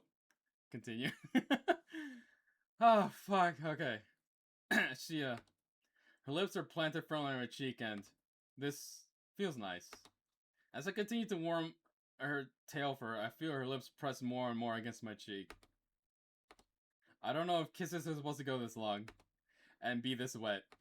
And now the lips are moving and some pointy things are there and... Munch. And that's her teeth. Oh. Olivia lets go of my chicken from her non-lethal bite. Oh fuck, sorry, I'm new to this stuff. I'm nervous. Oh fuck, dude. It's okay, really. And the impulsive bite. I put a hand on my cheek and feel the damage. I feel the indents of her fang and nothing serious. I almost even start falling asleep before I hear a car pull up to the bottom of the hill. Olivia perks up and leans forward to try and see who it is. A few seconds later, Liz's head rides above the stairs, scanning like a submarine periscope. Crap, it's gonna be tough getting all the way back down, even with Liz's help. I look back and smell Olivia. She huddled against herself and clinging to my arm. You ready? Today seems to drag on endlessly. Liz's arrival had ended our embrace, and she had quick the door look on her face. She said she's been in a meeting with the principal and can only imagine how the faculty and student council were reacting to Ida Kant's passing. Her mood seems to lift a little at least when she saw Olivia and I both huddled together beneath the tree. Olivia's mood, on the other hand, plummeted. Probably from the way Liz and I had carried her to the car. The ride to the paint house would have been silent, save for Olivia's grumbling and embarrassment. Think I'd be in a similar mood if I was treated like a sack of potatoes, but then again, how else were we supposed to carry her? I should have suggested more leg workouts to coach solely. Just in case. Damien and Randy were waiting for us at the curb, the older man looking over Olivia with worry. When your friend told us, Soph and I were beside ourselves. I'm fine, Randy, just... Randy didn't even hear her. As the instant her car door was open, her legal guardian pulled her up as into one hell of a bear hug. Come on, I'll get you kids some hot cocoa. Fuck. Damien watched on with a smile of relief as his father hauled her over his shoulders and marched onto his house. You guys want to stick around? Vinny's still in school, so we have the console to ourselves. It's still pretty early, all things considered. Sure, I love some hot chocolate right now. Liz? I like too, really, but the school council still needs to prepare the arrangements for Ida Can's. Well, you know. Maybe I'll come by after if I can. Oh, well. Alright, well if you do, I'll make sure there's some cocoa left. I appreciate it. With that, Liz drove off down the street. Come on, let's head inside before we turn into popsicles. Settling into the well-worn couch, you notice a distinct lack of the baryonyx. Where's Olivia? Randy chimes into the kitchen, busying himself with an old-fashioned kettle. She wanted to rest on her bed for now, boys. Give her some time. No one can resist hot cocoa during weather like this, especially how I make it. Never thought homebrew hot cocoa, but if it's anything like his cooking, then it must be some good stuff. After a few minutes, Randy comes out with a tray. Oh shit! Oh shit, they got custom mugs! Vinny, Damien, Olivia. Here you guys go. He passes around a few Christmas-themed mugs labeled with the family's names and leaves the last one atop a nearby drawer. You're gonna have to be Vinny for a bit. You cool with that? Hell yeah, thanks, Randy. Man, you look cold. Were you out there long? It's true. By now, the snow on my jacket melted and my clothes are chilly and soaked. Feel free to take a load off until you warm up. I'll be in my bedroom resting. Holler if you need anything else. He gives Damien a pat on the back and leaves. The mug is hot to touch, but it's a welcoming feeling to warm up my icy fingers. I'll take a moment to gently blow air on the beverage to cool it down before moving it to my lips. Yeah, it's pretty good. Damien is chugging his. He finishes the swig and sets the glass down. That must have been half of it in one go. Well, there are multiple ways to enjoy something. After today's events and weathers, I really needed this. Another sip. It really is helping warm me up. I don't even notice how cold I was. Hey, Vinny. Yeah? You good? I'm holding it together, yeah. Still a bit scattered. I don't blame you. Hey, Pops doesn't want you venturing back into the tundra out there. You up for a game or something? He gestures to the entertainment setup. No, but go ahead, I'll watch. Damien thinks for a second. A few gears in the head turning in conflict. Really, I don't mind. Alright, I'll get set up. Damien sets his game up, searching several mismatched cases for the right CD and giving the screen a good thumb to get it to work properly. Grabbing the controller, he turns on the R-Rocks one, selecting something called Rock Ring, ODHG, and settled deep into his groove on the couch. The fuck is Rock Ring? This one's my favorite in the series. After a minute or two of gathering a full lobby, the Diplo Spino Dino picks his class and begins his virtual rampage. Only a minute in, he managed to get the first kill. I'm just a bit burned out for the day, getting pretty tired actually. Hey Inko. Yeah? Olivia didn't come back with her wheelchair. Did something happen? Yeah, she hasn't taken Ida Can's passing well. Man. Well, I'm glad you were there for her. My eyes remain on the screen, locked in the vibrant violence as some in-game announcer proclaims Damien's digital massacre. On his part, Damien feels brave like crazy, and it looks as if his arms also wanted to wave in victory. You want to talk about it? I don't want to take up your time, Damien. Come on, man. We've known each other for a while. You can be honest with me. Not sure where to begin, really. Ida Can was really cool. I don't have the right words for it.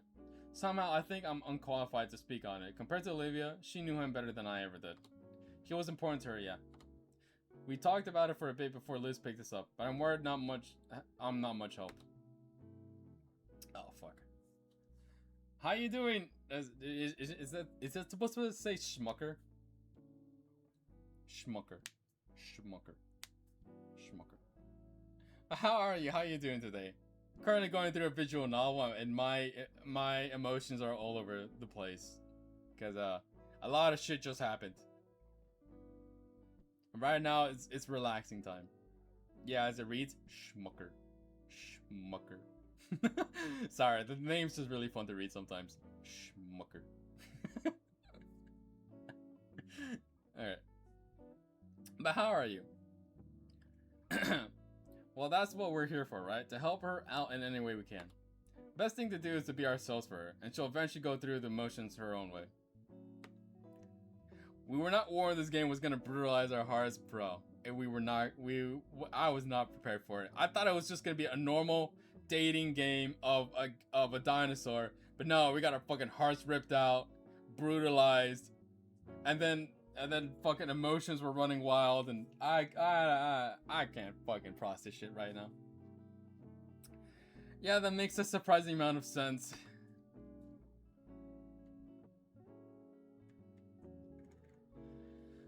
I slowly look up from my mug over to Damien, and you make it sound so easy too.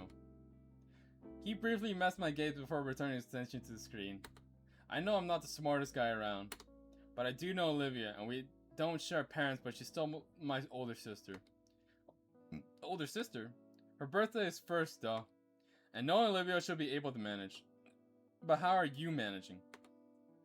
Me? Trying to sort the maelstrom of emotions running rampant in my head is overwhelmed, I guess. I wish I've gotten to learn more from him. Olivia could probably recite some of his lessons by heart. Do good, yeah, it can be quite heartful and tragic at parts, bro.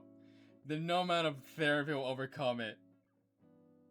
No amount of therapy will ever overcome the VA trauma caused by this game and Goodbye Volcano High. No. Bro, why are these games so fucking good? Oh, god, the story's too good. Oh, fuck, dude.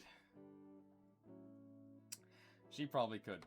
I remember the first time she got to work with some special paints in his class. She was just, ecstatic. Also, this game is really testing the way my English is. It's so much reading. She came home a mess, covered in all over with blues and greens and leaving tracks behind wherever she went. When Mom saw her carpet vandalized, she threw her right in the backyard and hosed her off. I ended up joining in because it looked fun. Fucking Damien. I in the hallway leading to her room. A part of me wants to see if she's alright. A part of me simply wants to be closer to her again. Damien looks back again, and the unspoken question clearly written across his arched brows. What about Olivia and you?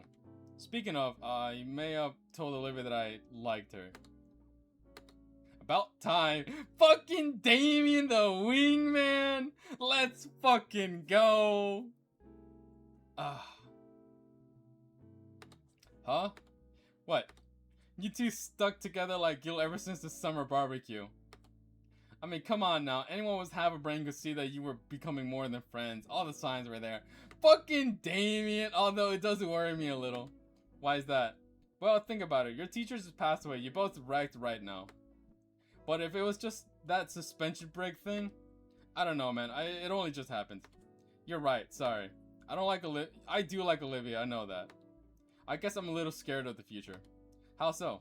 There's just a bunch of things I still don't get about Olivia. Or maybe friendship in general. Like when I first arrived at St. Hammond, I never really had any friends like you guys. So to suddenly be involved in all of this, I don't know. I think I get it, yeah. I think it's gonna be a little dramatic around here. I guess you already know of Snoot Game then. What is Snoot Game? What is the Snoot Game you speak of?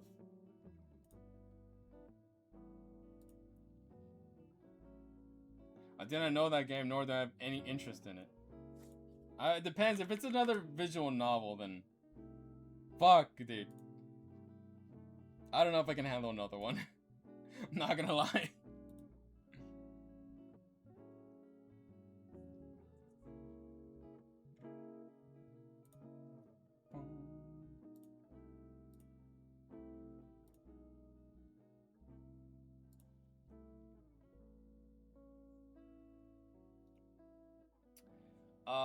I have not heard good things about it. What? Same devs as this game that started as a simple Goodbye Volcano High parody. No, I do not know about it. A lot of controversy around it. Yeah. I don't know anything about it. One way to put it. What's so different about your old friends? Never really had any. Well, that's not true. I had friends, but they were like day friends, you know? Classmate friends, yeah, I got a bunch. And your folks constantly moving means that only ever lasted like a year tops. Yeah, am I a day friend? No way, you come to our parties and everything. In fact, look. He points to the subtle discolored patch on my jeans where Vinny's acid punch had failed to completely wash off. We got you marked. Fucking Damien. Thanks, it means more than you know. Huh, to be honest, I always had a good feeling about you. Though you'd be a decent addition to the group, but to see Olivia actually start opening up around you 2 months ago, that was unthinkable. All those years I was trying alone, you know? Made it all worthwhile, not to take credit or anything. I'm just really glad to see her happy after so long. Damien, you can't run now. Damien has you locked. You can't escape. No, we're stuck.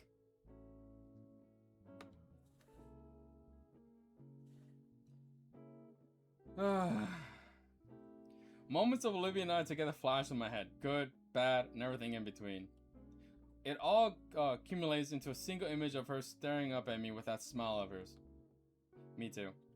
Hard to believe that she's been dealing with so much inside when I first met her. Well, Inko, some people just have a lot of problems they hide from the world. For example, he puts the controller down and shifts to look me in the eye. His character is instantly sniped. That hot chocolate gave me a stomach ache. Fucking Damien! Fucking Damien! Anyone else? Who else but fucking Damien? That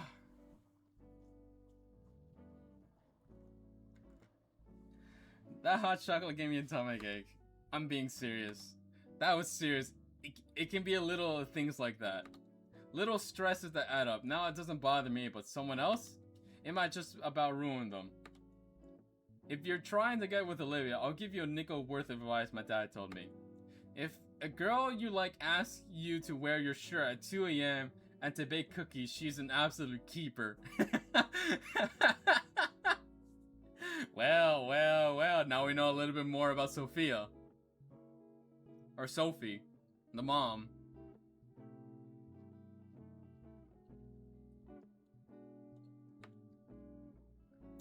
That's a pretty good advice. Just don't break her heart, yeah? Wouldn't dare to think of it. Damon offers me a fist bump, to which I happily reciprocate. And a door creaks open. Both of our heads turn back at the sound. She kneels in the doorway to her room, kneeling against the side railing. Sniff. Damien nods to me and continues his game. The ambient gunfire and controller clicking fills the silence. I take the hint, stand up, slowly approaching Olivia as she tries to shuffle down the hallway. She's completely upright in a display of pure confidence. Even her tail is upright, as if to amplify her dignity. I'll have to tell her how cute that is when I'm not so drained. I wordlessly offers her a hand and she accepts.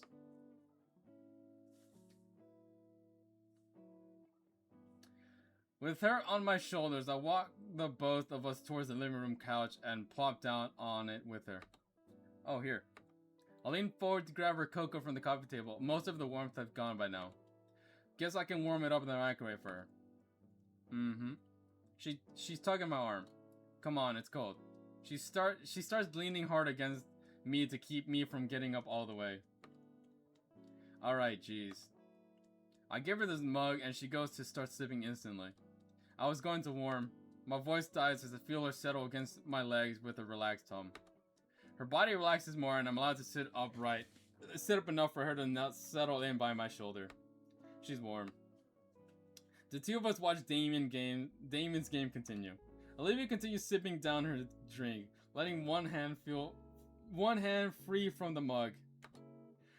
Her hands find its way to mine, and her fingers curl around each other. Fucking unprotected hand holding! Oh my god. Damien plays a few more games, I don't really keep track of how well he does. He finishes one last match and yawns, stretching back over the couch. Alright, that's probably enough for me. I'm gonna get going. Give you two some space. Okay. Damien gets up from the couch and slides his controller near the cabinet where it lied before. On his way out, he stops to look right into my eyes. Hey, keep things chill, man. Don't do anything stupid, alright? Yeah. He nods and heads off to the depths of the house. Just like that, it's quiet once more. Oh, fuck, dude. Damien is genuinely the glue that keeps this quartet together and the key to story going as it did. Absolute legend. He is absolute a fucking legend, dude. If it wasn't for Damien, we wouldn't have met Olivia. Fucking Damien the GOAT. Ugh, fuck, dude. Uncensored hand-holding in our Christian Minecraft stream. Look away, children. Nah, look, all eyes look in, children. Fuck, dude. Is she asleep? Hey. I don't think you've seen my room before, have you? Not at all. Would you want to see? Whoa. We already promised Damien that we weren't gonna be, doing anything too crazy. Whoa. Pause. Whoa there. I mean, I am 100% down for it, but pause. Would you want to see? I'd love to. Wait, can we see Guts? Can we see Guts the rat? I'll watch her blush. Am I getting good at this? Okay, just walk me there. Similar to before, I help Olivia off the couch and we shuffle our way towards her room. Wow.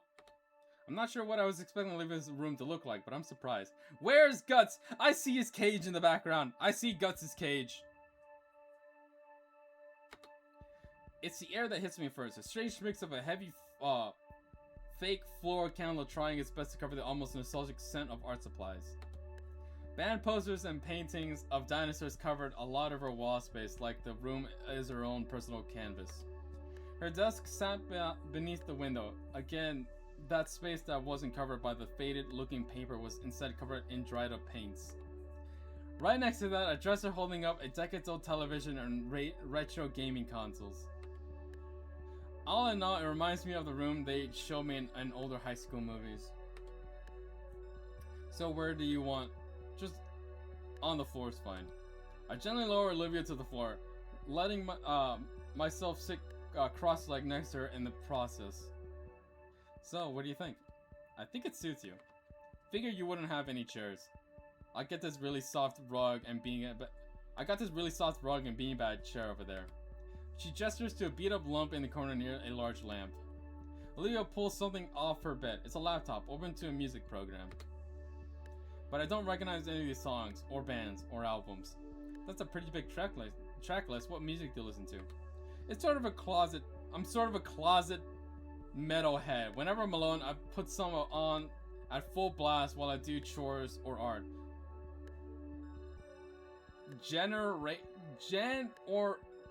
Raptorhead? Super Death, Iron Tome, you name it. Wait, wasn't Ben the best character? No!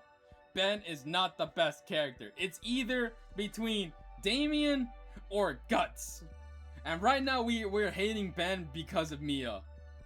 Like, Ben is on the radar. He has his moments, but Mia is really bringing that shit down. But right now, the best character is either Damien the Wingman, Mr. Idacan, or Guts the Rat.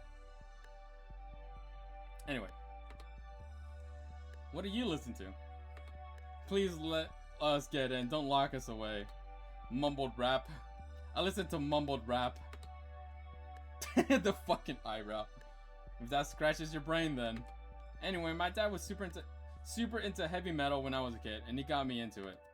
When Damien and I would be playing out in the yard, his mom would be making lunch, our dads would be in the garage, blasting heavy metal while they worked on the cars. Working on cars? Yep, my dad and Uncle Ray would Randy would fix up some cars. She clears her throat. I think that's the first time I've heard you call him Uncle Randy. Yeah, I call him that sometimes, along with Auntie Sophia. You call him Auntie Sophia? Your right hand comes off? What do you... Olivia lunges over to chomp at my hand, and I have to take a moment to check my fingers just in case. Hey, I was joking. So was I. But yeah, I listened to a lot of this. You wanna hear any? She offers me the trackpad. Anything I see, huh? Say, what kind of music is B flat? Music is a bit lame, actually. Oh fuck, dude. She listens to classical music. She's a closet classical music enjoyer too. Oh fuck. I think. Hey yo, my gal. She does not want us to listen to all her music. Oh wait, here. There's actually something else. Something else? Something nobody else gets to see. I'm gonna show you my chest. Hey yo. Listen to metal, punk, and classical. Here it is, look. Olivia holds out a small wooden box. There are 2 rusted metal latches that have long since aged past their use. I can't see it quite well in the dim lighting, but I think if I were to hold it up in the sunlight, I see a thin layer of glitter glue coating the whole thing. It's also been painted carefully with very thoughtful attention to tones. What could have been inside? Honestly, no guesses come to mind. Could be anything. What were you waiting for? Open it. I carefully opened the lid. Oh shit. Inside is Olivia's chest. Damn. Picture when she's at the beach. Nice. Looks like her baby teeth. Some colorful rocks. And look, that might be a lighter and a paintbrush. Wait, is that supposed to be a Bakugan? Yo, is this supposed to be like a Bakugan? Oh my god, Olivia's becoming my favorite character. I mean, the box is filled with various bubbles and trinkets. What is all this? It's like my own little hoard. I've been saving a lot of little things throughout the year. Nobody else has ever seen it. She holds out the box for me to take. It's heavier than it looks. It must be some high quality material. With the box in hand, I sit on the end of the bed. Olivia manages to crawl her way up to sit beside me. She reaches aside to grab... Oh, wait, I can select things? Wait, can I? Oh, I love this little guy. What's that? Let me show you. Olivia rummages through the box and plucks out a tiny hexagon piece. Oh, fuck. Oh, fuck my. She then places a plastic ball into his hand, and right before my eyes, to transform into this little robotic-looking dinosaur. It's a fucking Bakugan! Let's go. Oh, this is a Gravucon! Fucking let's go! It's a... The references are too good. Dinoid to be exact. I was hooked on this show when I was younger. I've always asking to get toys for my birthday and Christmas. Bro, I shit you not. I've been looking for the old style of Bakugan for so long. And I can't find it. And all I find is like the new gen shit. And I hate the new gen shit. I used to have a case of Bakugan as well. And I'm so pissed that I lost it somewhere. Ah, fuck, dude. Minnie's got the rest of my old collection. This one was always my favorite, so I kept it here. We're coming back to this picture later. I want to see what this fucking gator teeth is. What's that? That's my first tooth. Wow, I've never seen baby dino teeth up close before. It's so tiny and sharp. What's that one? That's my 58th tooth. Your teeth grow back? Yours don't? Nope. Humans.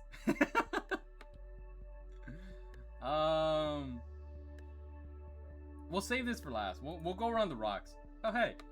Whoa, some of these look really cool. Of course they do. I pick all these out myself. Where did you get these? I pick one up whenever I see one. They're a dime a dozen. Okay, that's all the rocks. Is this supposed to be a seed? What are these? Just a couple of cool rocks that I found around. I like how they look, so I keep them.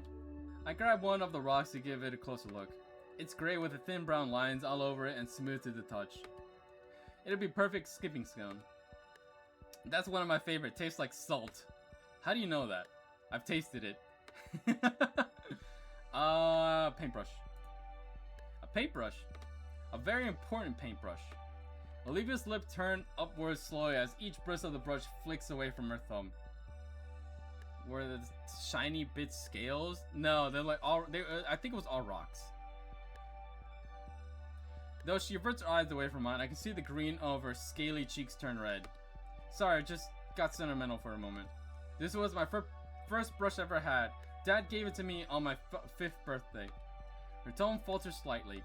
Dad always asked me to make him little drawings. And every time I finished one and gave it to him, he'd tell me it looked amazing. I could barely draw a circle back then, but he still gushes over them and she shakes her head.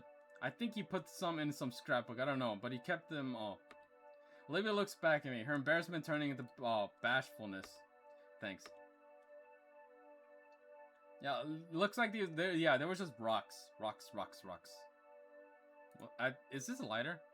Oh, this used to be Uncle Randy's. Does the engraving mean anything? She shakes her head with a soft smile. Not really. You said it's harder to steal and hide stuff that looks unique. Really, I think he thought it looked cool and not tacky. Well, I think it looks cool. You would. Alright, last one. The fucking the swimsuit picture. It's a picture of Olivia's chest. I mean, of Olivia at the shore. This was from last summer. Dad had a weekend off and we all went swimming together at the beach. The sun was just setting and decided to take a picture since it was a nice view. Plus, I felt pretty. Maybe we could go there together sometime. Maybe, yeah. She places the photo back in the box. Do you feel bonita? Good, because you are bonita. Minutes go by as Olivia continues showing off her personal little hoard. All tiny objects that Olivia chose to keep with her this whole time, eagerly explaining the significance of every little piece of her she got locked away in here. By the time we're done, she's resting her muzzle on my shoulder. It's been a crazy long day. I'm pretty exhausted myself. Can you put this back on the dresser there? Sure. I gently move her off my shoulder, much to her muffled groans of protest. Then I carefully place the box back where it was on the dresser. A small friend pokes his nose curiously through the bars of his cage. It's Gus! Hey, little guy, long time no see. Were you napping? The black and white mirror replies with a series of squeaks. I like to think he's saying that he's glad to see me. Hey, Olivia. Oh, I'm pretty exhausted too. Bed's definitely off limits. That leaves either the floor or the couch outside. Or that beanbag chair looks pretty inviting right now. I slump into it and the bees inside crunching under my way as I settle in. It's soft. It smells a bit like paint in Olivia's hair. Does Olivia lay on this while she works? As I started to drift off, the last thing my weird eyes take notice is of Olivia sleeping soundly on her bed. With how emotionally draining this whole day has been for us, it's nice to see her looking so peaceful. I begin to stir my deep, cushiony slumber. I feel like there's something heavy across my stomach, stopping any ability to move. Okay, wait. I think I've seen this. I think I've seen this picture. This might be the next lewd, but we will see. Hold up. Did someone throw a weighted blanket on me? Actually feels like whatever is on me is vibrating. What is it? Olivia? It is the next. She's on me. Look, respectful looks only. Nah, dude. This is goals right here. Goals. My entire head grows hot as my brain tries to process the situation. Her chest pressing close to mine, I can feel her rhythmic breathing against my body. It's deep, slow, and with a subtle but noticeable rumble with each exhale. If I focus hard enough, I could probably feel her heartbeat. Maybe she crawled onto the beanbag and didn't realize that I was on it. I should probably wake her up and so she can get back to her bed. Anytime I try to move, her limbs cling tight around my body like a boa constrictor. With all but Olivia's tail wrapped around me, any attempts at escaping her hold is fruitless. Olivia looks even more peaceful than she did on the bed. Maybe she doesn't know that I'm here. I'll leave her be. Last thing I want to do is make her a cranky gator. With my free hand, I managed to grab my phone. Checking the time, the digital clock said it's only 4:05. Plenty of time to continue my nap. I nestled my head back in the beanbag and let the feeling of Olivia rumbling lull me back to sleep. This feels nice. My morning alarm lures me from my sleep and into the void of the living. I ended up spending the night at Olivia's place. Randy and Sophia thought my parents would actually be worried that I stayed with strangers for the night. When my folks hadn't answered the phone, Sophia was left fuming. Randy didn't look as bothered though, and the two calmed down after I made something up about a business trip. Honestly, I'm probably right anyway. On the upside, I got to spend the night at Olivia's. Last night, we even turned the living room into some kind of blanket and pillow fort. I felt childish to huddle on the floor with Olivia and watch her play old computer games on the outdated TV, but I had more fun than I'd like to admit. But now that Friday rolled around, it's time for school. Olivia's wheelchair out of commission until Randy could get a replacement, meaning she had to miss out today. Given the state of both her emotions and the wheelchair, it pains me to have to go without her and leave her all alone. Honestly, I don't want to be alone in my cold and empty house either. Miss Sophia's one hell of a cook. Last night she made a delicious meatloaf. Guess I know now who Olivia got her culinary skills from. Fuck, dude. So much reading.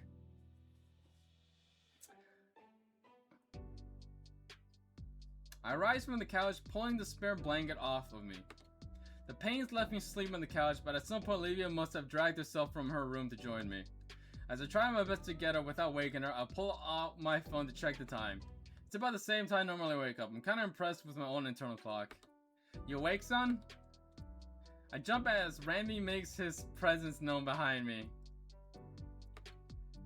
His hands idly button up a floor shirt as he motions ahead towards the unconscious gated lighting on the couch. Guessing he has the early shift. She wasn't there when I went to sleep. Don't worry, not accusing you. Damien's already up, and the kitchen got cereal. Don't be late for school. I nod in response, taking a few months to put my jacket and glasses on before heading to the kitchen. Even if I didn't remember where it was, it wouldn't be hard to find. Damien's busy slurping honeyed oats like a jet engine. But, okay, I'll give myself 10 more minutes and then I'll call it, dude. Cause fuck, my throat is hurting. Hey, Inko, you hungry? Before I even replied, the Dilophosaurus jumps out of his chair and makes for a nearby cabinet, procuring another bowl and spoon which he slides across the table. Thanks. Most important meal of the day, man. Eat up. He gestures to the half gallon of milk and a box of cereal on the table. I take a seat across from Damien and pour myself a bowl. Normally, I'd skip breakfast and count getting on an upset stomach during PE. Then again, that could be my PTSD from the burrito stocking. With spoon in hand, I get a scoop of cereal and begin eating. You know, as far as cereals go, it's a little bland. As if I had to guess, probably avoid any of the colorful sugar cereals to prevent Vinny from bouncing off the wall. More than he usually does, at least. I continue enjoying my bowl of cereal with less ferociousness, haste than Damien. It's not long before we're both done, and Damien stands up without any intent on cleaning up after himself. These should be getting here any minute now, so we can wait outside. Sounds good. I take the time to rinse off our dishware in the sink before anything else.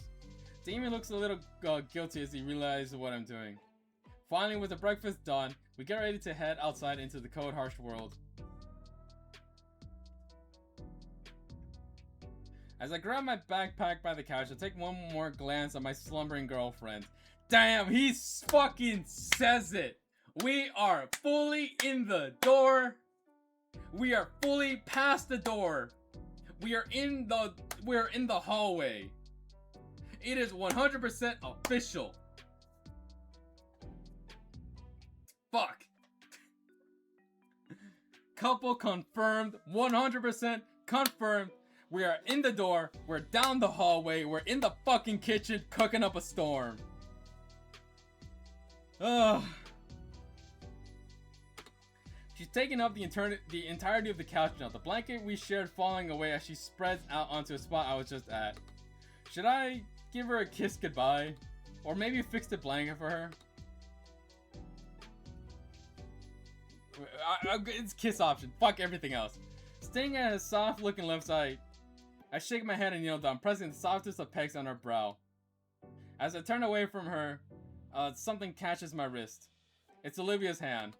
With beerly eyes full of sleep, she looks at me, silently asking me to stay. Oh, Liz is here. His words makes Olivia tighten her grip. Painfully tight. Ow, hey, I'll be back tonight, okay? She's fighting to stay awake with her eyes fluttering and a hand gripped waning. Olivia. Promise? Kneeling back down, I place on a soft kiss her head. Promise. I think she accepts that, and as she lets herself slump back onto the couch. Inko. Sorry, I had to do something. Damon huddles himself and charges at the clothing a ride to Liz's car. She flings the passenger open just in time for him to leap in and close it again. Oh, fuck.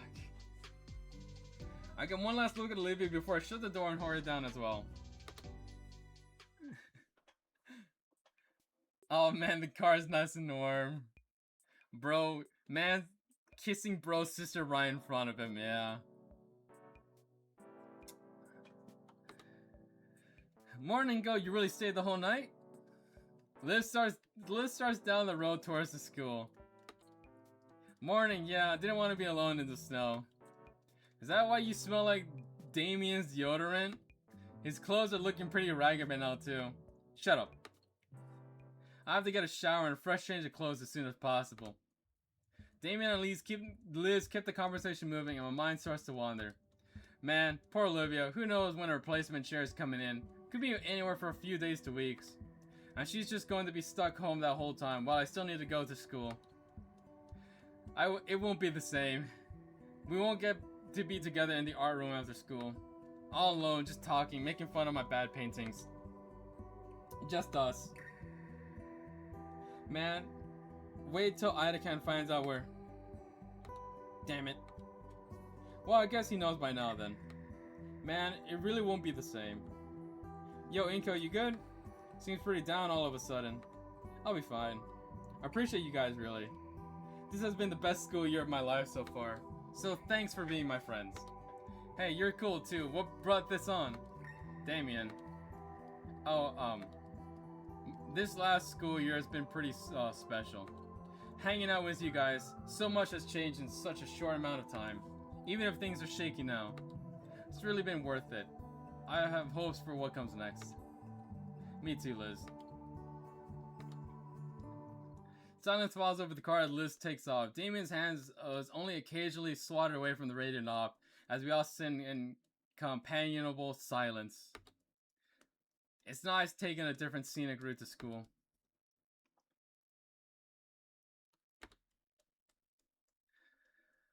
At school, the atmosphere is undeniably different. It's as talkative and rowdy as ever, but there's less of it. I don't know. Maybe it was just my mind playing with me. There's less color as well, like it's been drained just a bit. A layer of snow blanketing over air outside is partially to blame. Man, I was looking forward to making a snowman this year. Maybe I'll be feeling it later. Sully was as stern as ever in his class. Whether it was just that he doesn't care or his own form of respect is beyond me, but his hat was on a little tighter than normal today. Man, too many feelings today. Moping isn't going to get me anywhere. I'm halfway to second period when the question of Idakan replacement strikes me. Will we just be getting a few days off? There's no way they can just find a new teacher on just such a short notice. Class is probably going to be on hold for a while. His name is still on the door plate when I enter. Inside, many of the students chatter with each other normally. Some nervously glance up to the teacher's desk. I take my normal seat. By the vacant desk, Olivia would normally be stationed. Period's gonna suck without her. Looks like all I got to look forward to today is lunch with Damien and Liz. Man, the whole day is just gonna drag on. I want to go back to Olivia. The bell rings, and an unfamiliar woman in a suit walks in, clipboard in hand. She nods at us all and starts reading mechanically from some script. The substitute tries her best, but there's only so much you can get done on your first day on such short notice, and with just some papers to read out. Her tone doesn't help, drawn out and empty, and I feel myself losing focus. I look down at my half-taken notes. Shoot, Olivia would probably kill me if she knew. Doot doot doot. Doot doot doot. The substitute looks at the class phone in frustration as she walks over to answer its call. They both mumbled back and forth for a few seconds before. We got an... Inkler cock Cheeto in the class? I raise my hand. The substitute thumbs towards the door. Office called, you're wanted. Weird, what would the office want with me? Oh fuck, hold on, I need to take a quick break. Oh fuck, dude, I'm also getting hungry. My footsteps echoed on the hard coat tile on the way to the principal's office. I heard once that they made the halls to be faculty offices longer on purpose to scare you. Although that may just be from an old comic strip.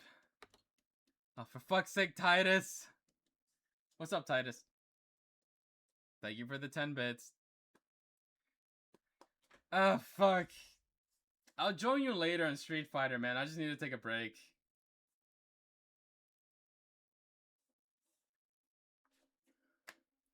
Because I want to try out my new Bison buff. And Alex. And the Elena outfit. God, fuck. What's up, Titus? The effect was there, however, as each of my reverting steps sent a spike of unease through my core. When I finally stood before the principal's office, a feeling of unease peaked. Oh shit. Oh, it's fucking Mia! Fuck this bitch. Slowly opened the door and inched myself inside. The principal was sitting behind her disorganized desk, blanketed with numerous sheets. And between me and her, Mia and Ben looking back at me from their own chairs. You want to see me, Principal Scalar?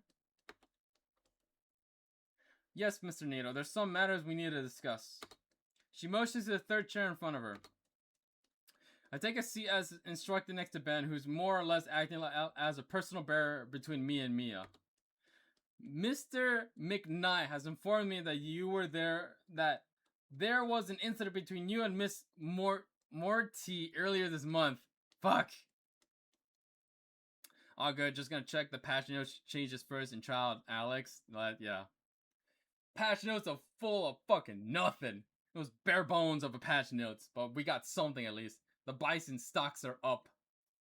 I'm gonna get DJ'd into next week, I already know it.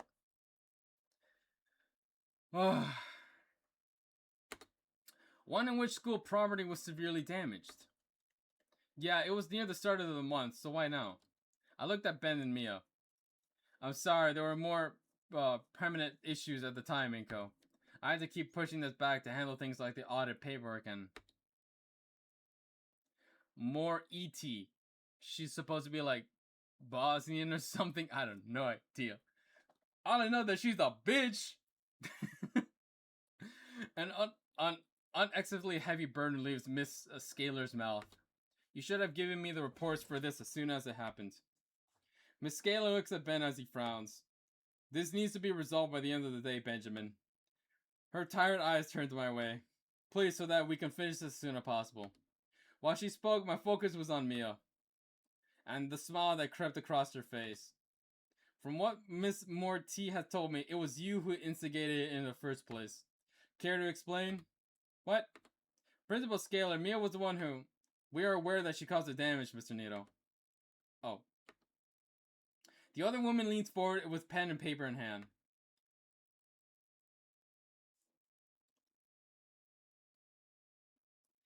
What we need to know is how this incident happened in the first place. I think we should hear Mia's side of the story first. Oh, you son of a... Since she was the one to advertently cause the damage after all. Fuck it. Ben, my standings of you have gone lower. My standings of you have gone significantly lower. The Red Scout girl nods, holding out her hand as she begins. Miss Scale, I was just trying to talk to Olivia that day. When out of nowhere, Inker shows up and starts getting on my case. I was trying to tell him that me and Olivia were just working on a project when... Bam! He just whips out his camera and blinds me with it. What? Did she slap herself in the face with a tall mounted glitter bomb? And because I couldn't see, I kept running into things and even knocking things over. I didn't mean to do that, Miss Scalar. I know I have a temper, and trust me, Ben's been helping me work on it, but you can't blame me for going around like a headless chicken. She can't be serious. I look to the principal and see that she's just listening to her lie right through her teeth. And this isn't even the first time he's done this. I've tried talking to Olivia back in September and he pulled her away.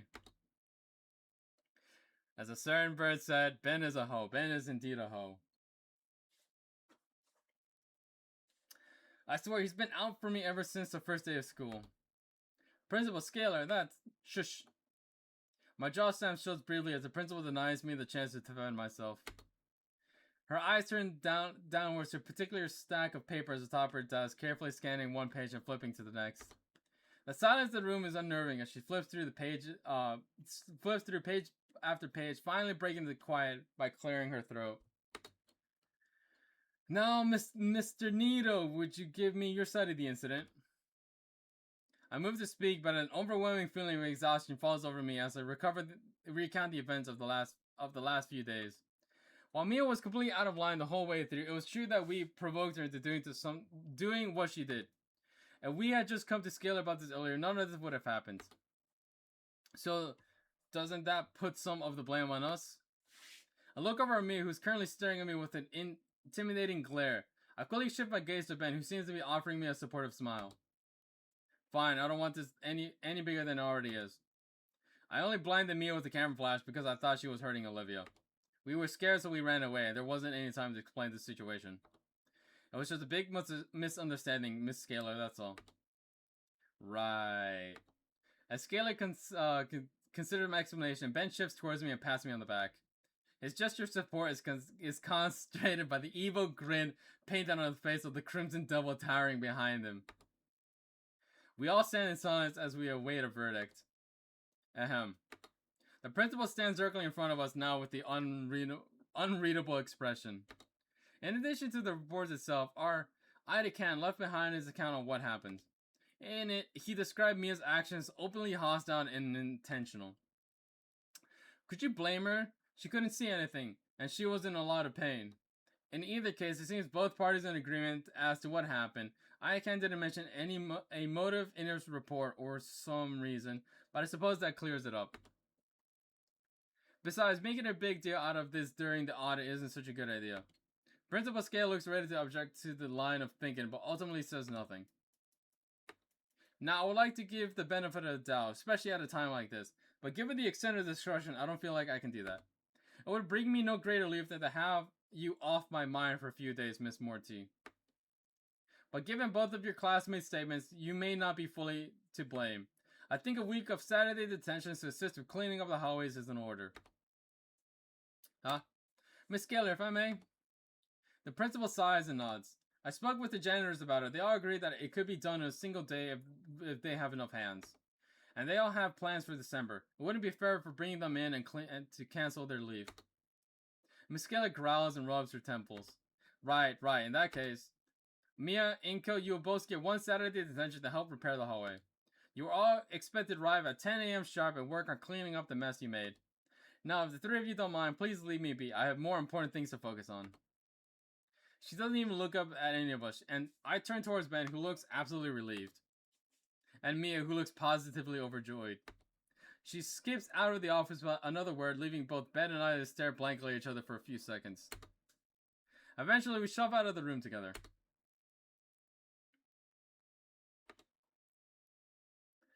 Well, I guess that's it. Damn it, I never got in detention before, but I find it hard to care much. Anyway, I just wanted to go home, or to see Olivia again. Inko, are you okay? My head turns half-heartedly towards Ben. No, not really. Look, man, I'm really sorry for what happened back there.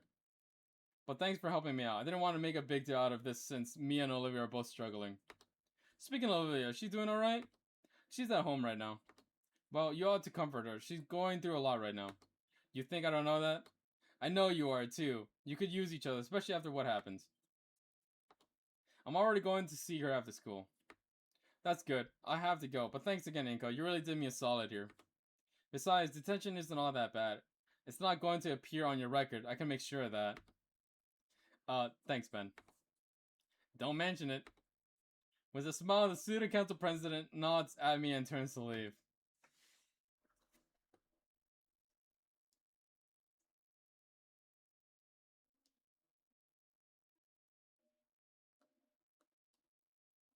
Before long, it's just me standing in the empty hallway outside of the office.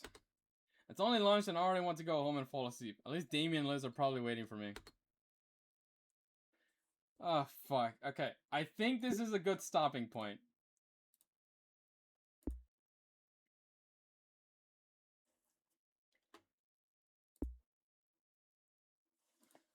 I saved it twice. We're good. Was that the last lewd? Yes, it was. Nice. Well, the animations were pretty good, though.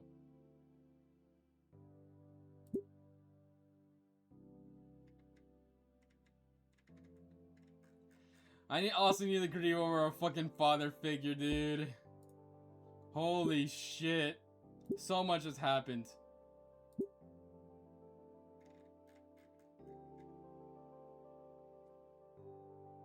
Oh, fuck, dude.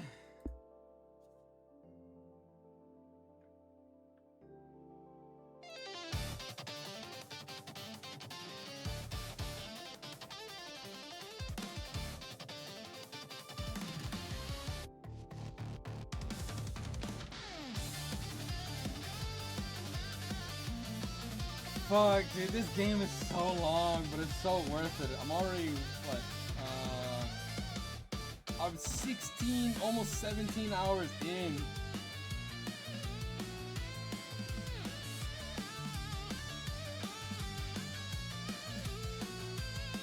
Fuck, I'm tired. My throat hurts, man. This game is so long, though.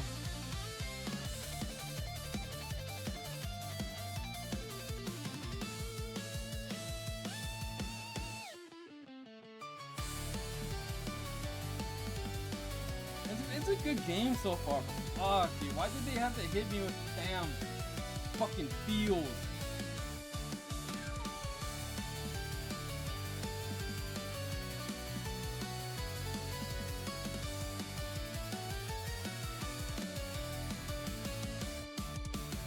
Oh man, I don't have like the emotions to rate anybody right now, dude. I'm so out of it. Oh fuck, dude. I've got like none of the emotions to raid or like be active in somebody's chat for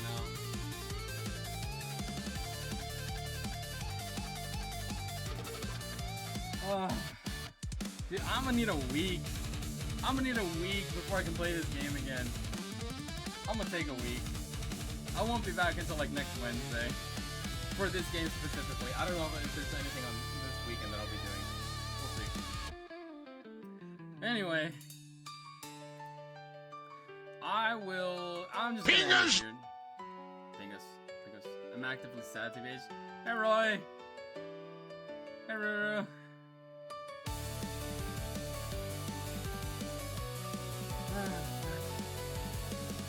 When was this game released anyway? 2024, it's been fucking 2 years! Thanks for coming by, Triven, Cup, Schmucker. Great name. Fuck. And to all the lurkers, man, you managed to put it off for a whole 2 years. It was like half a month. It was like a couple months, 4 months, give or take. Gonna take a nap, dude. I'm gonna get me some food, man. Holy shit. And a drink, dude. I need something to drink. I'm glad it's amusing. It's been a good game so far. I've been enjoying the visual novels. Goodbye Volcano High luckily had voice acting for the most part, because I didn't have to speak so much, but damn, this game is really just doing a number on my throat and my vocal cords.